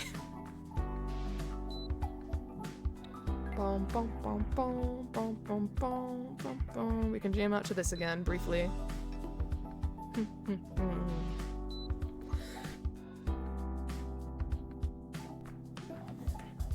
I still love this animation. It's so smooth. It's so smooth, even with the glitchiness.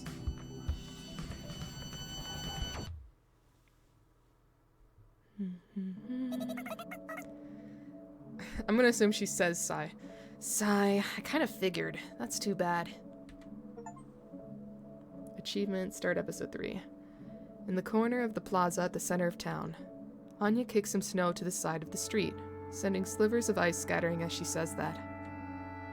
Season 1, so there's gonna be more? I think so. I'd assume so. That's what it implies. I was thinking it'd be like a super short game though. Because I was planning on doing it like all today. Or I guess today and technically tomorrow, because like I started on 2 separate days. But I guess if I have to split this up, I might need to. I guess the girls here seeking my advice, or I called the girls here seeking my advice. It's just Anya now, but Pacifica should be here eventually too. Achievement for saying sigh. Yeah, so what do you think I should do? I blankly watch as Anya plays with the snow as I ask her for her opinion. She looks up and answers. I figured that'd be the case, but personally, I don't know. What do you think, Teach? Teach? Oh. Hey, hold it right there. Whoa, you spooked me. I was trying to be sneaky, and who are you calling me Teach now? Nothing wrong with calling the teach, right, Sayako? Huh? Teach? How many of your streams haven't gone into the AM recently? Recently! That's a very important word, recently, because I know how to be responsible with my sleep time. It's just that I am unemployed currently. I am looking for a job, so I don't have to wake up too early. To be fair indeed. Hasn't happened much this year. Oh, so true. This is the first time this year.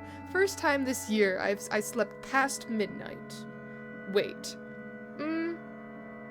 Second time streaming wise. I don't know if midnight counts for like the first, but What happened to Escape Room, if you don't mind me asking? Oh, I didn't get fired or anything, so yeah, you could ask. So Escape Room was just when I was at college and I was in my apartment. So I just moved back with my parents for now. So I'm just not close enough to kind of make that trek.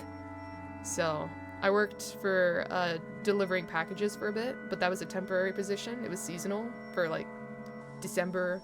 I worked there for like since like a month and a half or something. But now I'm back to trying to find a job.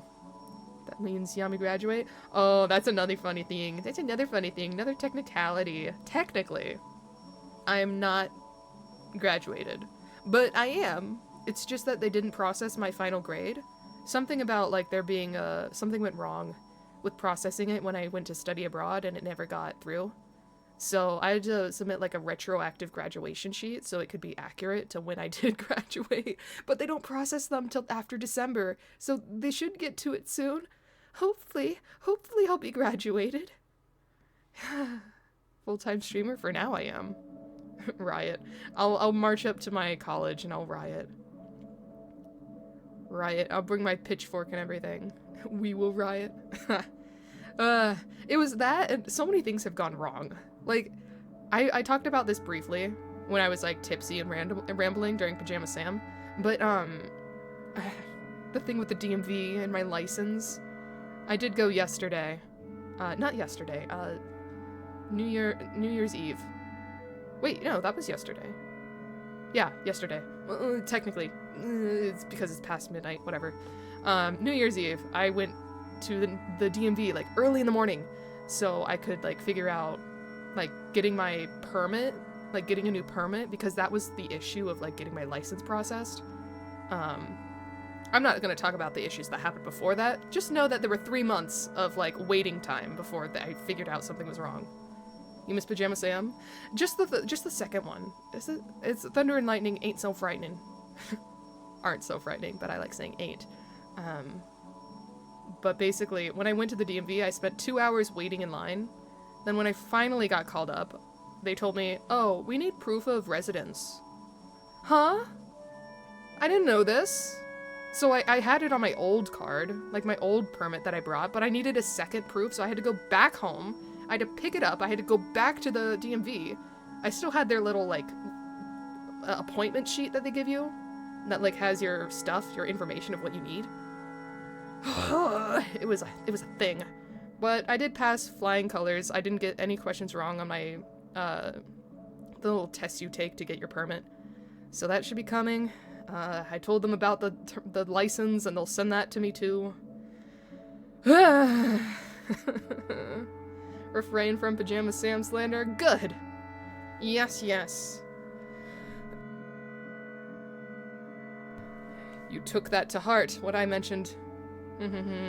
No one will slander my childhood game.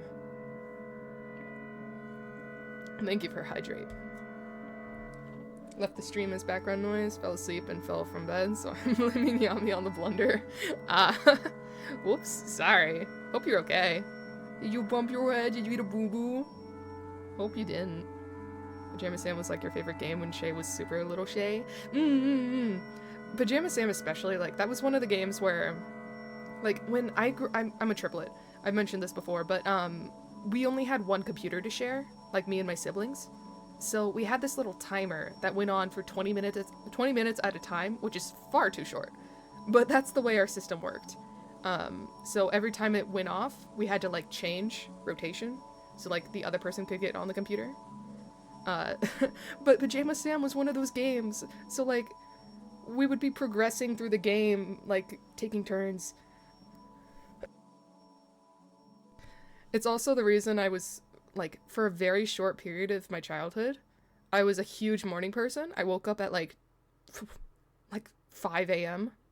Because then I could... Freddy Fish! Oh, Freddy Fish! That too. I didn't get Freddy Fish to play on stream, but I might change my mind on that.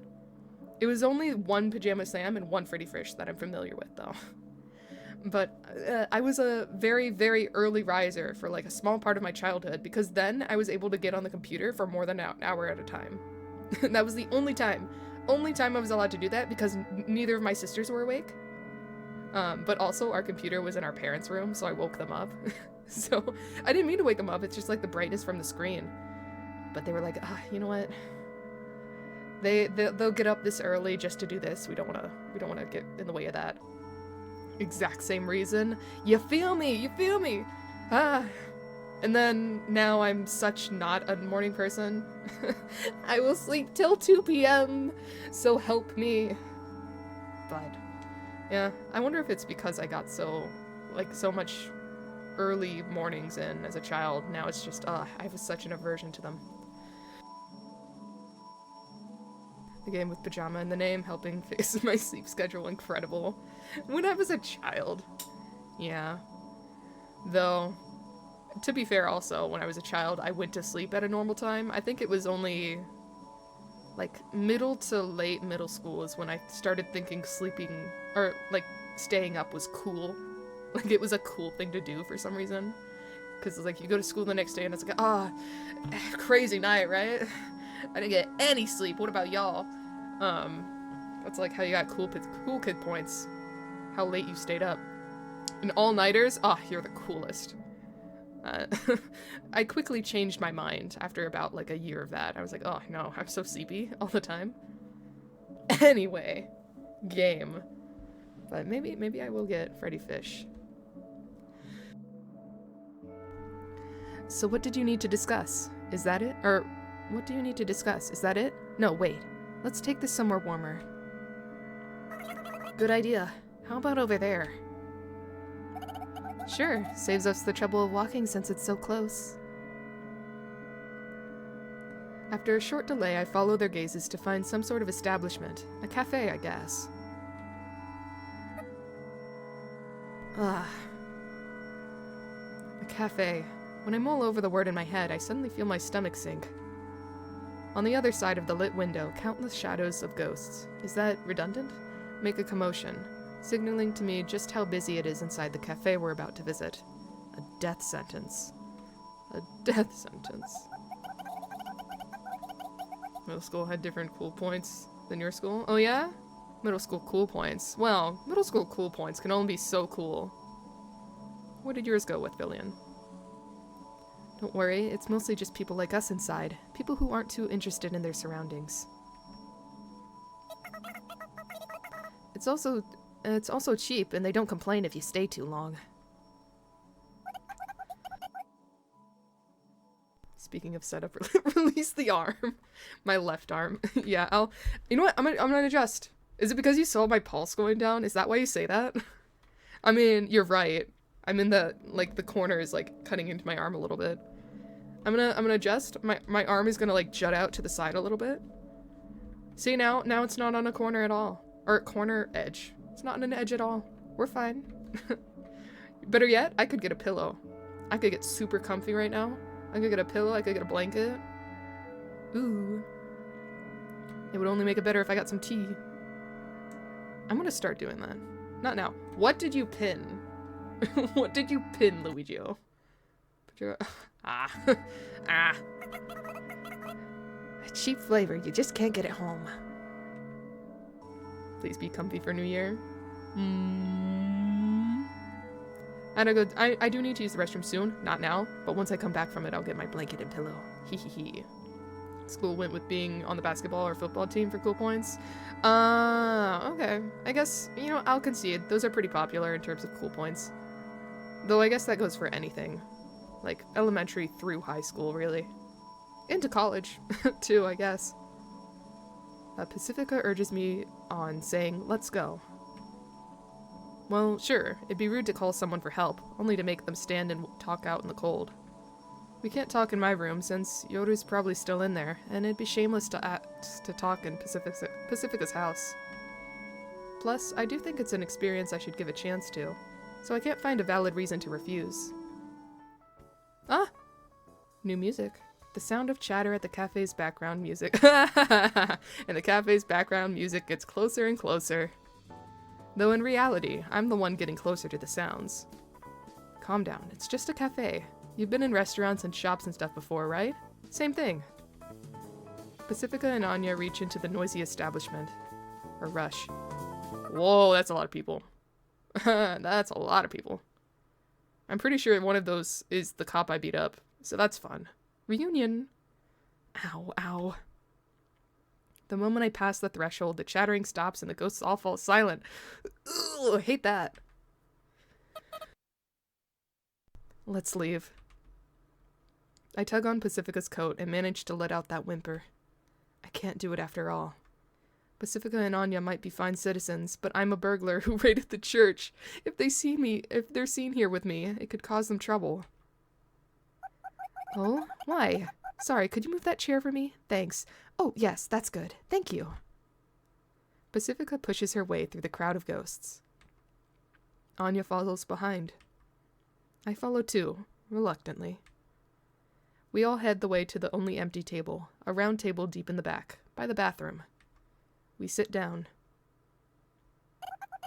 3 normal coffees, please. Oh, coming right up. At the sound of Pacifica's voice, the chatter resumes. The difference is shocking, but it also relaxes me a little. Right, because people like Pacifica. She has good standing with the church. At least I think she did. Wait, no, she hates the church. I think she just has good standing with the town. She has good connections. You're on both teams, but your mom was the principal, so it kind of made me less cool.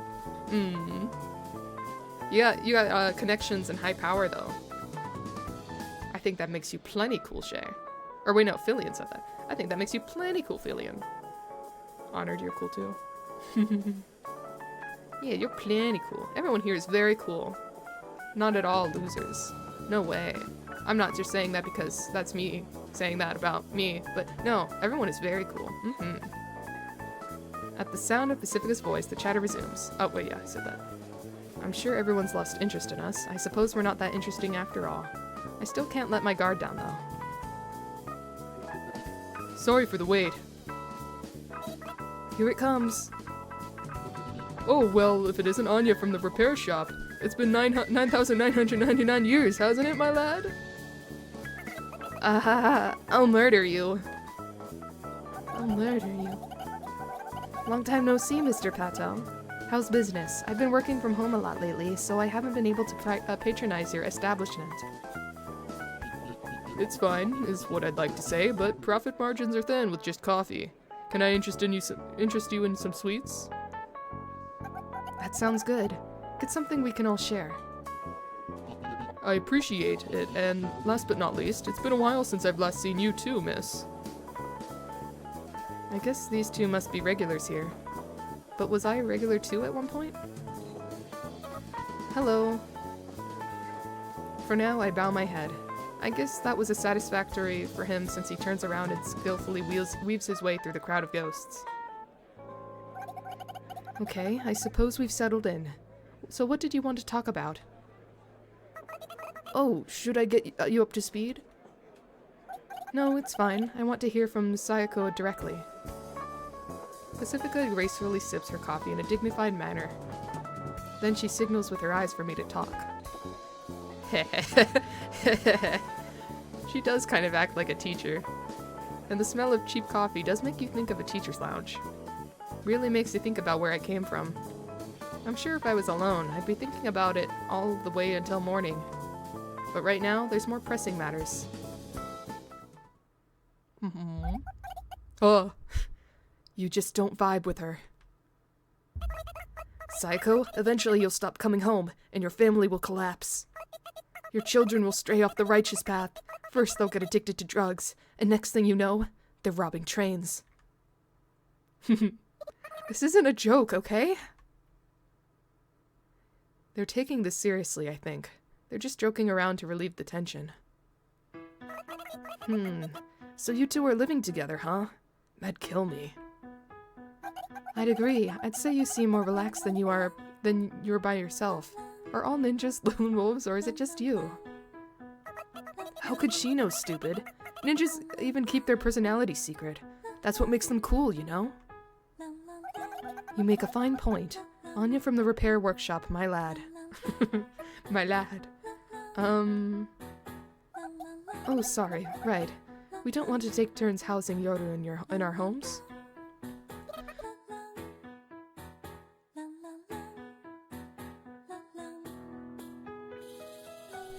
I see. That might...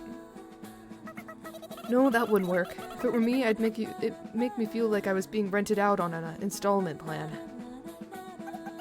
An installment plan? You've got a point. It would feel like telling someone they're a liability. Anya nods in agreement. I suppose she's got a point. I feel a little ashamed of myself. It's like in the back of my head, I'm hoping someone will take Yoru off my hands. I'd hate it if I were the one treated like someone else's oversized trash.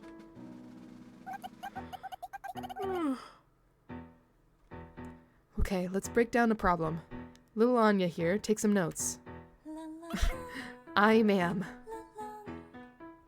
Pacifica takes a memo pad out of her pocket.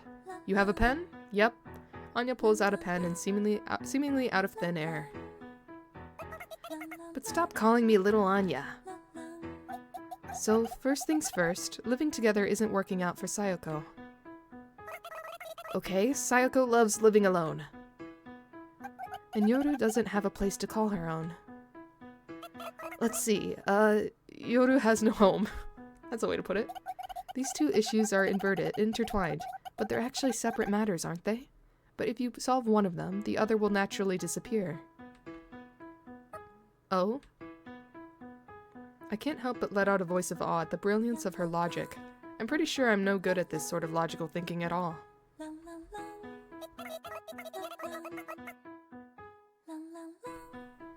Is Anya the one with the cool hat? Yeah. Anya's the redhead, Pacifica is the blonde with the hat. Let's approach this problem by tackling both issues at the same time. We've got no choice but to find a home for Yoru. I'll look around and see if there's any good places. Thank you. I'm always relying on your help. It's okay. Now, about the other issue. You mean Sayoko loves living alone. It's hard to deal with problems concerning someone's personal values, isn't it? That's not necessarily true. Say, Mr. Patel, what are you like when you're done with work? Well, when I'm done with work, I can stop making this dreamy customer service smile without an issue, you see. Once I get home, I sleep. Nothing else. I don't even say a word. Oh, my. Yeah, some jerks tell me to get a hobby, but when you're up for so long hours thinking about things, you start to feel really crummy. I crawl inside my inner self. I converse with my inner self.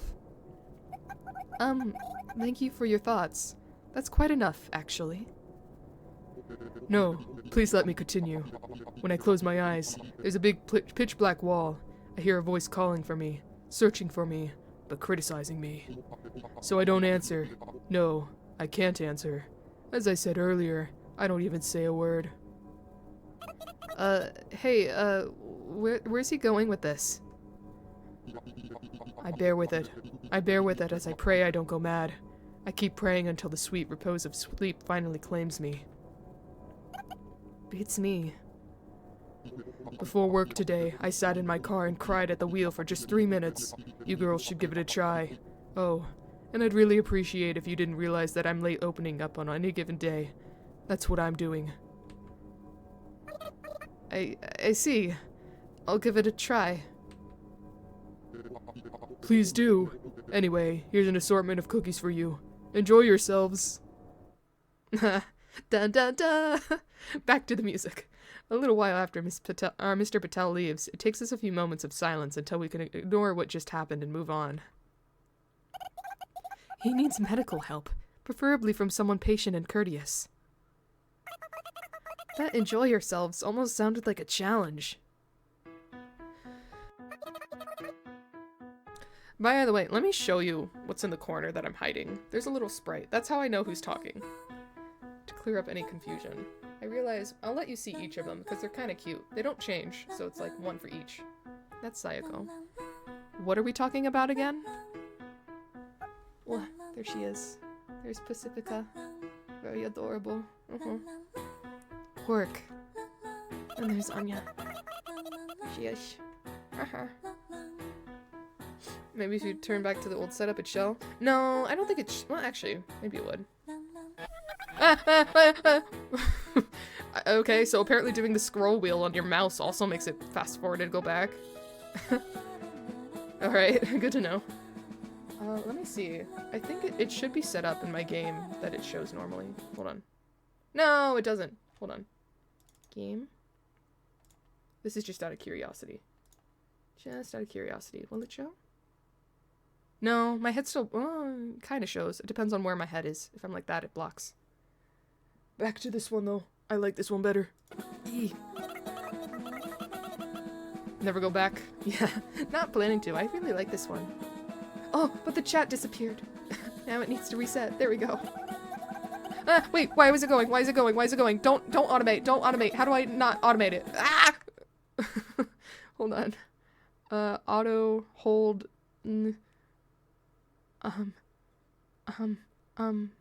shift then? Close. Okay. Shift.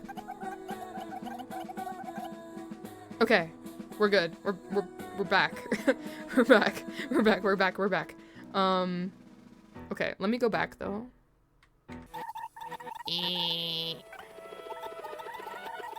Let's see. Where? There we go. Okay, cool. We're fixed. We're fixed. We're good. Ah. What were we talking about again? Work. Wait, is this back? It was, because I remember reading this dialogue when I was showing the sprites. We were talking about crying on the toilet to feel better, weren't we? No. Look, Sayako, he might be a bit of a special case, but typically most jobs aren't that bad. In fact, there's nothing better than to find a job that's perfect for you. Huh, you think so? When you come home after work a little tired, it changes your mood, and by earning money, you're likely to open up more opportunities. But can I just casually start working after all that chaos I caused? Nobody will try to kill me or anything? You just gotta kill them first. You're a ninja, right? You can do it. Good point. Astonishingly, I'm thinking pretty positively. Mr. Patel's despair, if that's the right word for it, has somehow given me a certain sort of courage. Not the same sort of courage I get when Pacifica and Anya are with me, but it's still courage nonetheless. Yeah, I think I'll give it a shot. Does this town have a job search office or anything like that? Not that I know of, at least, but I guess that's more of Mrs. Pacifica's specialty here. Oh? What kind of work does Pacifica do anyway? It's kind of obvious what Anya does, but Pacifica's job is an enigma. She works from home, we know that much. She's kind of teacherish. Must be something important if she lives in a big house. Pacifica seems like she could do anything. But what does she actually do? True, that sort of work is indeed one of my specialties, so that should help. Okay, let's give it our best, Sayako. Okay. I should ask her now. It's better than them finding out later that I don't even know something as simple as something as basic as that. Ah! Let me help too! Whoa, you spooked me! Hey, where'd you come from? I love this, this style. I was hiding in the filthy sludge in your coffee cup! Oh, she's so good! Ha ha ha ha! Ha ha ha ha ha ha! Ha ha ha ha! Are you people okay? Perfectly okay. All I'm saying is that while I'm rooming with Sayako, I'm just a freeloader with nothing to do. How much did Yoru hear? She probably just got here. Sayoko? I get what Anya's trying to say. The reason for me getting a job would be to regain some personal space from Yoru. So it would defeat the point if she worked with me, wouldn't it? That's the point Anya's trying to make. Yeah, you could do something too. I hope we can both find a good place to work. Well, I only say that for my own sake. Yoru expressing a desire to work could imply a desire for independence. I can't just get in the way of that. Deft cover your ears. Oh yeah, the audio is getting a little bit weird. A little bit weird. Might mess with ya. In fact, I think I should just be supportive of her. You sure? I'm sure. Whatever could you mean? I'm not that cruel. Okay, yeah, I think I was kind of cruel back at the church earlier, but you know what I mean. I get the feeling Yoru would be quite good at handling interviews. Way better than me, anyway. I feel some sort of coarseness in my chest. Very well. A job for one and a job for two aren't that much different. I'll set you up before the day's done. So it'll be like a piece of cake for you then? I suppose. Hey, is she like that at home too? Yeah. I feel for you. Yoru says something completely unrelated to the topic at hand, taking Pacifica and Anya aback, but they try to keep a conversation going. I find myself at wit's end. It's not like I'm feeling left out or anything. It's just that this sort of banter takes me back. As my consciousness starts to drift, I look outside the window. There's a good view of the plaza, including the towering missile in the middle of it. Maybe it's like a giant gravestone. The names of thousands of 24 ghosts... of 1,024 ghosts are etched upon the missile. The husk of a weapon of mass destruction that failed to carry out its mission. From where I'm seated, I can't see the part that has my name on it. Job! So the job must be like the clothing store that we saw earlier. Okay, new character. This is her sprite. Low, I guess. Okay, I know you. You're the ninja girl. We even live in the same apartment complex. Pacifica said she'd set us up before the day is done. I thought she meant she'd get in touch with some contacts or something, but she even set us up a same-day interview. She's truly amazing. Oh, thank you for stretch. The one in the intro. Yep, the one in the picture. Picture for the chapter. Stretch. Is that so? Oh, our prospective place of work is a cosplay shop on the outskirts of town. Cosplay shop. We're in the back room of the shop right now.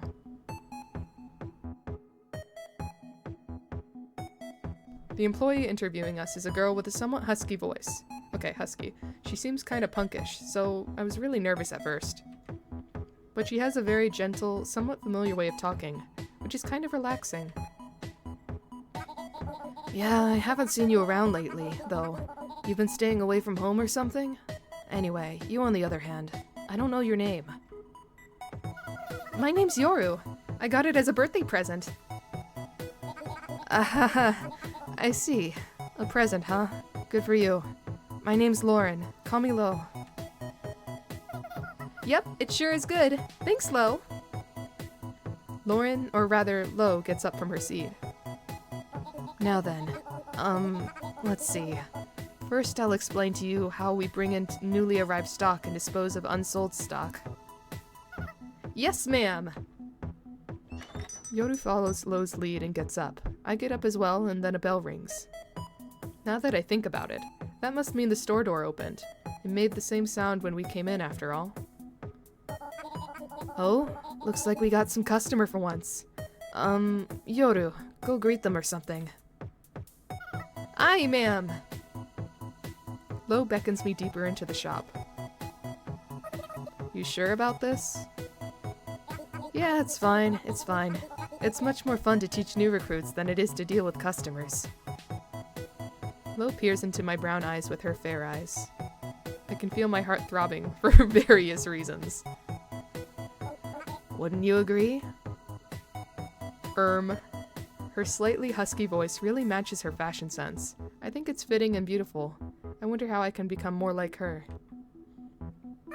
I agree! I totally agree. In any case, there's no way I could disagree with her.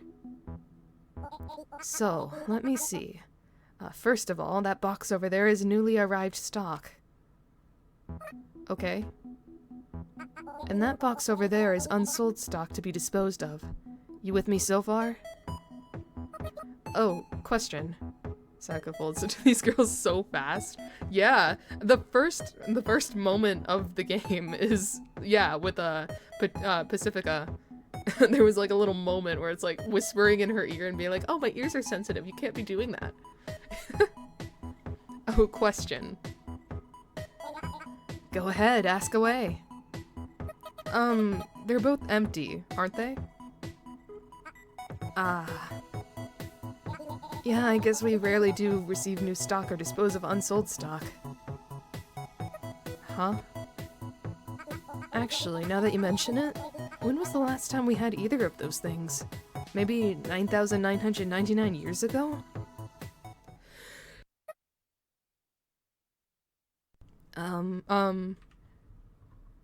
Yes? Sorry, can I ask another question? Are you sure this shop needs more workers? I can hear Lo gasp in realization. She closes her eyes, takes a deep breath, and speaks slowly. Yeah, honestly, you're right. Business is so low here, I've got plenty of downtime just working by myself. Then, what do we do for work? Oh, sorry, well, the manager seemed kind of frantic. Oh, sorry, never mind that. I guess you can, like, clean and stuff? Okay. Things get kind of awkward after that. We both fall quiet. I think Lo's trying to come up with some sort of work the two of us can do, but the fact she's not saying anything probably means she can't think of anything. I wonder how that customer is doing. Oh, right. Sorry. I don't know what to say. I just nod vaguely. Thank you! Right as Lo and I get back to the storefront, Yoru lets out a cheer loud enough to draw out even the store's loud background music. What? You actually sold something? No way! It's been ages since our last sale. I'm surprised, of course, but Lo is even more surprised. Is this store really that unpopular? What did you sell? It must have been that frilly thing, right? No, it was the automatic rifle and the bulletproof vest. I said, you look marvelous with them, and the customer bought them. Alright. I see. I guess it's finally time we got some new stock. You know, automatic rifle and bulletproof vest. Cosplay cafe. Or not cafe, just cosplay shop. Makes sense. Of course. So it does seem like it'll be tough working here. Or does it? It really is America. It really is. She actually said she realized that she's fully staffed already. I feel a little uncomfortable as I say that. I'm sure Yoru is quite employable as a customer service worker. I see. That's too bad. See you again sometime. Yeah, I'm real sorry about that. Feel free to drop by my room sometime, you two. Whoa, that's forward. But it looks like neither Yoru nor Lo seem to mind. I guess it's all okay in the end. Be sure to turn the heater on. Yeah, I'll put it on full blast. Should I say something? I don't want to get in the way of you two. And play some good music too! I just don't want to say something and have it turned out weird. I don't want to seem like I'm trying to avoid Yoru or anything, though on second thought, I kind of am. But not in a bad way. Do I have the capability to convey such a nuanced thought? I can play a little piano, so I'll practice. I'd like to hear some stories from you too. I don't know. Lo herself was considering hiring Yoru for a customer service job, but it seems like she won't explain why she doesn't because of how obvious the reason is. Then again, they're both so kind they'll probably explain it to me, no matter how obvious it's supposed to be. So, should I ask? No, maybe not.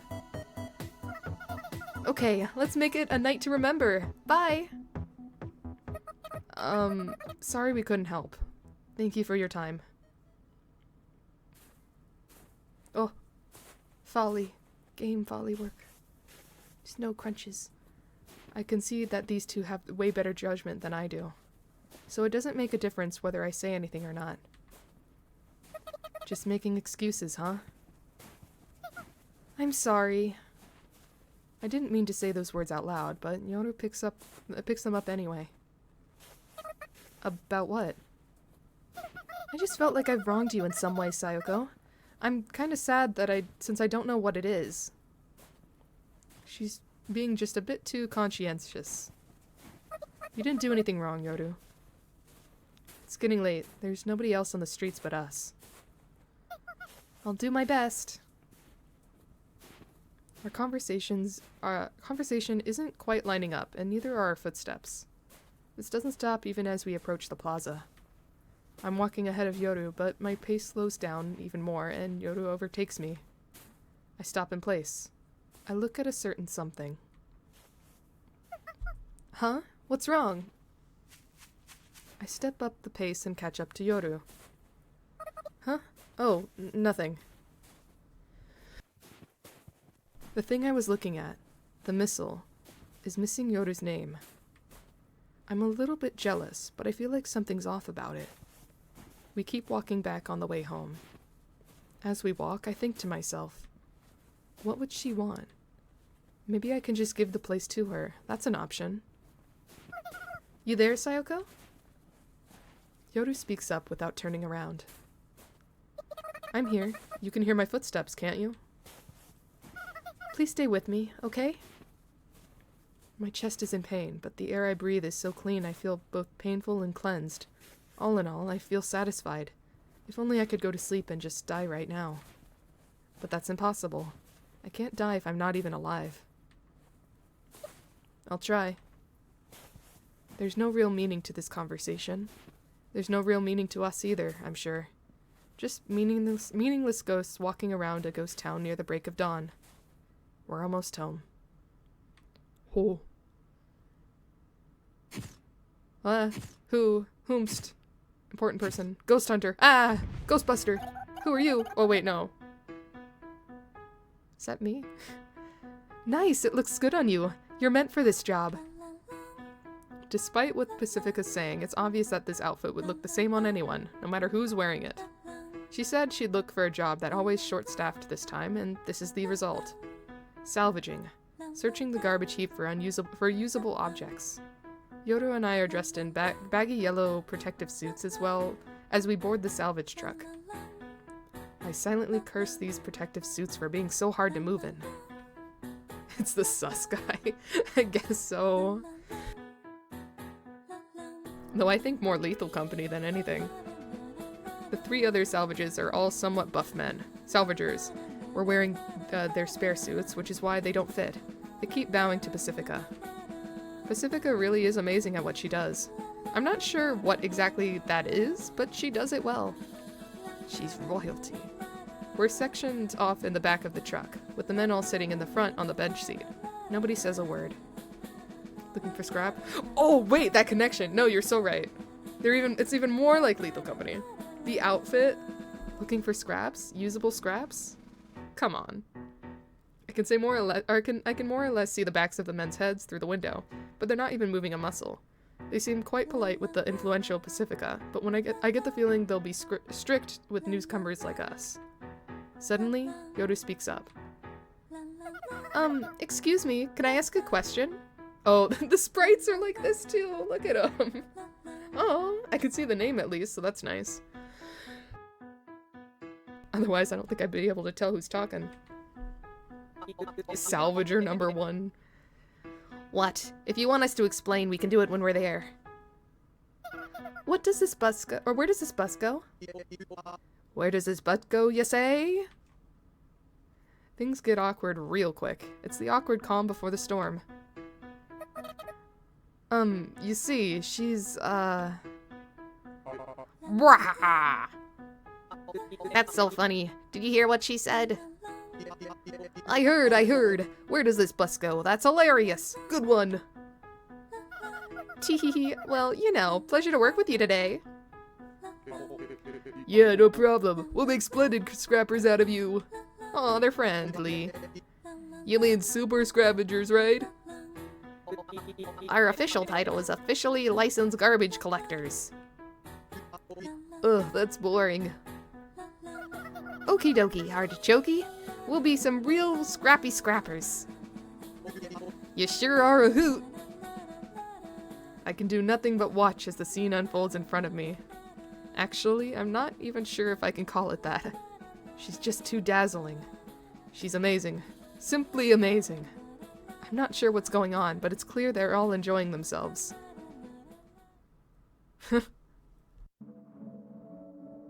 After some banter, we arrive at a place that's quite memorial to me in certain sense. The truck parks by the fence surrounding the giant garbage dump on the outskirts of town. Thank you for hydrating.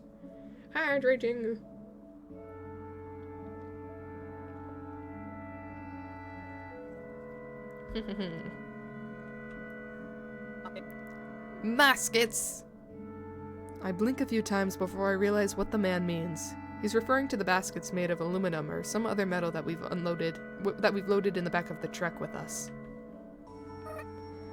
Okay. Oh wait, no, that was me. That was Sayako. Yoru and I take the baskets as we hop out at the back of the truck. I'm already starting to get tired of the baggy suit's lack of mobility.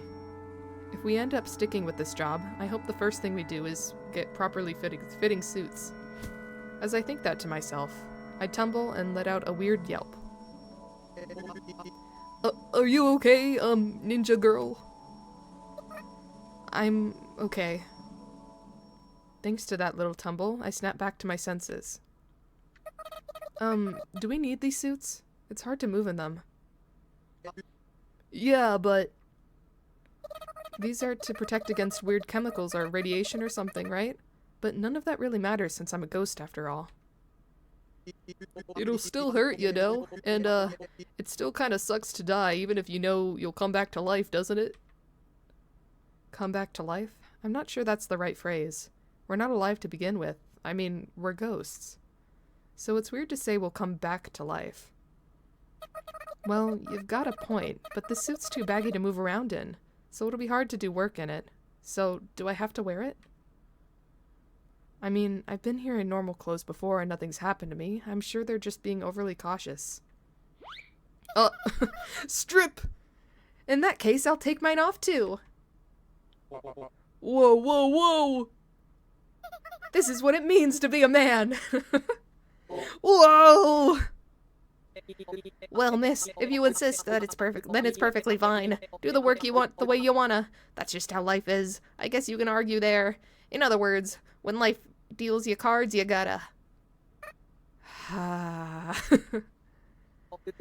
Sorry, just be careful. Yes, sir! Work is just about what I expected. With baskets and tongs in hand, we fish around the garbage for anything that seems useful. The garbage is piled up haphazardly, and nothing feels dirty. Nothing's rotten, and there's not much of a smell. I'm starting to think that maybe this town doesn't even have the bacteria and stuff necessary for rot to form. After all, this town only has ghosts in it. And this garbage heap only has things that aren't living. This is where all the town's resources originate from, and this is where all the town's resources eventually return. One of the men instruct me to search for the electrical appliances. My instincts somehow tell me there's no good finds at the current location, so I distance myself from Yoru and the men who are searching through garbage within a set perimeter. Ah, yes. Separate from the group. Good idea. It's not because I can't handle hearing Yoru's chanting and laughing with the men. At least, I don't think it is. I suddenly notice a car windshield at my feet. Oh yeah, what about that car? Do things lost outside of town come back here too? Did that car get buried somewhere in the garage pile after it exploded? If so, Did it come back as individual parts or as a whole car? If it came back as parts, then maybe this windshield belongs to it.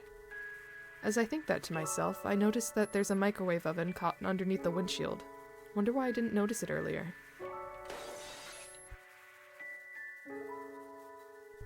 I lift up the windshield and hurl it somewhere. I hear the sound of glass shattering. That could have been useful. I found a microwave. She looks so kind as she says it. With warmth, she says, I found a microwave. Remember to release the arm. Don't worry. It's not being pinched. High pulse is just because high pulse and no other reason. I rush back to the scavengers to report my find. It's my first big find of the day. Oh, so that sound was you, Sayako? Yes, the microwave was shielded by a windshield, so I threw it in the wind. Ahaha. Hahaha. Oh, Shay, you're gonna go? Okay. Bye-bye. Thanks for stopping in. Happy 2025. Yeah. Shia. Cough, cough. I fail at forcing a laugh, so it comes out more like a spasm. The men try to say something, but it looks like they're speechless, so I can't help but groan. I'm just not good with this kind of stuff. I feel like I felt this way before. Several times, I mean. Have I never tried to improve? Or am I just unable to? I feel like it's too late for me to even know at this point. Oh, they have faces now!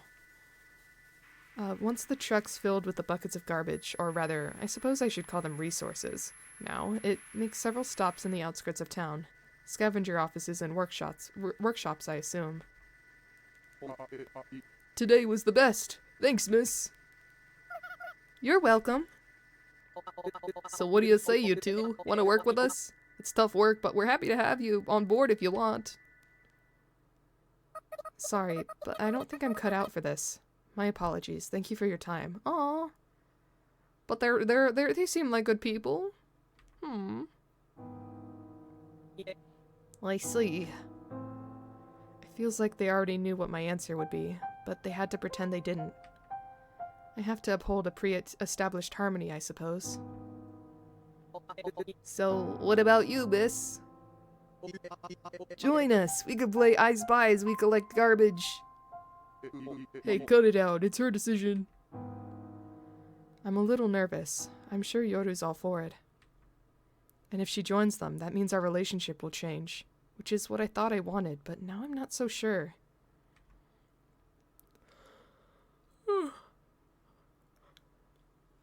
Sadly, they don't have eyes. It wasn't meant to be. Oh, they're circles of blue and white. Yes. They are too simplicated.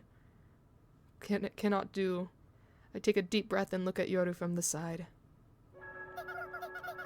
If Sayako's not in, then neither am I. Yoru! I have to say something. I want to object. I want to tell her that she's making the wrong decision. I'm sorry. Yoru apologizes. But for what? Why? I just don't know. I don't understand. Are you sure? Yeah, I agree. Are you sure? Pipe down, you. Sorry, but I've made up my mind. I'll come visit. Be sure to turn the heater on. And with that, Yoru starts walking. She grabs my wrist with surprising force coming from her slender arm. I manage to keep up with her despite stumbling a bit. Sayako, the night's still young. Why don't we go visit Mrs. Pacifica at Mrs. Pacifica's house? We have to report to her after all. I nod my head vaguely. Perhaps because I'm considering suggesting one more time that Yoru could work here. But I'm sure she has no intention of doing that, so there's no point in saying anything about it. You were so good at that job. You looked like you were having so much fun. So why did you reject their offer? I don't get it. I end up saying something vague instead. We should apologize to Pacifica when we see her, huh? I guess so. In the end, I don't say what I wanted.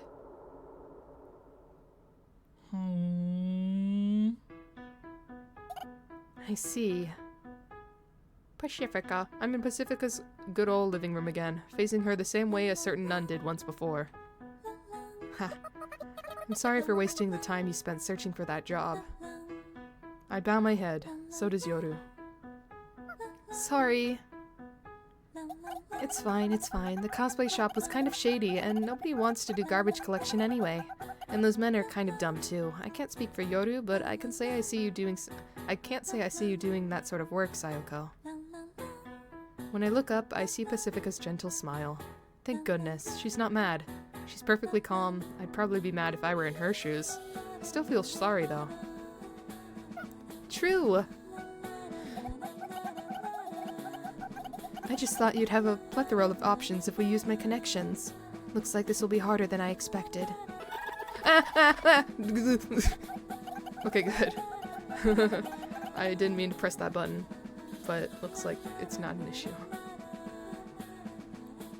Okay, once again. Wait, no, maybe it is an issue. Going back. Go back. Or, no? Okay, whatever. I was wrong. We were fine before. Time travel moment ruined.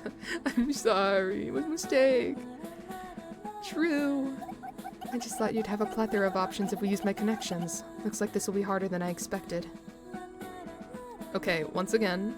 What exactly does Pacifica do? I want to ask that, but there's no way I can. But how can you expect me not to want to ask? I start to debate to myself, but stay silent in the end. No, I want to know. She's very rich, has many, many connections, very teacher-like. I don't understand. She's a corrupt politician. Wait, no, they wouldn't be very well liked. I don't know. There's no point in forcing yourself to do a job that you'll quit immediately. I think manual labor only shows its true advantages if you're employed in the long term. Just take your time searching. I'm so glad to have your help. You are too, right, Sayoko? Huh? Yeah, I'm glad to have your help. Sorry for the trouble. We're friends, aren't we, Sayoko? I hear the front door start to open. It's probably Anya. Pacifica said she'd be here later. Probably. Who is it? Who are you? Stranger? Stranger danger? Anya said she'd try to find us work using her own personal connections. But she also said, my networking is a poop compared to Pacifica's, so don't expect much, she said, before promising that she'd keep us in the loop. Oh, is Anya coming too? As I grin for the stupidest reason ever, Yoru speaks up to me. I nod vaguely in reply. Anya's a worker as anyone else, so she should have connections of her own. But I suppose anyone's connections would look like poop compared to Pacifica's. Let's splash some hot water on her as a penalty for being late. So cruel. Let's do it. Yay! She's kind of scary when you think about her like that. Pacifica's hands Yoru a kettle full to the brim with hot water as she gleefully waits by the door. Wait, really? You're gonna pour it? I'm assuming it's not boiling. But jeez. Alright, what a prank. What if she's got a dreadful side to her that I don't know about? Wait, I guess it's obvious that she does have a dreadful side to her, but what's truly dreadful is not knowing what it is. When I do come to know what's that side of Pacifica, will I be able to keep loving her the way I do? What if I told her all of this? I can only imagine the worst. I don't want her to hate me, after all. Regardless of the path that brought us here, she's the one who reintroduced me to the outside world like this. Maybe I should discreetly ask Anya when she's here. I'm sure that'd be better than asking Pacifica herself. As soon as I make up my mind, the living room door opens loudly and... Oh! His name is Ruffian. Look. Ruffian. No! I gotta show off my ninja skills. Don't move! A man shouts coldly as he barges in the room, tearing the casual mood to shreds. In his hand is a high-caliber pistol, big enough to be used as a blunt weapon. All of us freeze and fall silent.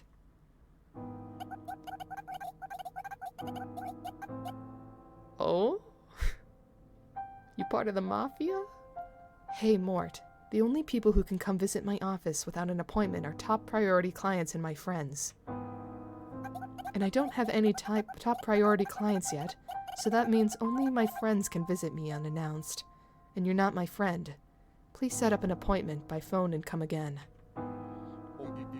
You shitty bitch! You ruined a once-in-a-millennium business opportunity! How dare you! How dare you make that face at me! Oh, please don't get the wrong idea. I only did my job. It's the truth you cut corners, isn't it? If you came here to bark at me, you're barking up the wrong tree. Damn you! Now put down that dangerous thing before you regret it. What? Do you have any idea what situation you're in? Wow, so cool. I had zoned out due to the surprise, but Yoda's ambiguous murmuring snaps me back to reality. We're up against one man. He must be tired holding that gun up or something, since his hand's trembling. I don't think he's used to wielding a gun. In any case, judging by his stout, protruding belly, he probably can't move very quickly. I didn't want that Gant bastard to beat me. I've done everything I could to win. But then you had to butt in and ruin everything. You're the one who leaked everything to the company, weren't you? That's right. I did my job. My hands are clean. How dare you say that when you've been using your position to line your own damn pockets with such outrageous margins? Everything will be fine. I can take this guy. Wait, no, don't say it like that. Well, no, if they die, it's fine, because they'll revive. But, like, the way you said that makes me think everything is gonna go wrong. The situation itself isn't good, but I'm happy the possibility that I can be useful to Pacifica. So what do you want me to do? I want you to die! Is that Yoru? Yoru hasn't talked besides saying, she's so cool. She's been pretty silent. I could take him line. No, that was, Sayaka? What's the point? It'll just come back, you know. Do you have the brain cell of a child, Mort? Pacifica's voice is cold. Cold enough to freeze the steam the man's been spouting. Being tongue-tied. I can at least make you writhe in pain before filling you with lead. There's plenty of time to regain your company's trust. We've got all eternity, actually. Are you unable to make a rational decision? Shoot his kneecaps, you know how to? Well, I don't have a gun right now. I guess I could steal it. I've stolen someone's gun before, I could do it again. Shut up! Shut the hell up! Who gives a damn about your logic? How can you possibly know how I feel? The man's voice gets slightly teary. On the other hand, Pacifica's stance gets firmer and firmer. So much that I'm wondering if she can even see the gun in the man's hand. Oh, is that so? I understand. Allow me to make it up to you. Suddenly, Pacifica softens the tension in her voice. The man mumbles, but ends up not speaking. It seems like Pacifica intends to resolve this problem with money. I send her a look that says, there's no need to do that. Pacifica picks up on my signal, but she responds with a wink that I'm not clever enough to decipher. Pacifica picks up a pouch that was left on the table and starts rummaging through it. She then takes out a small tube. It's probably lipstick. Probably. If you're going to pay out, then do it in cash. I'm done playing your games. Oh, that's too bad. Something shines in Pacifica's hand, and at the same time, a dry bang rings out. The man's gun hits the floor with a thunk. He then falls to the floor, holding his shoulder. Oh? I'm out of cash, but I've got plenty of lead. What a tiny gun. It's only when Pacifica says those words that I realize the lipstick in her hand is actually a teeny tiny gun in disguise. Teeny tiny. If you'd like a second payment of lead, then by all means come and take it. Pacifica calmly asserts as she picks up the gun the man drops and points it back at him. The gun looks too big for Pacifica's slender arm, but for some reason, it looks more deadly than when the man was holding it. The man mumbles and groans, but no intelligible words come out. He must be in too much pain to speak. Ho! Ho! Ho! I can't hear you! Pacifica kicks the groaning man. Specifically, she kicks his gunshot wound. Instead of screaming, the man's body twitches and convulses. His body is collapsed, face up. After losing consciousness for a few seconds, the man tearfully pleads with Pacifica. Mercy! Please have mercy! It hurts! It hurts! Get lost, now! And be sure to tell your little friends exactly what happened here. You hear me? Okay, I promise! I promise! Yeep! Pacifica takes a step forward towards the man. It looks like the bullet's still lodged into his shoulder. The man squirms to get some distance, perhaps having recalled the pain of being kicked in the gunshot wound moments earlier. How about you hire me, Pacifica? We can be partners. Know your place, shithead. Ha ha ha ha. And with those final words, Pacifica shoves the sole of her boot as far into the man's rear as physically possible. The man scuttles away surprisingly quick, as if borrowing the momentum from the kick. Phew. I look at Yoru beside me. I kind of expected it, but her eyes are sparkling even more than I imagined, and she rushes up to Pacifica and hugs her. That was amazing! Say that line again. Hasta la vista, baby! I didn't say that. Oh, you miss so much, Anya. Yo, what I miss? Anya suddenly pops through the door. The man left wide open. Looks like things got kinda weird here. That what's this face guy was here, wasn't he? You saw him leave, didn't you? I've already taken care of him. Oh, and that thing worked like a charm. I'd like to order a dozen. I quite like that sort of thing. Ah, she made the lipstick gun. Oh, seriously? I'm quite proud of my handiwork on that one. Wish I could improve the shell ejection, though. I know it can't work out exactly like the movies, but still. What does Miss Pacifica do exactly? Yoru whispers in my ear. I feel ever so slightly relieved to know that she'd been wondering the exact same thing as me. I'm not sure, but she's probably some sort of agent. An agent? Of what? Something. Once that non-committal word leaves my lips, I realize I sound just like Yoru. It's kind of embarrassing. So, how'd the new job go? Looks like it wasn't a good match. Got any leads? Nope, nothing, sorry. I tried looking, but everywhere I looked, places were neither understaffed nor overstaffed. Just staffed.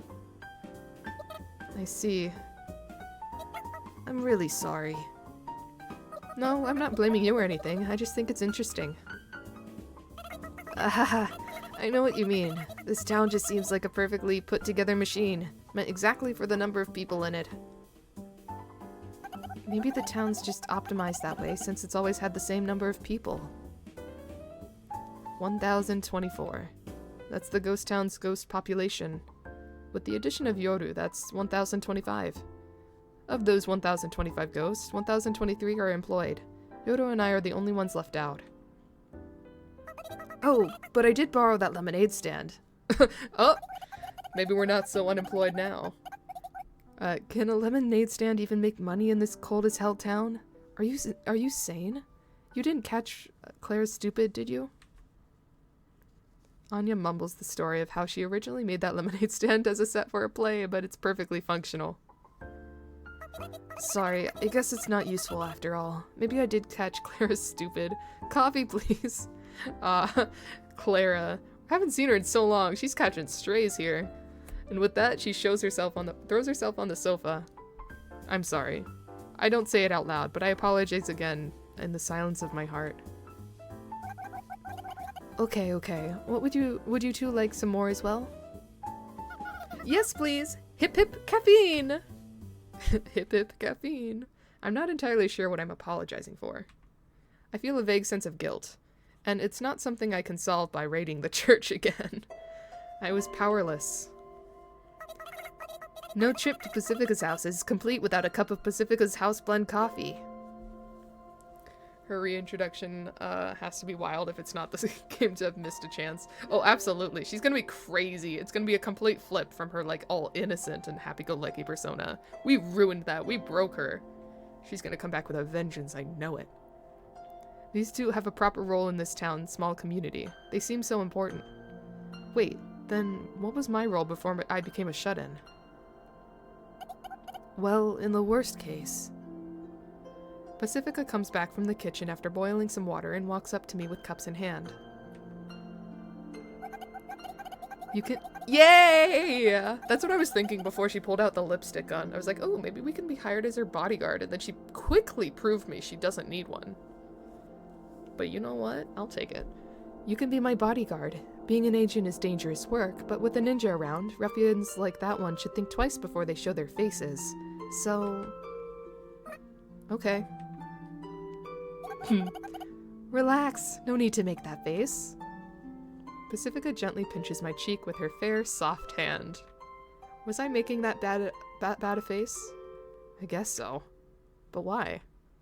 I'm flustered. I want to rebuke myself by taking advantage of people's kindness like this all the time. I have nothing to offer. A bodyguard! I see! I never thought of that! Milk her dry, Sayako. I'll take all the money. That's why even if I became Pacifica's bodyguard, I'll never feel useful. Oh, no matter how many enemies I take down, it doesn't change the fact I'd still be taking advantage of her kindness. Oh, we forgot to splash Anya with hot water. Oh, that's important. We need to do that now. It's not too late, you know. I'm not sure what you're talking about, but please forget about it for the rest of eternity. I've got a suggestion for Yoru when we get home. If she's receptive to the suggestion, I'll discuss things further with her, as much as possible.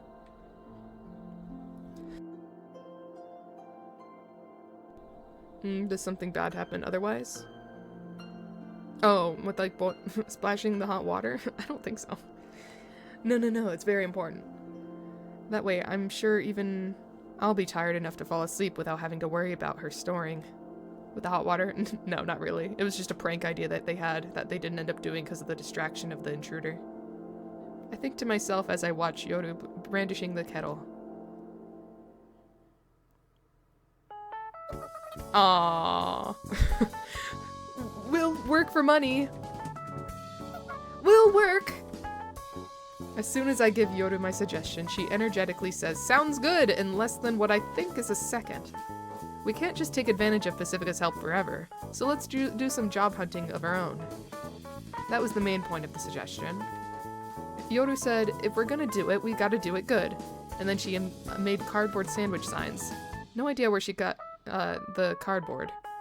I hid my astonishment at her craftsmanship in my mind. I was applauding her. But her snoring is still way too loud. Her raw energy, both awake and asleep, is grating on the ears, which is why I don't praise her out loud. I don't know how many hours we spent with those signs in hand. I figured that having something to do would serve as a good distraction, but in actuality, the cold, the fatigue, and the shame were just wearing down on the mind. Cough, cough, cough. But I honestly believe that this is what I can and should be doing right now. So we do this today. And the next day. And the next day. And the next day. We keep standing and barking all around town. The end is near! Nuclear war! Buy gold! Seems like Yoru has had enough. I'm nearing the end of my rope too. The town's workforce really must be saturated. Would anyone actually give work to job searchers with sandwich signs when every position's already filled? I just want to throw myself into the snow and give up. That's when somebody calls out to us. Ah, it's you! Ah, Armageddon's coming, huh? You're always living on the edge, Yoru. Guess he's not calling us out to us exactly. Just Yoru, and this isn't the first time someone's called out to her. While I've just been aimlessly wearing the sandwich sign, Yoru's been making acquaintances one by one, gradually assimilating into the town. Oh, did you really get the deciphering of the sign? Tage something Nuru. Cough, cough, cough. I don't recognize any characters in the sign. So good on ya. Oh, Mr. Patel, how are you? Thanks for your help the other day. I feel a little better now. Not completely healed, but better. Thank you so much. Come visit the cafe again. You should hire us. Sorry, we've got enough workers as is. I see. Be sure to tell us if there's ever an opening. Both of you believe me so easily. Literally said lol no in Japanese. We've been got. Dang you, darn you, curse you, grr. Yeah, well, when the time comes, see you later. It's my fault for not knowing kanji. My bad. What happened the other day? I asked Yoru as I watched Mr. Patel leave. I listened to him talk about his issues. Wait, no, that's not me, that's Yoru. I listened to him talk about his issues. I didn't understand what he was saying, but I just nodded and said yeah to everything and he seemed happy, so I guess it's all good. Is it though? I'm sure he just wanted some validation from someone. Validation? Someone to tell you that it's alright, you know? Let's become counselors! Is it really though? Either way, he's doing his best, I think. You think so? Well, he looked happy, so I want to believe in him. As she says that, Yoru smiles ambiguously. Or maybe it's only ambiguous because I'm too dumb to understand it. But what I do understand is that her smile is awfully beautiful. It's so beautiful. Thank you for the cheer, Fillion. Appreciate it. Dinkya. It's so beautiful I'm jealous. Almost resentful even. She's got such a beautiful smile. I'm sure she'll be able to find work. Unlike me. Cough cough. I really hope my cough gets better. I think I might go to like a quick care or something tomorrow. Just to be like, hey, help me. What? Oh, nothing. I'm going to go over to that street. You stay at the plaza. As you command, my liege. I have a friend who kept going on about the Steins Gate. Oh, is that what it's from? Steins Gate? I found it just on like a noise clip thing when I was finding noises to use for my stuff. I have not watched Steins Gate. I know I was about to watch it, but I didn't end up doing that. Taking any over-the-counter? For a little bit, but just it doesn't help with my cough in any way. Like I took, at first I was taking Mucinex, and that helped me kind of like get rid of stuff. And then I started taking, Dayquil, but it just doesn't help with the cough in any way. And then I've been taking cough drops. I don't know. Watched Steins Gate, don't remember anything about it, but remember it being fun. I know it's like very highly rated. So yeah, there's so many things I need to watch. I just have not really been sitting down to watch things. Cough. I totter over towards the back streets. It's not somewhere you'd expect someone looking for work to go. I just want to be alone. Oh, am I gonna find a shady job? I thought someone walking would cheer me up, but the more I walk, the more tired I become. So it looks like I'm playing a losing game. I remember a day long ago when I waited for the bus in the rain. I remember waiting 20 minutes for a bus that comes every 30 and fed up with waiting, I ended up taking the train home. Even though I know the bus would be there in less than 10 minutes, I spent 15 walking from the bus stop to the station to catch the train. By the time I realized I had wasted the effort of waiting 20 minutes, I'd already been walking for quite some time. I suppose I was just tired of staying in one place. I didn't know what I was doing, so I ended up doing something. It feels disgusting not to understand yourself. I feel somewhat like I felt that day. Whoa. As I turn the corner, I bump into someone. Uh-oh. It's everyone I've ever beat up. Uh-oh. Uh-oh. You were at the church. I recognize who it is. That's right. It's the man who stopped me by the entrance when I snuck into the church. I bribed him with mints and then killed him. Hey, is that the ninja? Some other guy is his name. Behind the man are 5 similarly dressed men. His friends, I suppose. Some guy. Yeah, that's right. I see the men reach inside their coats, either for concealed guns or bladed weapons. We're about to have another ninja moment. Leave me alone! I asked to be left alone, but I have to admit, I am a little glad that a stress-relieving distraction has decided to waltz up to me. Oh. Let off some steam and get paid for it achievement. When I come back home with a broken sign and a bit of cash, I'm greeted by Yoru and some unfamiliar furniture. I think we stole their money, is what just happened. Haha. Where'd you get all this? Welcome home! I was given these. You were given them? Yep. I got some food too. Some people said, I can't employ you both, but I can give you this instead. Some people said they could employ one of us, but I guess it's hard to find anyone willing to employ us both. In reality, I think they just don't want to employ Sayoko, which is kind of oof. Eek. I see. Those misers, am I right? Ahahaha. This is the difference between me and Yoru. Yoru's gained the goodwill of many, and even if they can't employ both of us, they can still help feel fulfilled.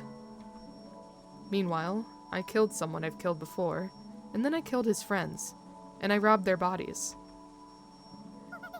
You know, they didn't maybe they instigated? I don't know. We'll say they threw the first punch. How about that?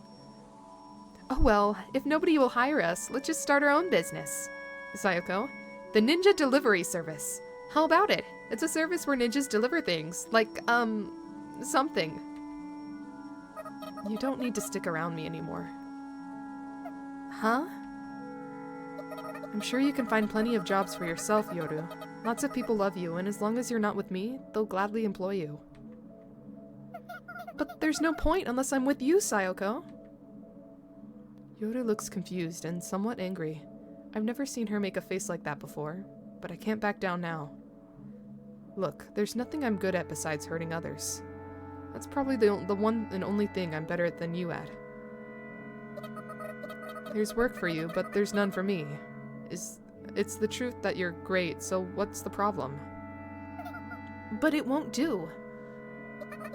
It can do, and it will. I don't want to feel miserable. I don't want to hate you, so please. I should leave, shouldn't I? If possible. Sayoko? What is it?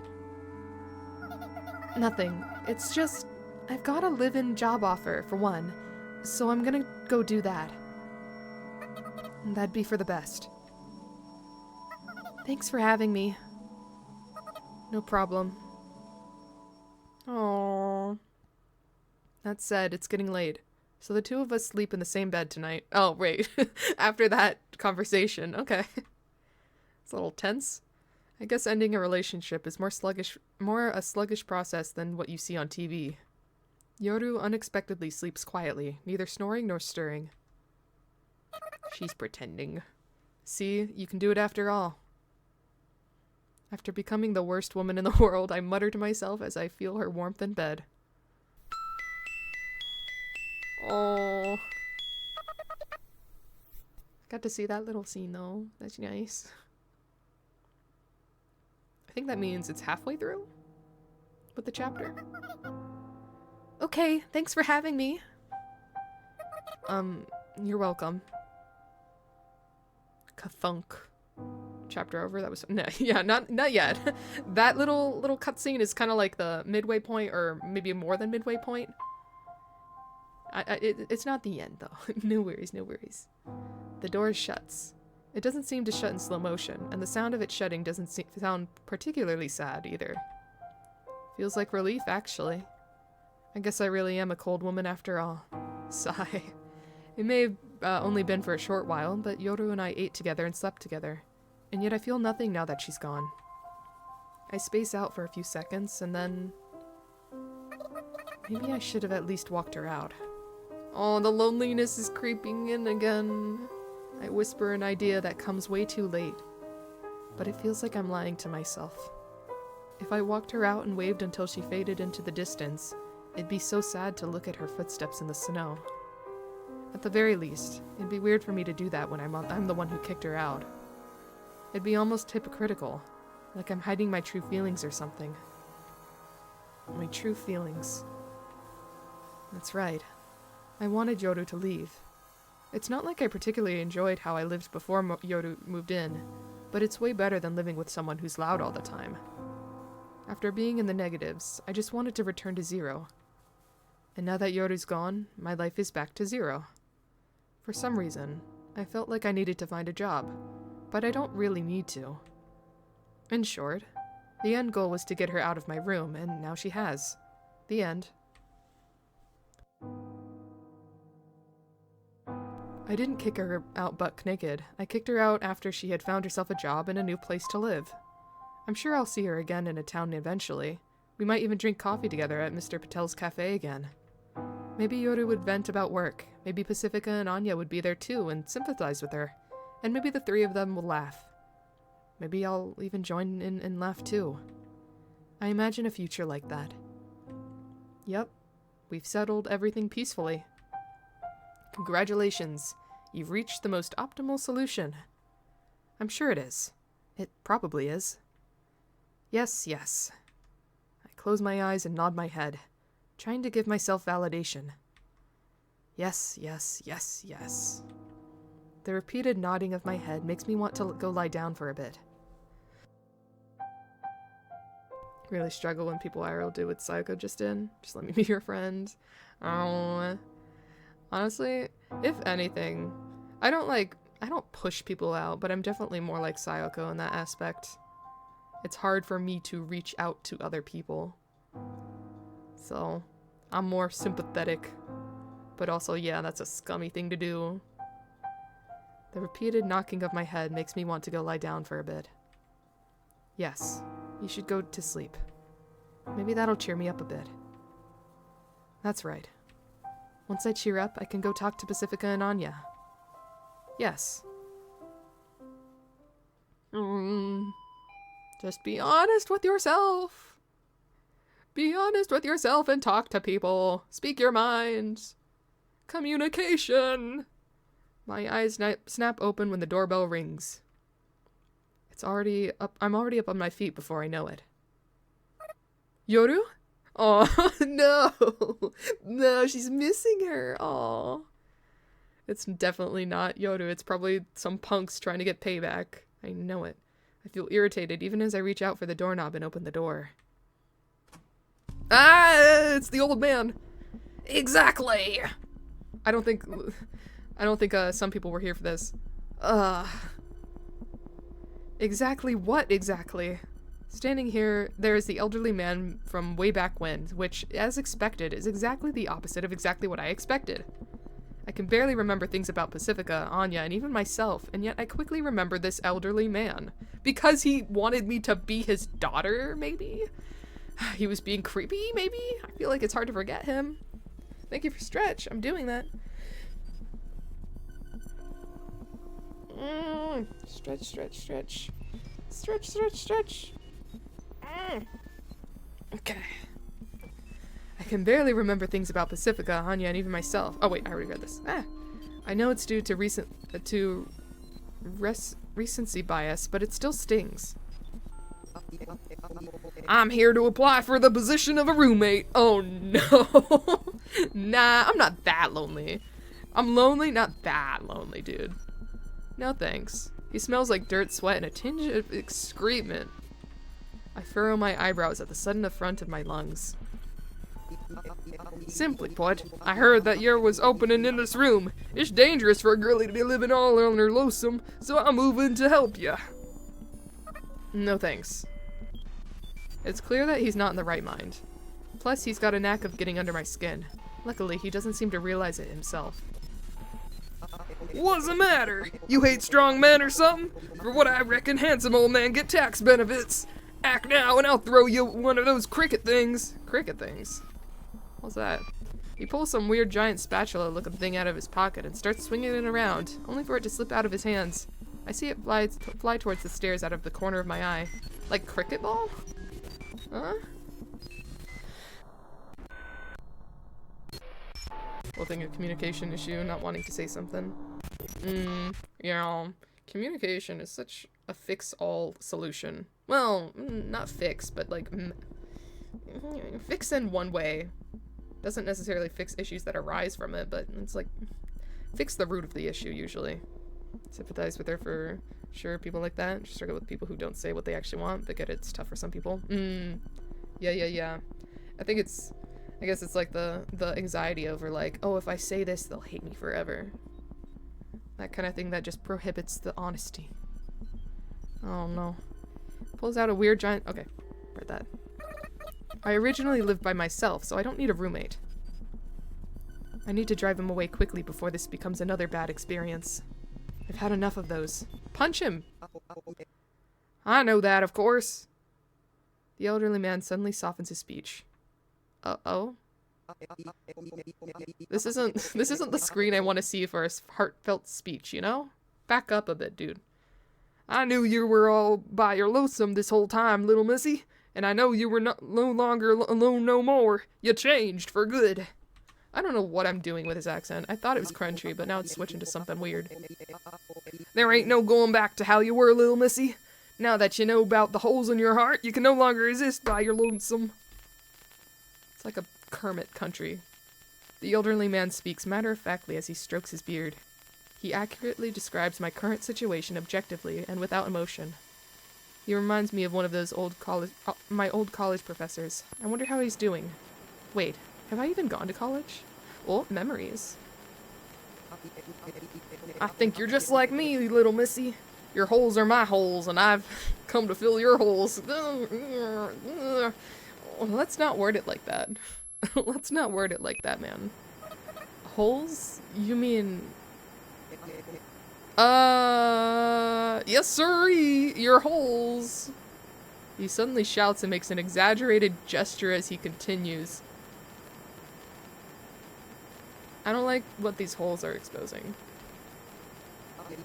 A fine metaphor if I do say so myself. I didn't prepare no script, but them's fine words if I do say so myself. Heh. We are holes, holes crudely dug and crudely filled back up. We are holes. A crudely filled hole looks good, but it ain't the real thing, and it ain't got real much purpose, but either way is still there.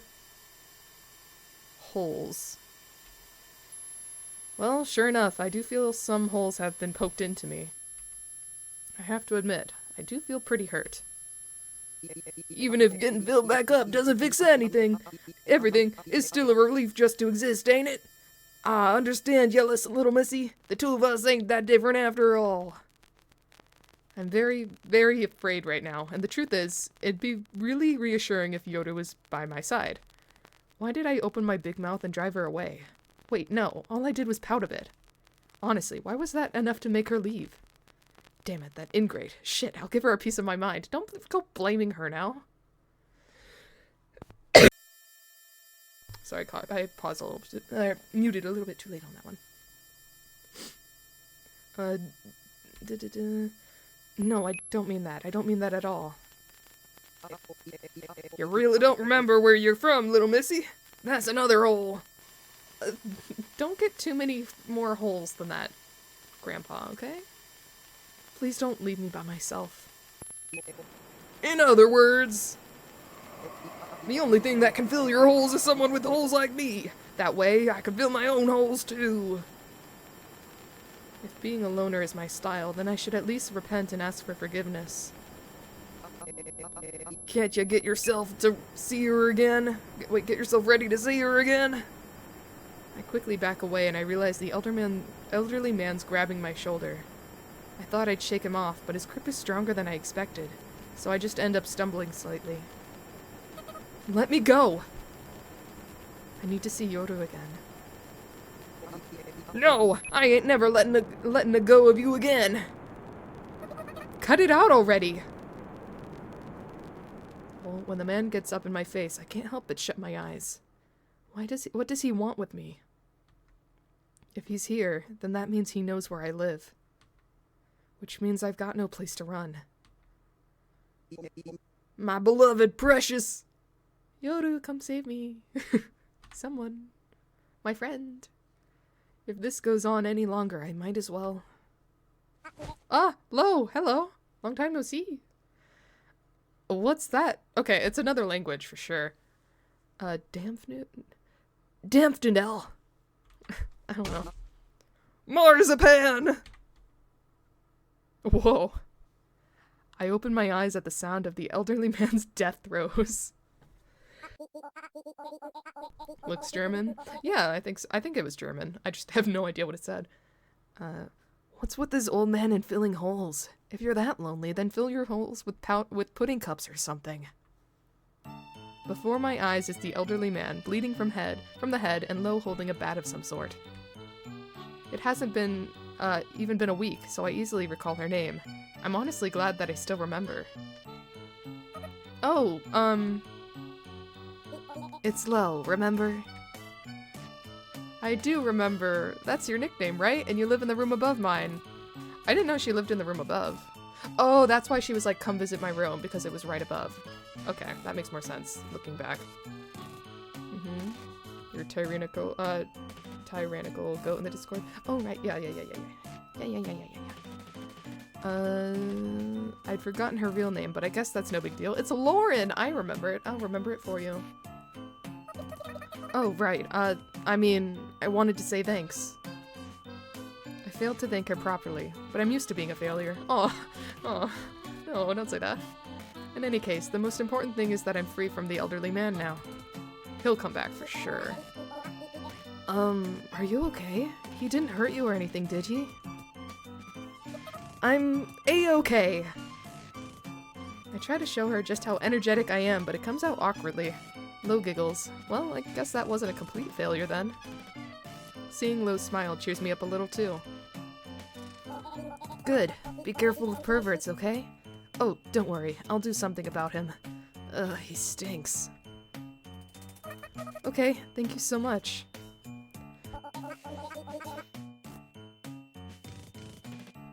No problem. You and Yoru come visit sometime, okay? Lo goes down the stairs, dragging the elderly man behind her. The man leaves behind a trail of blood. That'll stay forever. I'll come by when I get the chance.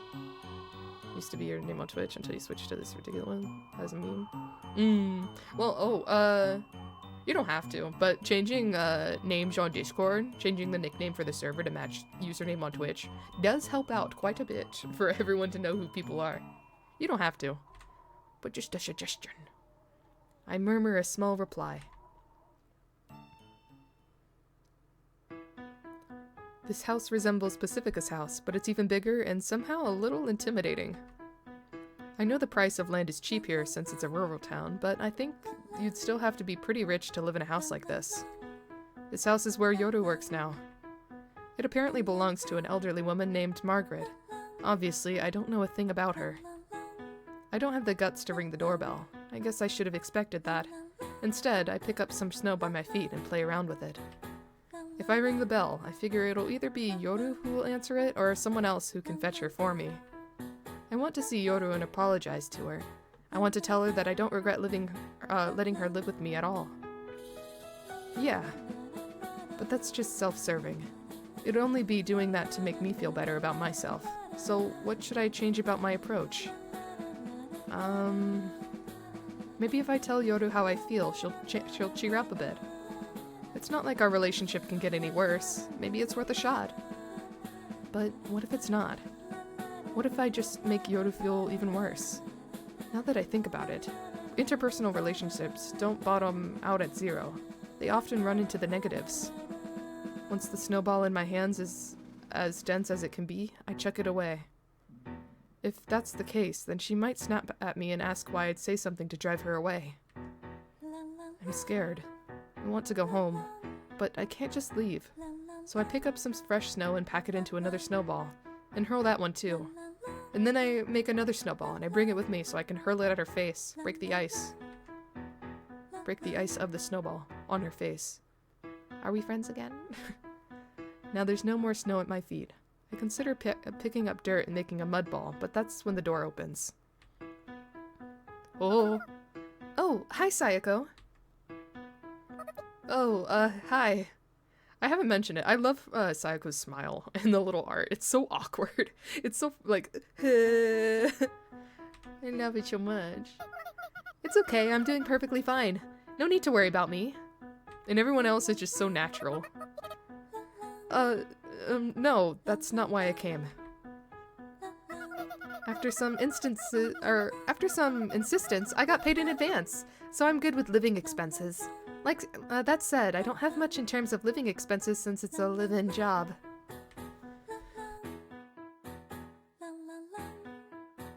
Bum bum. Yoru gives an ambiguous chuckle. I know my sixth sense could use some glasses, but even I can tell that her laughter is forced. Yeah, she looks not so happy right now. No, that's not it. There's just something I wanted to talk about and... Oh, Margaret. Margaret Sprite. Boss music, Margaret. And just who gave you permission to talk? I'm sorry.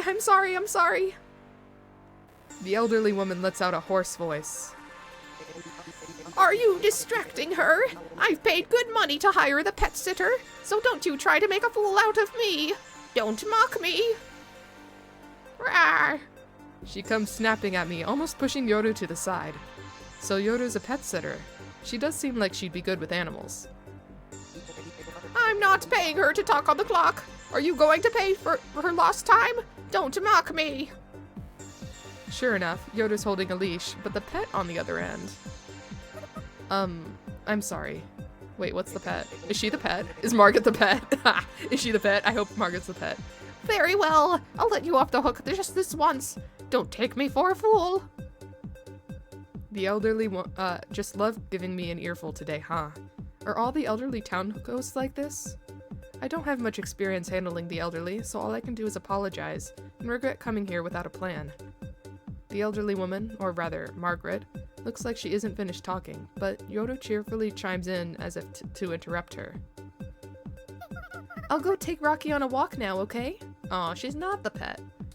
Right, she's a professional pet sitter now. An unemployed person like me shouldn't distract her. That's not Rocky! Margaret shrieks hysterically. For a second, I have no idea what's happening. Thank you for hydrate. I could use it after this voice.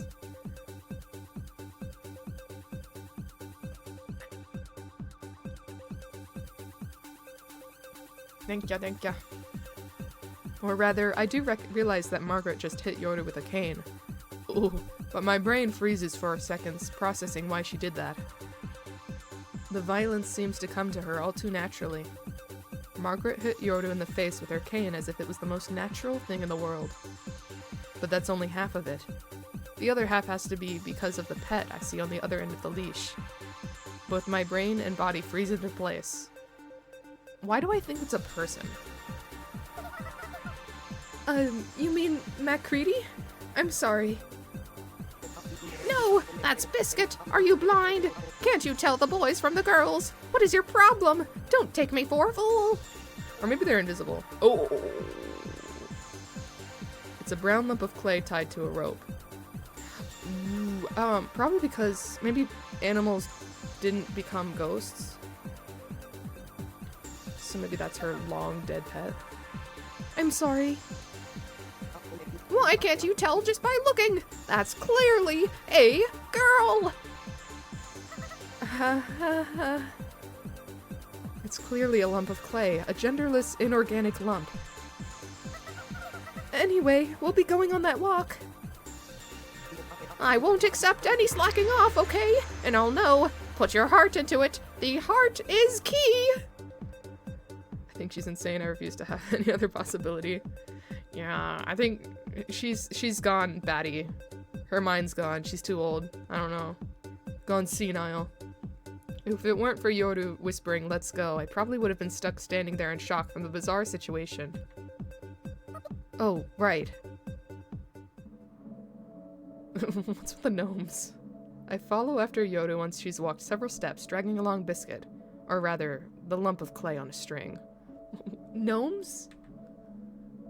Can I get an explanation for that, please? So, about Biscuit. This is just a lump of clay. Yoru nonchalantly states the obvious.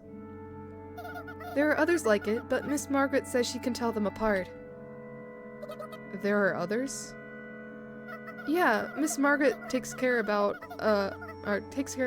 100 of them in total. They all have names, but she says it's hard for her to walk them all. 100. It's nowhere near 1,025, but that's still a lot of pets. But why is she naming lumps of clay and keeping them as pets?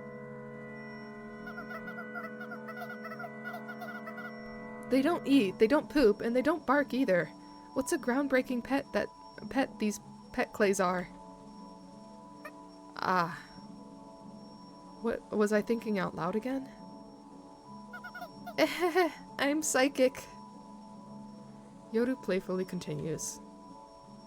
My job is to walk them all, and help Miss Margaret around the house, too. Wouldn't it be more efficient to walk them all at once? It's the heart, apparently. The heart? Yeah, apparently walking them all at once is proof of being heartless, and it's a bad influence on the pet clays. Huh. I don't get it. I know, right? But I get money and I get a place to live, so I'll do my best. I'm quite good at menial jobs like this anyway. Oh, but she hit you with a cane. An old lady's not strong enough to kill me. But still! She's treating you like a slave, isn't she? You should quit. Dragging around lumps of clay all day isn't proper work. I can't. I got paid plenty in advance and I already bought several things. That'd be like skipping the bill. Let me take care of it. I'll thrust something sharp into her and... Ah. I stumble over my words, then stumble to the ground. This isn't work. All I'm capable of is terror and destruction, and that's not what Yoru needs right now. She's chosen to live in this town as one of its town ghosts. To live amongst us in peace, with her own role to play. Thank you. I'm glad you care about me. As Yoru speaks, her face looks tired, yet lively. It makes me feel like my tiny regrets are nothing more than insignificant digits, truncated several places after the decimal point. So I decide not to say anything. Yoru is independent now, so I need to be independent too. By the way, about how deep in debt are you? Okay, bed calling, I dream of holes. Okay, good night, Deft. Sleepy time for you. See you when I see ya. Bye-bye. Happy 2025. Despite my decision to be independent, I stubbornly ask that question. I ask because I figure if I can find work for myself and save enough money, maybe I can take her back, or at the very least, get her a more decent job. It wouldn't be bad to work towards a goal like that. Yoda starts counting out the money on her fingers. Oh god, it's bad. Eep. Yoda comes up with a figure that far exceeds my expectations. It's enough money to buy 2 decent cars, or 1 good car. Ooh, what did you use that money on? Several things. I figured I might as well since I've got nowhere else to go, so I splurged a little. Ah. Oh, come on. That's right. I forgot how I'm not used to this girl's thoughtless optimism. Whoop. Once Yoru makes a lap around town, she goes back to Margaret's house to pick up a new pet clay to walk. While I could tag around with her for another lap, I decided to go back home instead. I can't even bring myself to watch her walk away. It's just so frustrating, I can't watch. If I did, I'm sure I'd start plotting ways to physically persuade that elderly woman. I know, if I happened to change my mind before I got to my destination, I could always choose to go to Pacifica or Anya for advice. Or, you know, punch the elderly woman in the face. Haha. Intimidation and fix everything. But then again, after all that work with those two did to help us out, Yoru found a live-in job by herself, and I lost my reason to look for work. I don't know what sort of what sort of face I should put on when I report back to them. But I do know that I need to report to them soon. With that thought in mind, I gaze at the missile while I cross through the plaza. Is her name gonna be on there? Clara! Oh, long time no see. Ah! A familiar girl drops a cardboard box which makes a distinct plop characteristic to a cardboard. She looks this way, not at me, but through me, as if looking into my past. The past. She is afraid. Even someone as dense as me can tell that. Her name's Clara. The nun who got that impressive collection of bullet holes when I used her as my substitute. The nun who called me a poop head just before she got that impressive collection of bullet holes. I felt we had reached a mutual understanding for that short moment. But I don't think that's quite right. There's something I've been meaning to say. Clara desperately stammers. Paper flowers spill out the cardboard box at her feet. Wait, she's not even officially a nun, is she? Then what exactly does she do? What's her role? What's her source of income? Ever since I started looking for work, I've been thinking these questions about everyone I run into. What is it? I decided to reply for now. Honestly, it'd make me feel a little better if she were to say something like, "It's my turn to murder you, so best be prepared." Oh.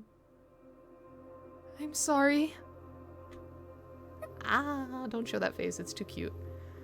Huh? That's not what I was expecting for her to say at all, so I find myself at a loss for words. I did some thinking after everything that happened, like what I did wrong to make you so mad. Clara starts talking with tears in her eyes. It's not your fault. I must have done something wrong. I'm sorry. Oh, I feel a little bad. I have no idea what to think. I haven't even thought about thinking. It's like I'm just churning out cookie-cutter answers. I don't blame you for what you've done, so please don't worry about it. How can she be so self-sacrificial? I think it might be Team Clara now. She didn't technically do anything wrong. She was just so, nothing affects me, I'm so pure at the beginning that I was like, ha, get punched. But now it's a little guilt-inducing now. How can her heart be so pure? Is that what she wants me to think? Ha, ha, ha. Don't make me smack you. But let's talk things out with words instead of violence this time. Please come visit the church. We have tea and yummy sweets. We can make friends, laugh, and have fun. The ideal girl speaks of her ideals with an ideally look in her face. Give me a break. None of that stuff is what I need. My boundless rage actually calms me down. It gives me a sudden flash of inspiration. My thoughts freeze over and become clear, like ice free of any impurities. I feel like she's about to go into, like, ninja mode. Like, are you gonna steal from the church? Tell me. No. That doesn't bode well. That doesn't bode well at all. You're gonna pull out a gun. Don't do that. You're right, Clara. I'm sorry about what I did earlier. Oh. I hug Clara. Her body stiffens for the first few seconds, but she relaxes soon enough. Clara's small and smells like a sweet-scented candle you'd buy at a cozy general store. For now, I wipe the snow off my hands on the back of her coat. I'm so relieved to hear you say that. Let's be friends and move on now. Or move on from now on. Wait, what? Something. I act out the cookie-cutter answer she wants to hear. It's as if to say there's no Sayako nor Clara here. It's as if we're just actors acting out an ideal script in the center of the plaza. I'm so happy. My love finally got through to you, right? Yes, that's right, Clara. By the way, I'm in a bit of trouble now, you see. Don't manipulate her. I feel guilty about that. Oh, that's not the way to go. Please. Oh, I can help. I thank her and let go, ending our embrace. The sweet smell fades into the distance, giving my lungs a bit of relief. You see... I place a hand on Clara's shoulder and give her the most troubled look I can muster. I peer into her pale eyes and establish firm eye contact. My role here is a pitiful person in need of help, and your role is someone who can give me that help. You understand? It's about money, you see. Money? I give her a truthful summary about the current state of affairs. I make sure to highlight how Yoru's being unfairly treated like a slave at her job. And I don't forget to mention how she's being subjected to casual violence. I firmly emphasize these 2 points. No way. Poor Yoru. So I want you to help Yoru pay her debts, but it's too large a sum for me alone. I put more force into my grip on her shoulder. I try, but fail to cry on command. It was worth a shot, though. So help me pay for half so we can reclaim Yoda's freedom. I just saw the eyes, sorry. This is her vision of events. Her perspective. Ugh. I think I pulled it off. Huh? You're my only hope. I squeeze out the most pitiful voice I can muster. I need you. Keep going. You're the only one I could talk to. More! Sister! Now for the finishing touch! Let's work together for the first time. Okay, let's do this! Oh. Ha ha ha, too easy. I do feel sorry for her, but any time spent wondering about how she feels is time wasted. What good could come out of that anyway?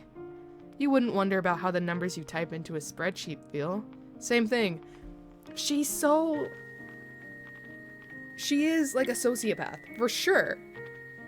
Or like there's a switch that gets flipped at certain moments. I think she is in her ninja mode, or whatever is happening. Split personality? I don't know. Just something. Sayoko's worse than Darth Vader. She is acting... I do not agree with her actions.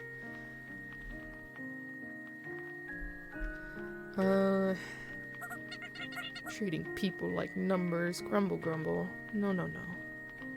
I will try. How much money do I need to bring? Okay, first, don't be alarmed when I tell you the amount. I tell her half the necessary amount. Times 2. Okay, so the full amount. In other words, the full amount, reducing the amount of work I have to do to 0. It's not that I don't want to work, it's just that it feels right for Clara to pay up that much. Jeez! Whoa! Ah! This is so cruel. Very serial killer mentality. I mean, she is a not serial killer, but like she is a killer. She's killed.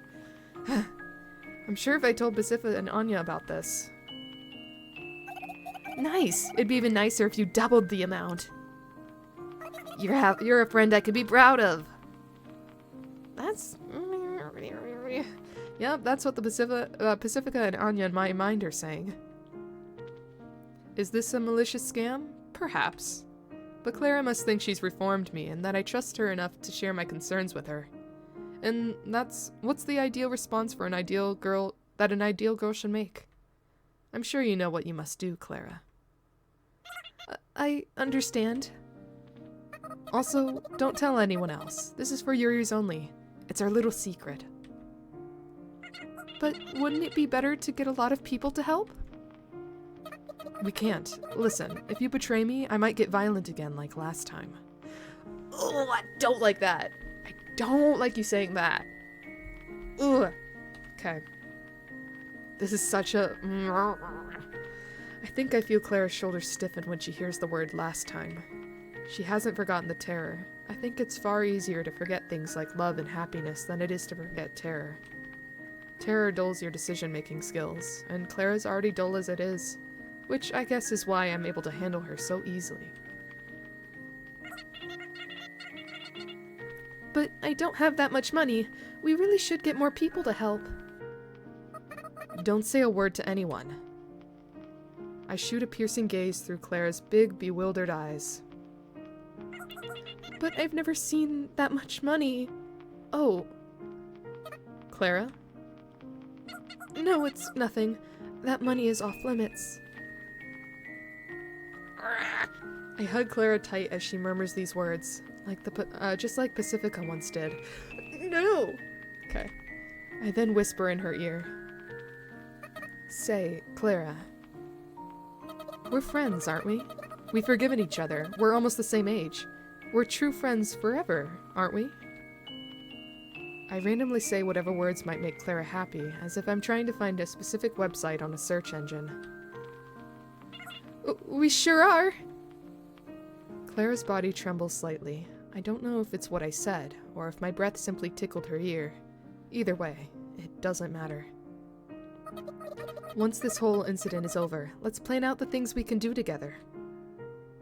Clara starts squirming more and more in my embrace. Just think of all the things we can do. I can't wait for us to plan everything out. Together, of course. Just the two of us, in my room, a sleepover. We'll be together till morning. And even so, I neither strengthen nor loosen my grasp on her, as if the embrace were completely natural. Oh, I wonder what you'll sound like as you snooze in my arms. That's such a weird thing to say. Okay. Clara twitches, squirms, and then stops resisting. The priest has money saved up for everyone in case of an emergency. That's sure to be enough, and I... Go on. I'm in charge of looking at that money every once in a while. If I don't, it'll disappear, like all the other stuff here, so... Clara? The next time I have a look at the money, I can bring it out. Thank you. I feel bad for the priest, but this is surely a good use of the money, right? God will surely forgive me, right? I'm sure he will. I'll pray that he forgives you too. Okay. Okay, see you later then. Let's regroup at my place when we've got the money. Okay. I'm getting tired, so I'm gonna go home and sleep. Good night. Good night. The conversation was 99% lies, but that last part was true. I really am tired. Not out of guilt or anything, I'm just tired from all this concentrating. All this emotional manipulation got me pooped. No words that can be said here. Oh, thanks for just stretching. Psychological manipulation with the threat of physical violence. Not cool. Not cool at all. Ugh. And she went like deep with it. I don't. Ugh. She's good at it. For someone who's like bad with relationships and stuff, she's really, really good at doing that. Stretching. Heard someone got gunned down, then debt dumped. Yeah. You missed some really, really fucked up emotional manipulation that just happened. Ooh. We are a bad person. Montello. Once I manage to get back home, I toss myself into bed and go to sleep with my coat still on. I feel sleepier than the night I got back from that movie theater on the hill. Sleepier than the night I finally got a potential job offer at a company and informed the university. Sleepier than the morning after I dragged 2 friends' corpses through the snow back to town. Sleepier than the morning after I committed a massacre in the church. Wait, did I do all these things? No, that wasn't me. Must have been things I heard from someone else that I've mistaken for my own memories. Right, that's gotta be it. Anyway, I think I'm far sleepier now than I was in those various events. Oh.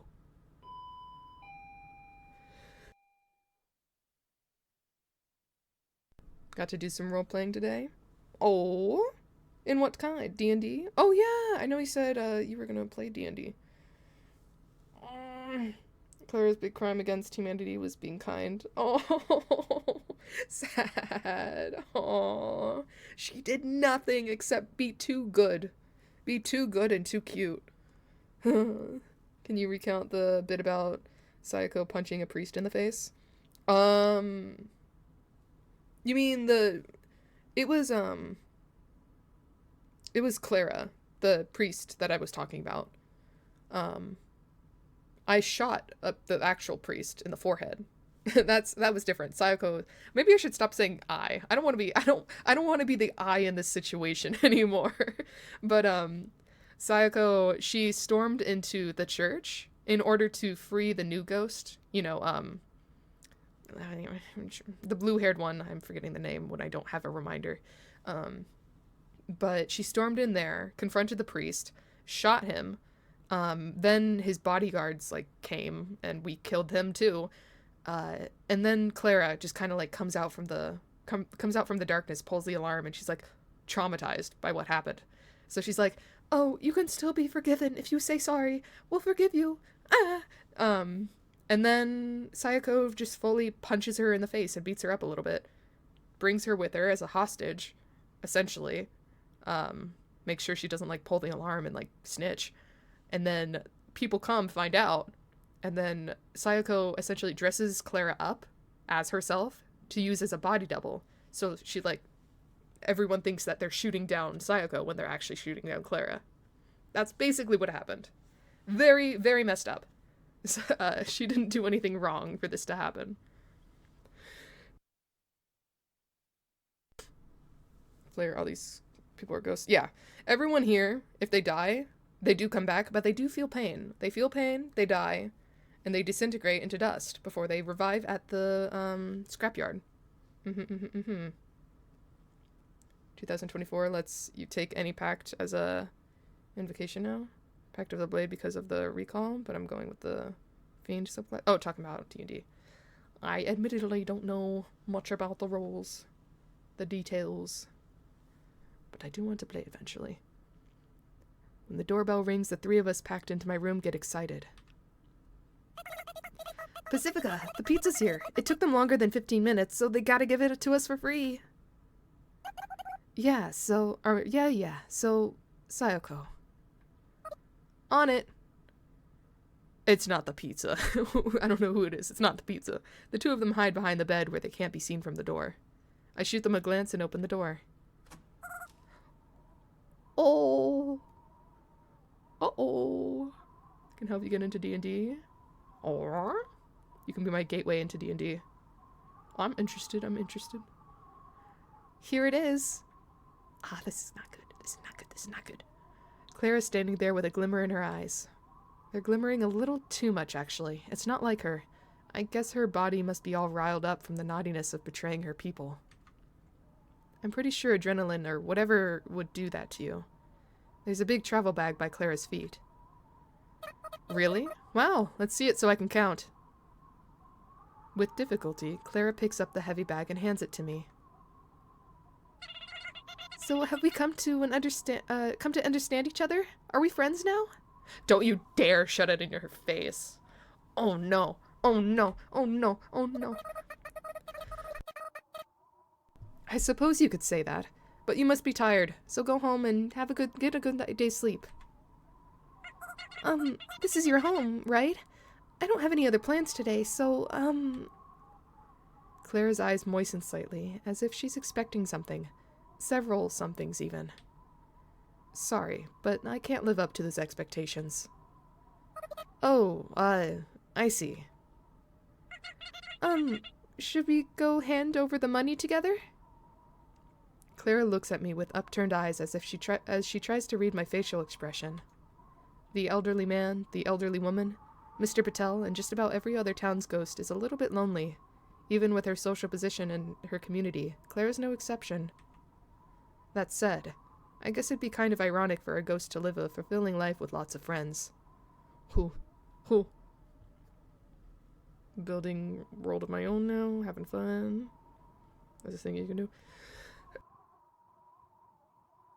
I forget, Flair, did you say in the past that you usually are, like, the game master? Like, you're not usually a player? Or maybe that's someone else that said that. One campaign for 3 years, play every Monday. Oh, dedication. Dedication. And no one's been like, I can't do this anymore. That's a good group. You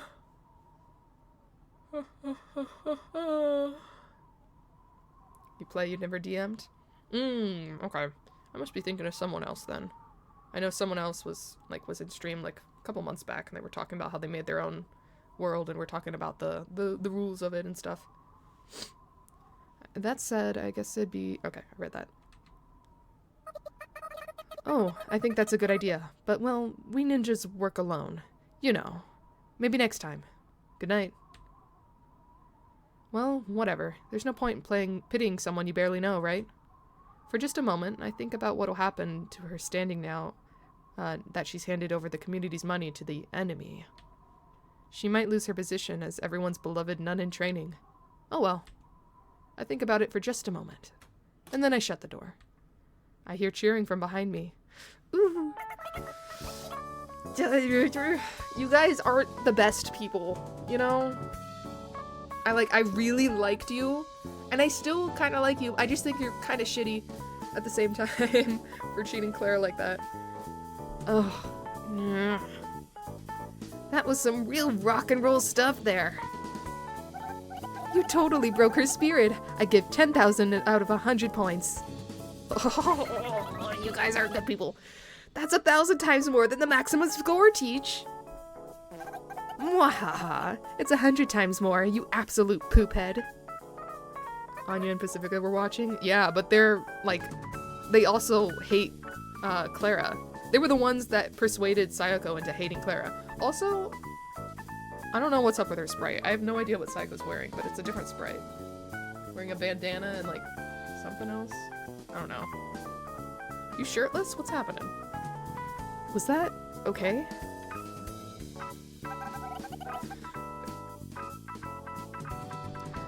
That was an absolute garbage move, I'd say. But it's Clara we're talking about, so... Exactly. Sorry, not sorry. Yup. Oof. Ha ha ha. Ha ha ha. I needed to muster up a lot of courage to open up to Pacifica and Anya about this whole thing, but they accept my decision without judging me. After strengthening our bond over shared malice towards Clara, we're in a completely celebratory mood. It's a total victory for the type of woman who loves seeing cute girls loved by everyone fall flat on their faces. Ugh. Yeah. Thanks, you two. Don't mention it. All we did was watch. It's probably been about a month. Calendars don't exist in this town. I don't know if it's because of that, but the very concept of time is ambiguous in this town. We all pretty much decide things with relative terms like today, tomorrow, tomorrow's tomorrow, and tomorrow's tomorrow's tomorrow, and so forth, I suppose. But it seems like even in a town like this, the concept of past and future vaguely exist. However vague the time may be, it definitely took time for Clara to gather the money and for 3 of us to get together again like this. And using that time to walk around inanimate pet clays isn't a good way to spend it. I'm sure that girl would be much happier to live her time freely. Alrighty then. Time to go slam that cash into the old hag's face. I've got to get back to work though. It's not gonna go the way they want it to. I don't know what's gonna happen, but there's gonna be a twist. You better. I'm still waiting on those goods. I know, just give me a bit more time.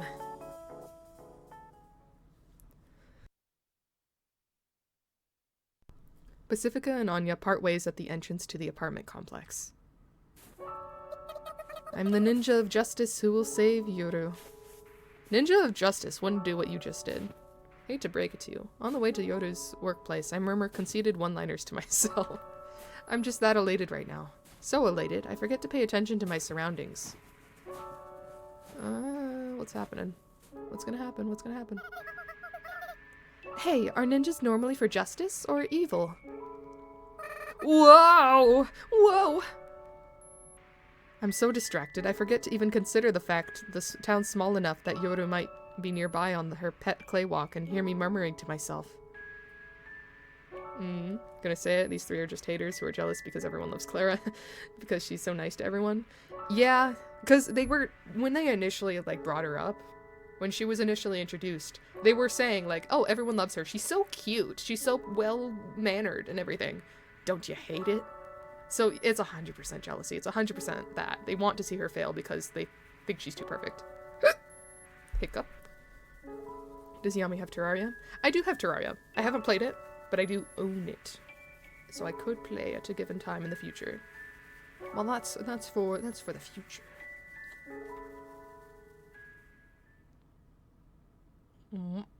Oh. Jeepers! Jinkies! What's with that face? People don't say jeepers when they're surprised these days, you know? Why is she surprised either? She's the one that commented first. Well, I've got a lot on my mind considering I heard concerning news from my former roommate, bamboozled the girl into embezzling an organization's funds. Oh. Oof. She's joking. Yoda giggles before collecting herself enough to continue. But thanks. I'm happy you went such lengths for me. Somehow I feel like, Yoru and Clara, I feel like they'll become friends.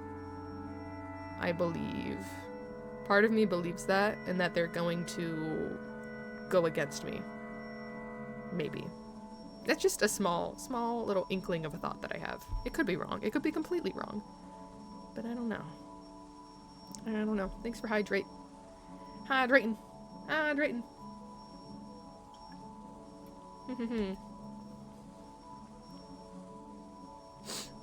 Forehead model. I did. I saw that pretty quickly. Grr. She smiles at me. That alone is enough for me to feel like it was worth the effort. So should we go pay the money now? Well, you see, that money's not enough anymore. Did you spend more? Did you spend more? Oh no. As it turns out, I'm kind of a klutz, see? I broke some dishes, wasted some seasonings, and killed Biscuit. Remind me who Biscuit is again? One of the poops. Miss Margaret demanded compensatory damages, I think, and so that's more money added to my debt. No way! What a scumbag employer! No, it's far beyond that. She's just abusing and exploiting her. Oh, that sounds familiar. Who else could have done that? I've blown my lid at employers who require punching out during breaks, but this is on a completely different level. The only thing you can do at a workplace like this is to get as far away from it as possible. Yoru doesn't belong in that house. I'm reminded of that fact. It might seem like she has no other place to stay besides that house. But that's not the entire truth.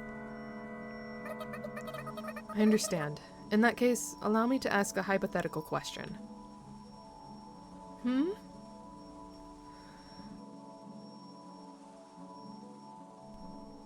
Oh, never mind. What would you think if someone wanted to live with you? I'd be happy, but I can't leave that place where I am now. Well, why not? Without thinking, I grab Yoru by the collar and bark in her face. Woof. There's no possible way you can be happy somewhere you're neglected, exploited, and abused! That lady's been truly alone this whole time. She's so sad. Sure, she's incontinent. She stinks, and she's made no sense, but I think I can understand why she turned out that way.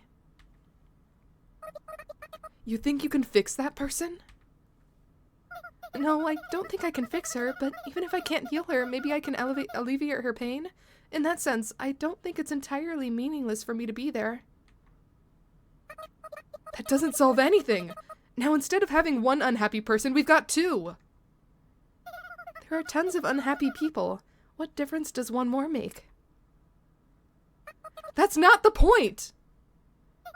I don't think it's a bad idea to confront sadness rather than pretend that everything's okay. That's why I think this town is a good place. Is that why you came into this town, Yoru? Is that your goal? I don't have a goal, just like you, Sayako. But I do. You have a goal? Yeah. And that goal is to live with you back in that room. That's a little romantic. Alright. I mean, I can't be the only one that thinks that when I see this. There's so much subtext. We're ghosts, hollow specters. We're so empty, we often lose sight of the very fact that we are ghosts. To live with you and grumble about my cramped bed, and to meet up with friends every now and then and joke around like idiots. And if I'm hollow, then I'm free to fill the void with whatever the hell I want. But you just... I can even fill the void with downright lies if I see fit.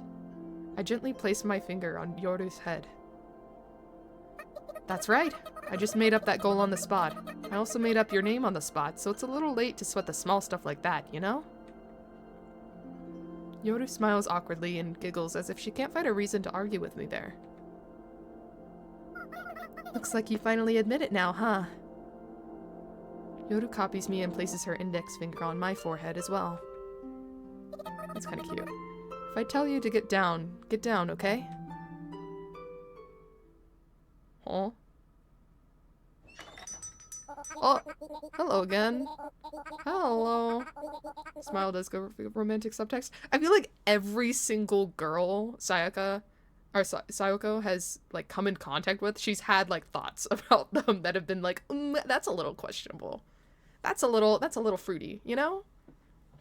You know? I feel like there hasn't been a single female that has been spared from this, except the old lady.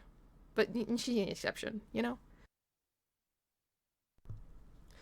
Yo, long time no see.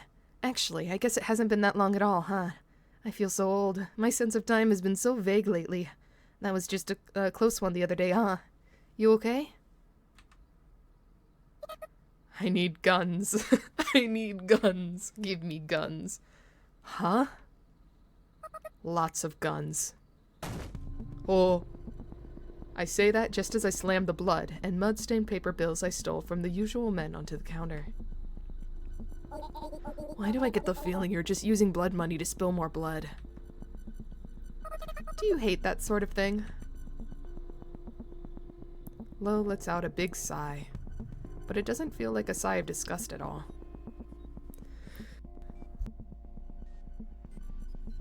Can I show pictures of the keep bed? I need a location. Oh, for the Minecraft thing? Yeah, absolutely. I still haven't found a location, but I will, I promise. I just haven't had time to get on the server. I promise, as soon as I can. It'd be cute if Sayoko wasn't gonna potentially murder her if she doesn't return the feelings. Yeah, I guess so. You know? But I think, like, everyone is a little bit unstable. I think, Clara, the only one that she hasn't had... Well, she has had thoughts about Clara, but it stopped after, like, she got persuaded into hating her. So, you know, I think she's safe from it. Describe location. I don't know, scour. Babble's location. Have you found Babble's? As much as a dangerous thing, I think I want it in view of the new biome. I think that'd be cool. Because maybe not in the new biome, because it might be too dangerous. But at least visual. Maybe in like a cherry blossom area. I know there's one that's right next to one. Pale forest next to cherry blossoms. That is a place. Doesn't feel like a sigh of disgust at all. I love it. I'll take all your bullets too. Woohoo! They're all crazy here. No one's sane. I carry all the guns my money could buy as I run towards the old Lady Margaret's house. Oh, that's where we're going. My feet feel so light. I think to myself as I run. Something like this has happened once before. Long ago. Or was it more recently? In the end, I guess I've got no way to free her without resorting to violence. Some people force their will upon reality against the desires of others using power, pain, and despair. If I came across someone like that, I'd probably despise them. I'd hate their guts, but I feel like I've been enduring something like that this whole time, and I hate it. I guess I'm worthless after all. Yoru herself chose to stay in a place like that, so shouldn't that be good enough for me?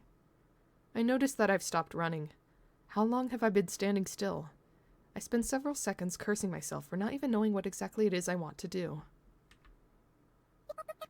I know full well that what I'm doing isn't right. I mutter those words before dashing off once again. And that's why I have to do it.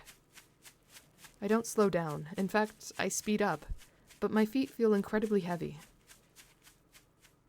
Can do it in a pale forest? Oh, to keep for a reason. Well, if you think you can do it in a pale forest, make sure you sleep at night, but that'd be cool. That'd be cool. That'd be cool.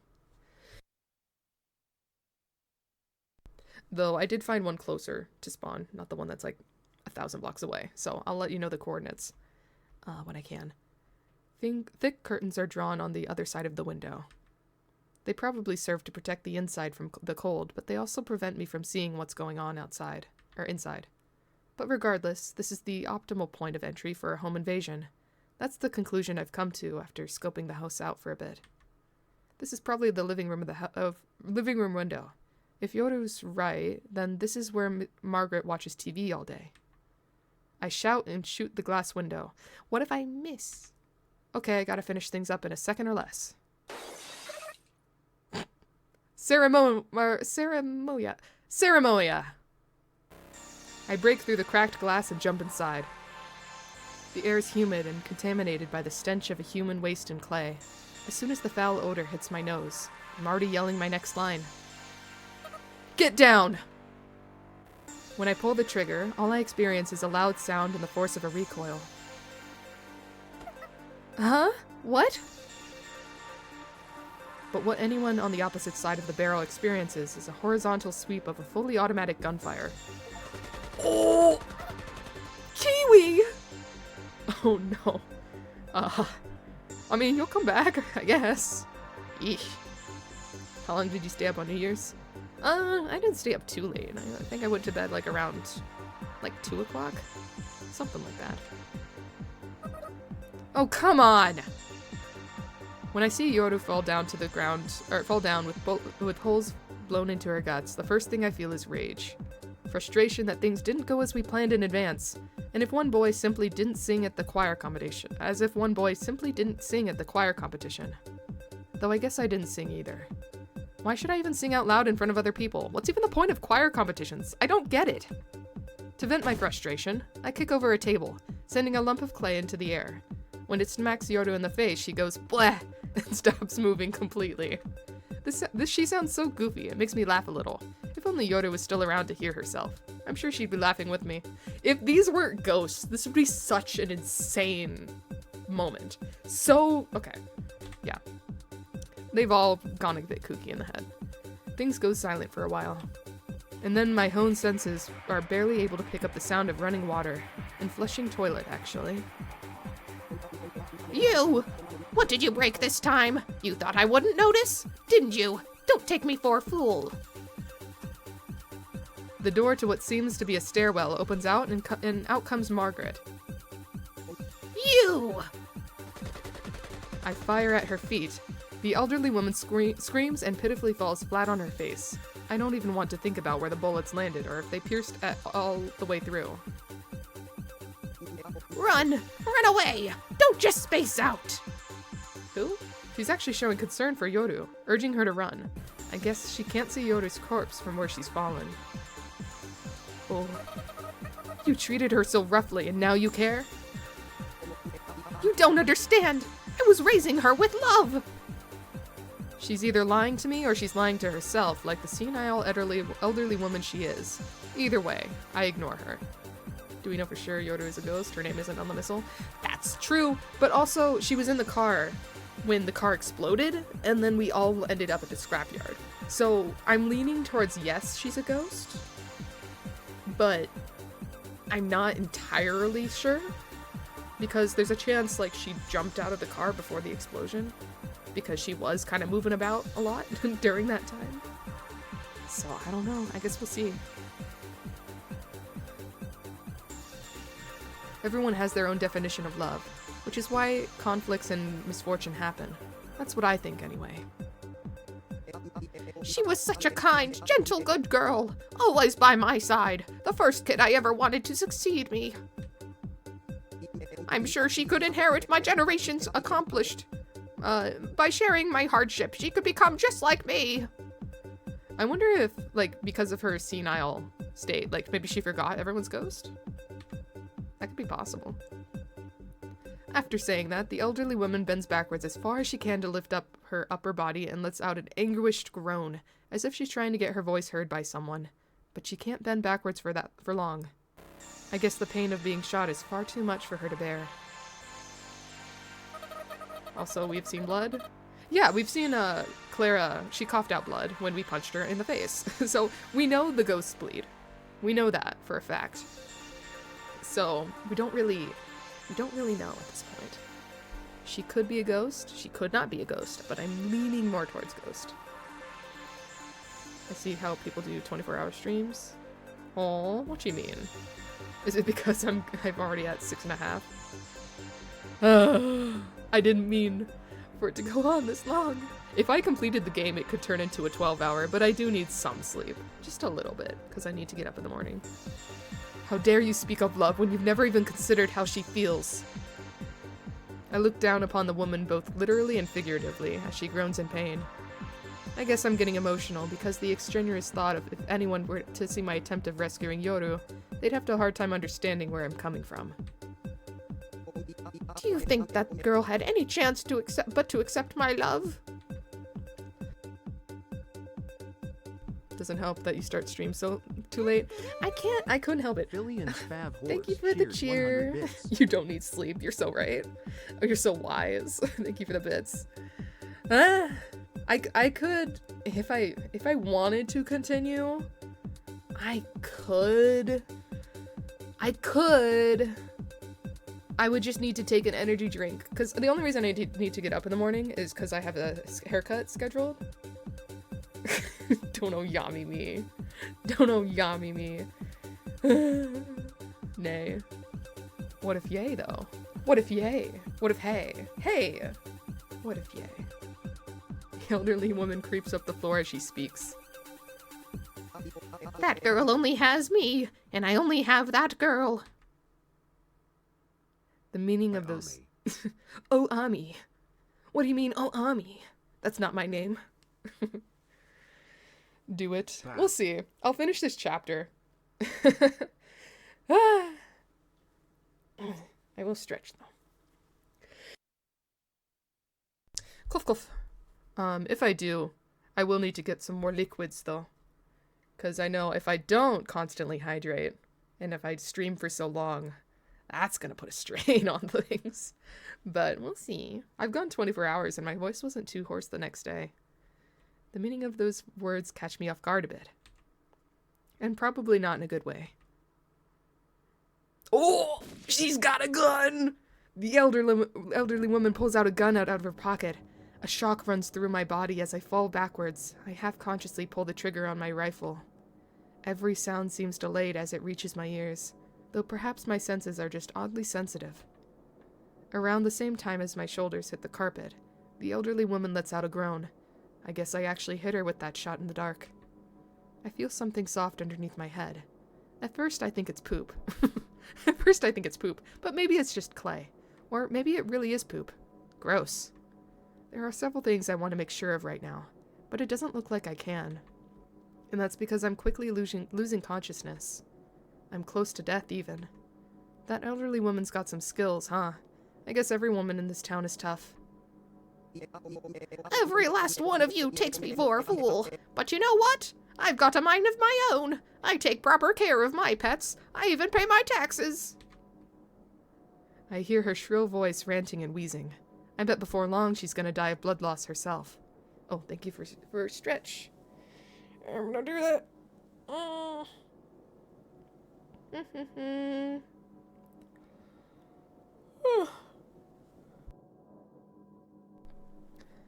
No.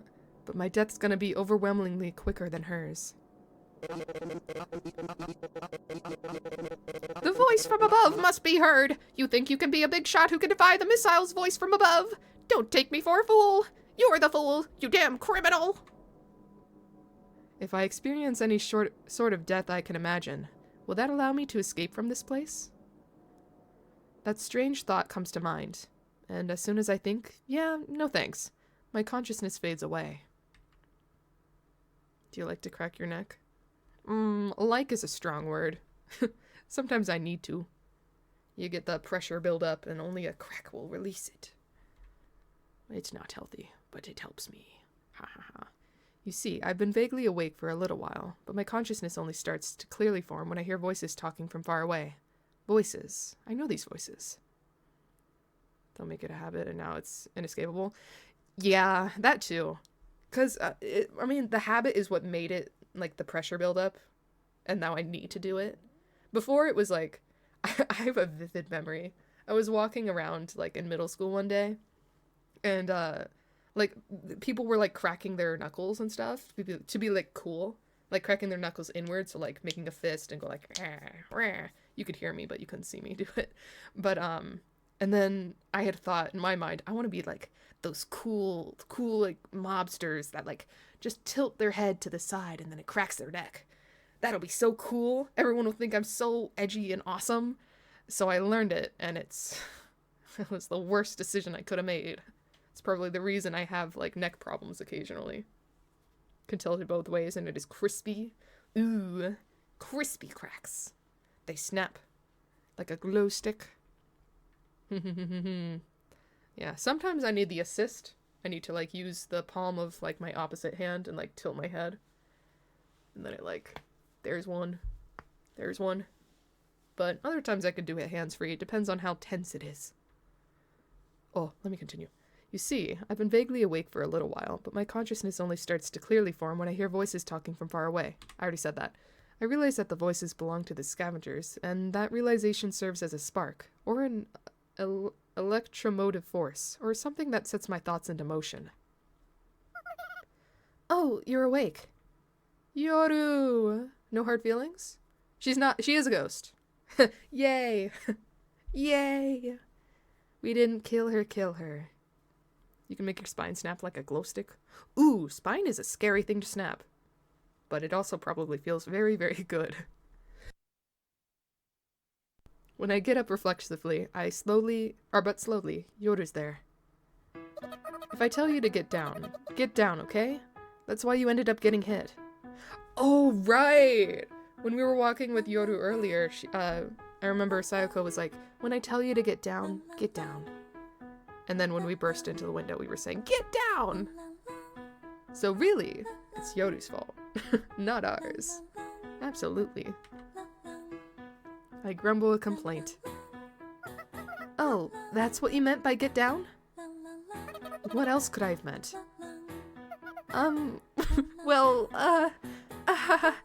Oh. Yoru suddenly peers into my eyes as if she realized something important. What is it? I guess I'm not a good listener, huh? Gotta sleep. New Year's Day, give me 3 hours of sleep. Okay, get some sleep. Bye-bye, Flair. Thanks for dropping by. Shia. Happy 2025.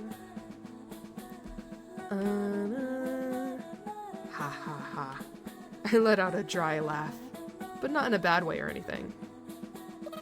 I see. Well, the first step to solving a problem is to acknowledge that there is a problem.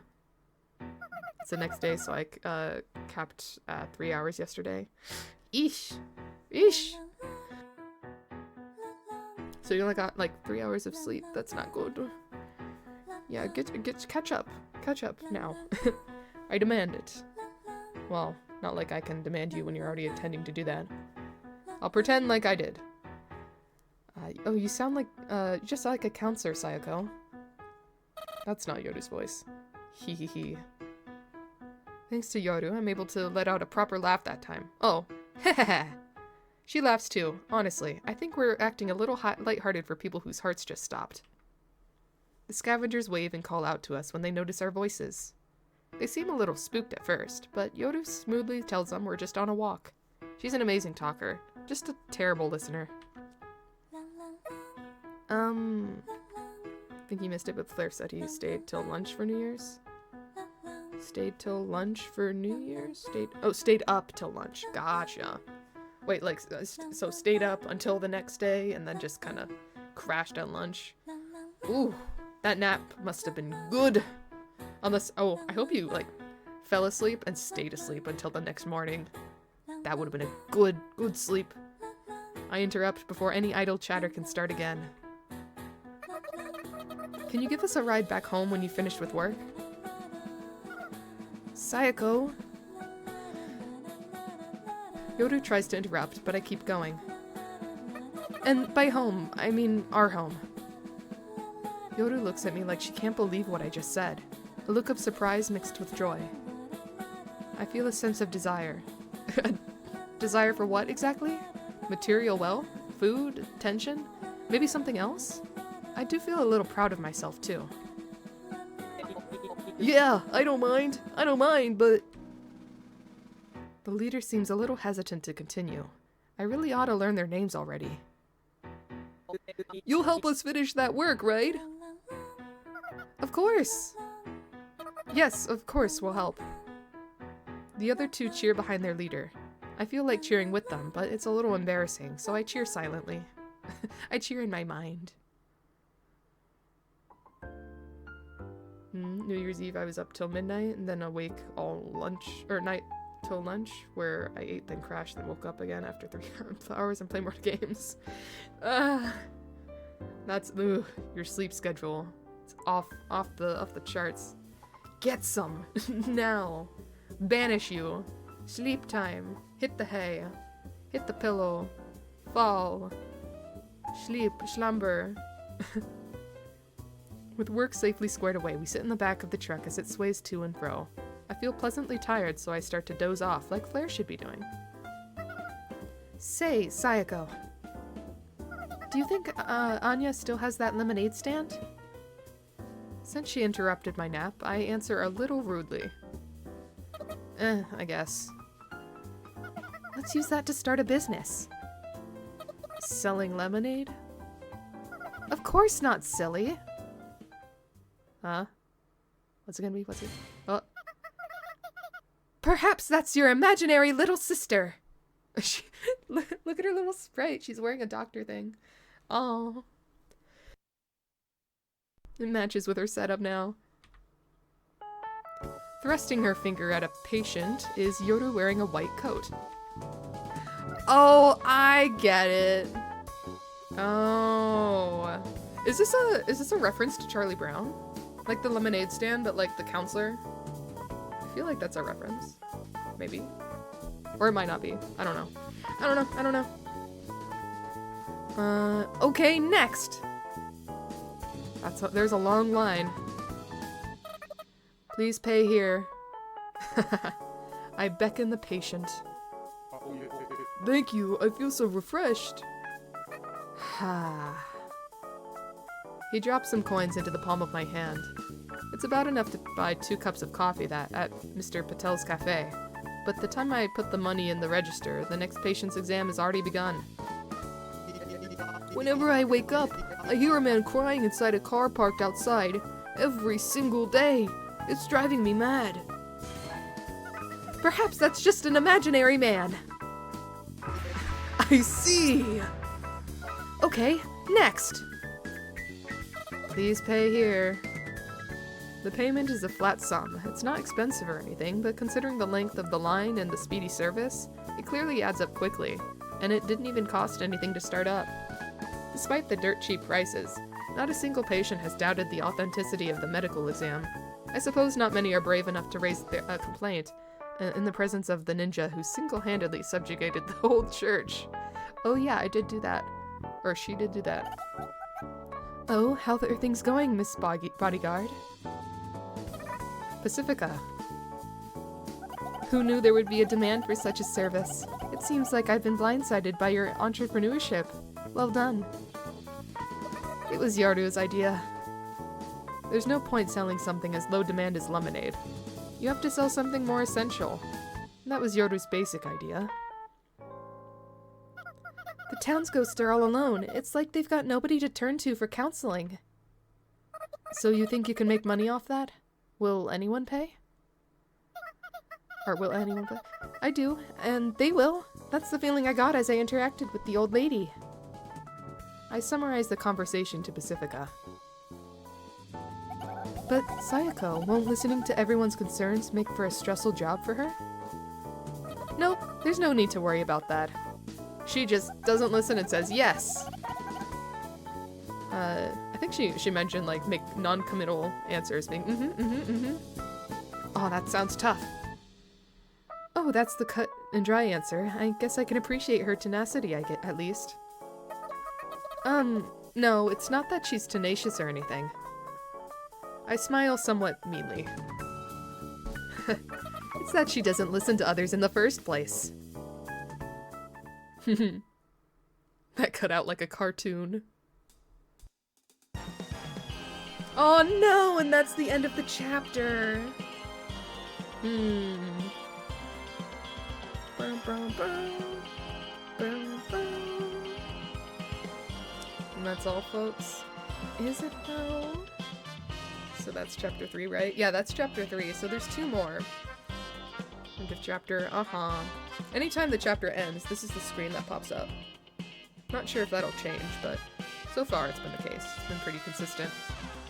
Use this excuse that if you go to the next chapter, you'd have one left for next time. But what if I do both of them? What if I do both of them? Or what I could do. I could, feel like it's end now or finish tonight.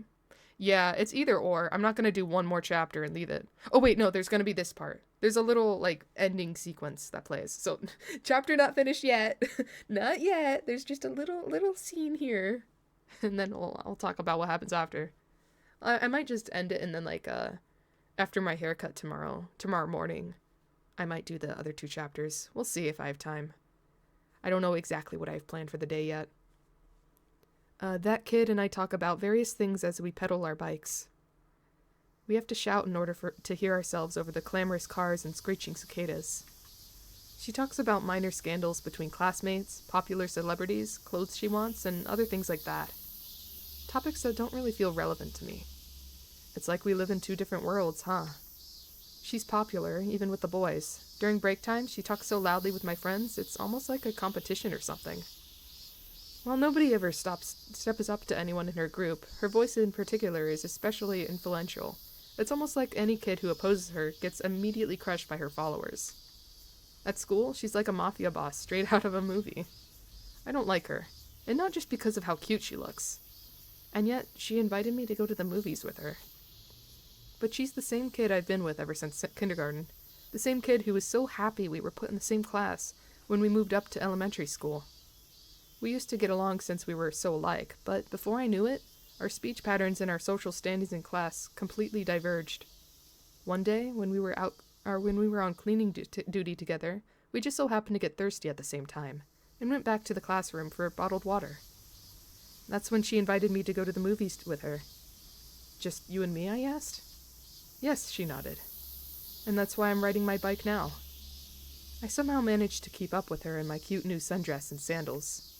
I'm not as refined as that kid, but I'm passable, I'd say. I know it sounds like I'm not enjoying myself at all, but I really am. It's too hot outside. My favorite season is winter, which is the exact opposite of the calendar. But right now, I feel like there are good things to be enjoyed, even in the middle of summer. The signal turns red at the next second, so I slam on the brakes. This is probably the last time the 2 of us can hang out. I'm sad, but I suppose it's only natural since we've grown up to be too different from each other. A big truck passes in front of us, spreading its smelly exhaust fumes. This is one of Sayako's true memories? I think so. I think these are the memories of before they became ghosts. Ones that Sayako herself does not remember because she's an amnesiac. Normally I'd grimace at the smell, but today I'll just deal with it. I don't want to bother her, so I don't draw this to my picture, and I won't draw this in my picture diary. I'll keep this a secret until the day I die. No, even longer than that. I wonder if that kid thinks that this'll be our last time together too. Maybe that's why I feel like I have to enjoy myself. You see, As I stare at the signal, waiting for it to turn green, she speaks up somewhat quietly. Yes? Or I don't know who's talking. Oh, UC was the girl. Okay. My voice is quiet to begin with, so I don't know if she heard. It looks like I'm going to the movies with Hasegawa next week. That's amazing. It's not really that amazing. She blushes. It doesn't give a indication on who's talking with this. I think this is the other girl, though. Hasegawa. He's an athlete and sort of a leader among the boys. I think he's the right fit for going to the movies with... Oh, no, that's Zero Sayako. Huh. So is today like a practice run for that, date? She opens her big eyes wider. She probably wasn't expecting me to say that. Then she lets out a spontaneous giggle. Maybe I said something I shouldn't have. If I had said it in the classroom, my school life would be in jeopardy starting the next day. But she smiles as if to tell me there's no need to worry about anything like that right now. Don't know. I see. The signal turns green. I start pedaling. I hope it goes well for you. I give her some lazy words of encouragement. You really think so? Not really. You know, you've always had a habit of saying things you don't really mean. Ha ha ha. That's probably the last time we'll hang out together. Nothing will change that fact, but I already think. So what? Ah. She took off sociopathic vibes in this memory slightly. Yeah. Yeah. Oh, what is this? Oh, hello, Father. I can't... Oh. Okay, I know who this is. Oh, hello, Father. Father, I can't remember the last time you were the one who called me. How can I help? We need to talk business.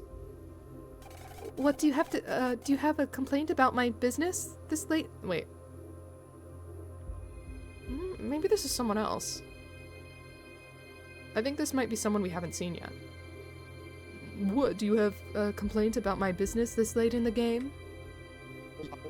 No, I want you to deal with that ninja. Oh. Oh. New enemy. New enemy. Now? I thought you would have given up by now. That's none of your business. Well, I suppose your men are useless after all. Indeed, that's why I need your help. Well, yes, it would indeed be child's play for me, that is. I have just about everything I need ready. Since I've allowed you to do whatever you pleased up till now, I assumed you'd agree to my request without a moment's hesitation. Ooh, here's a... No!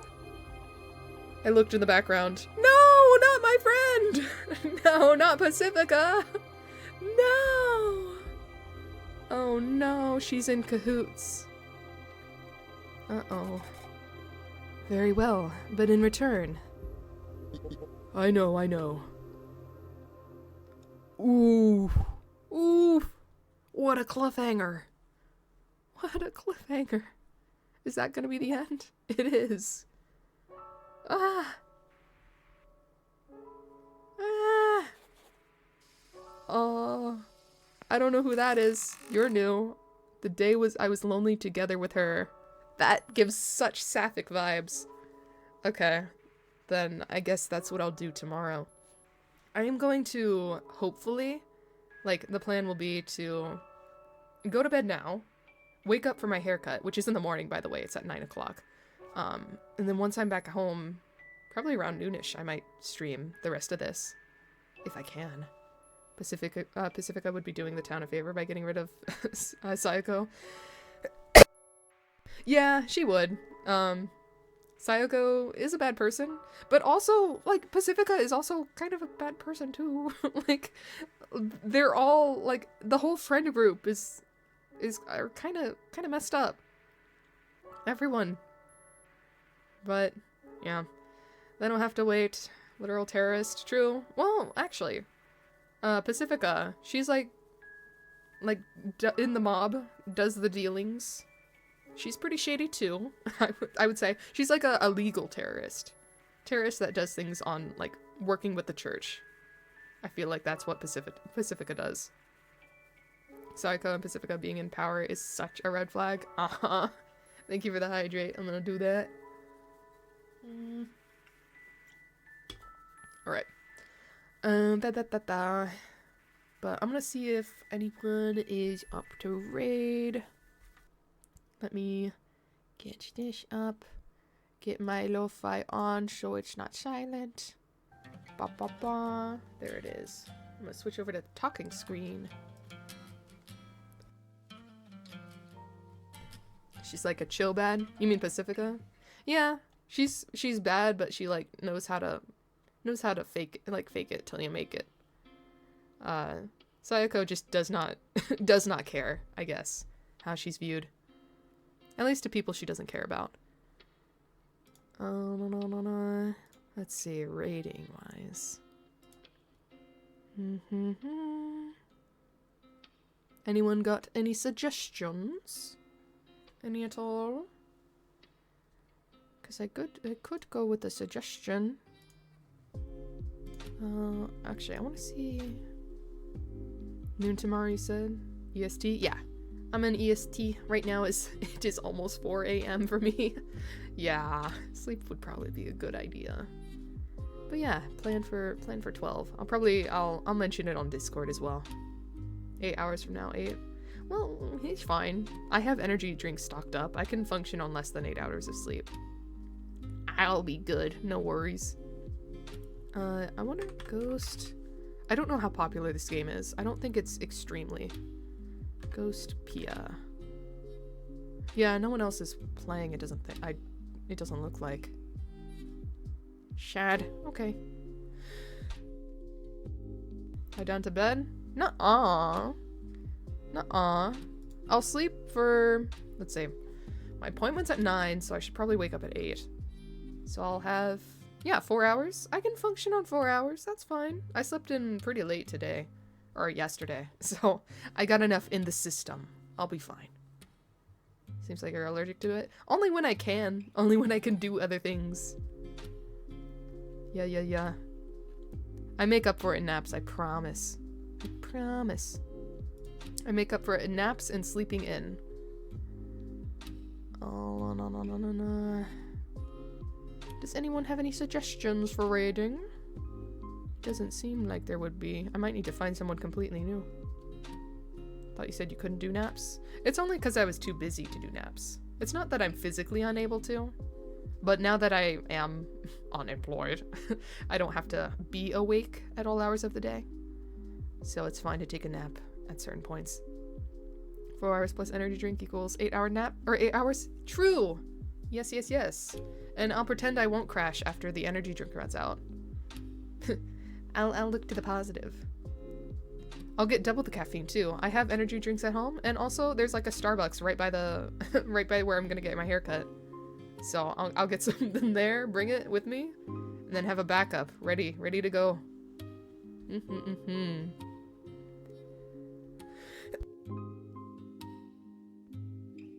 Cough. That's when you drink the second. That's when I drink the second. Oh, when I run out of coffee? Yeah. Yeah. No raid recommendations? That's fine. I can find someone. Absolutely. Oh, let's see. This is in the recommended.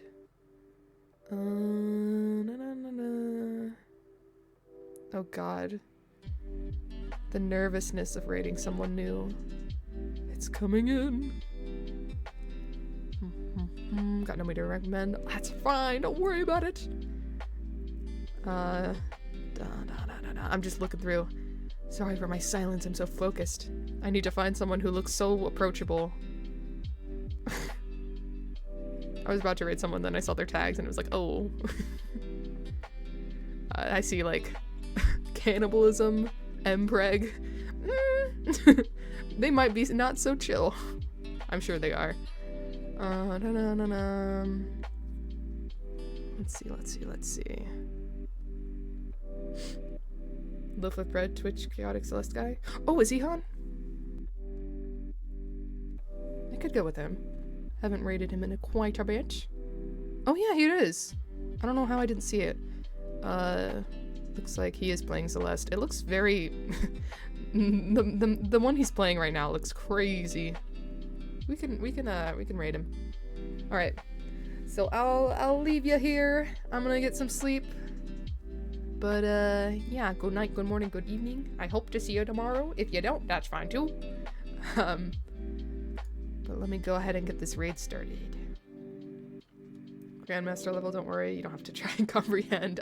Yeah, that's true. Yeah, this guy, crazy Fillion. He is insane at Celeste. And he has, I think he's playing like, oh, he's doing like a wheel. I think if he messes up, maybe he spins the wheel. Or I don't know. I'm looking at the preview. I don't have any sound. All right, but let me start the raid. So yeah, good night. Sleep tight if it is that time for you. See you when I see you next. Good night. See you tomorrow. Oh, you're gonna join? Yay! See you tomorrow. Or wait, see you today. Tomorrow maybe for you. I forget your time zone. Bye!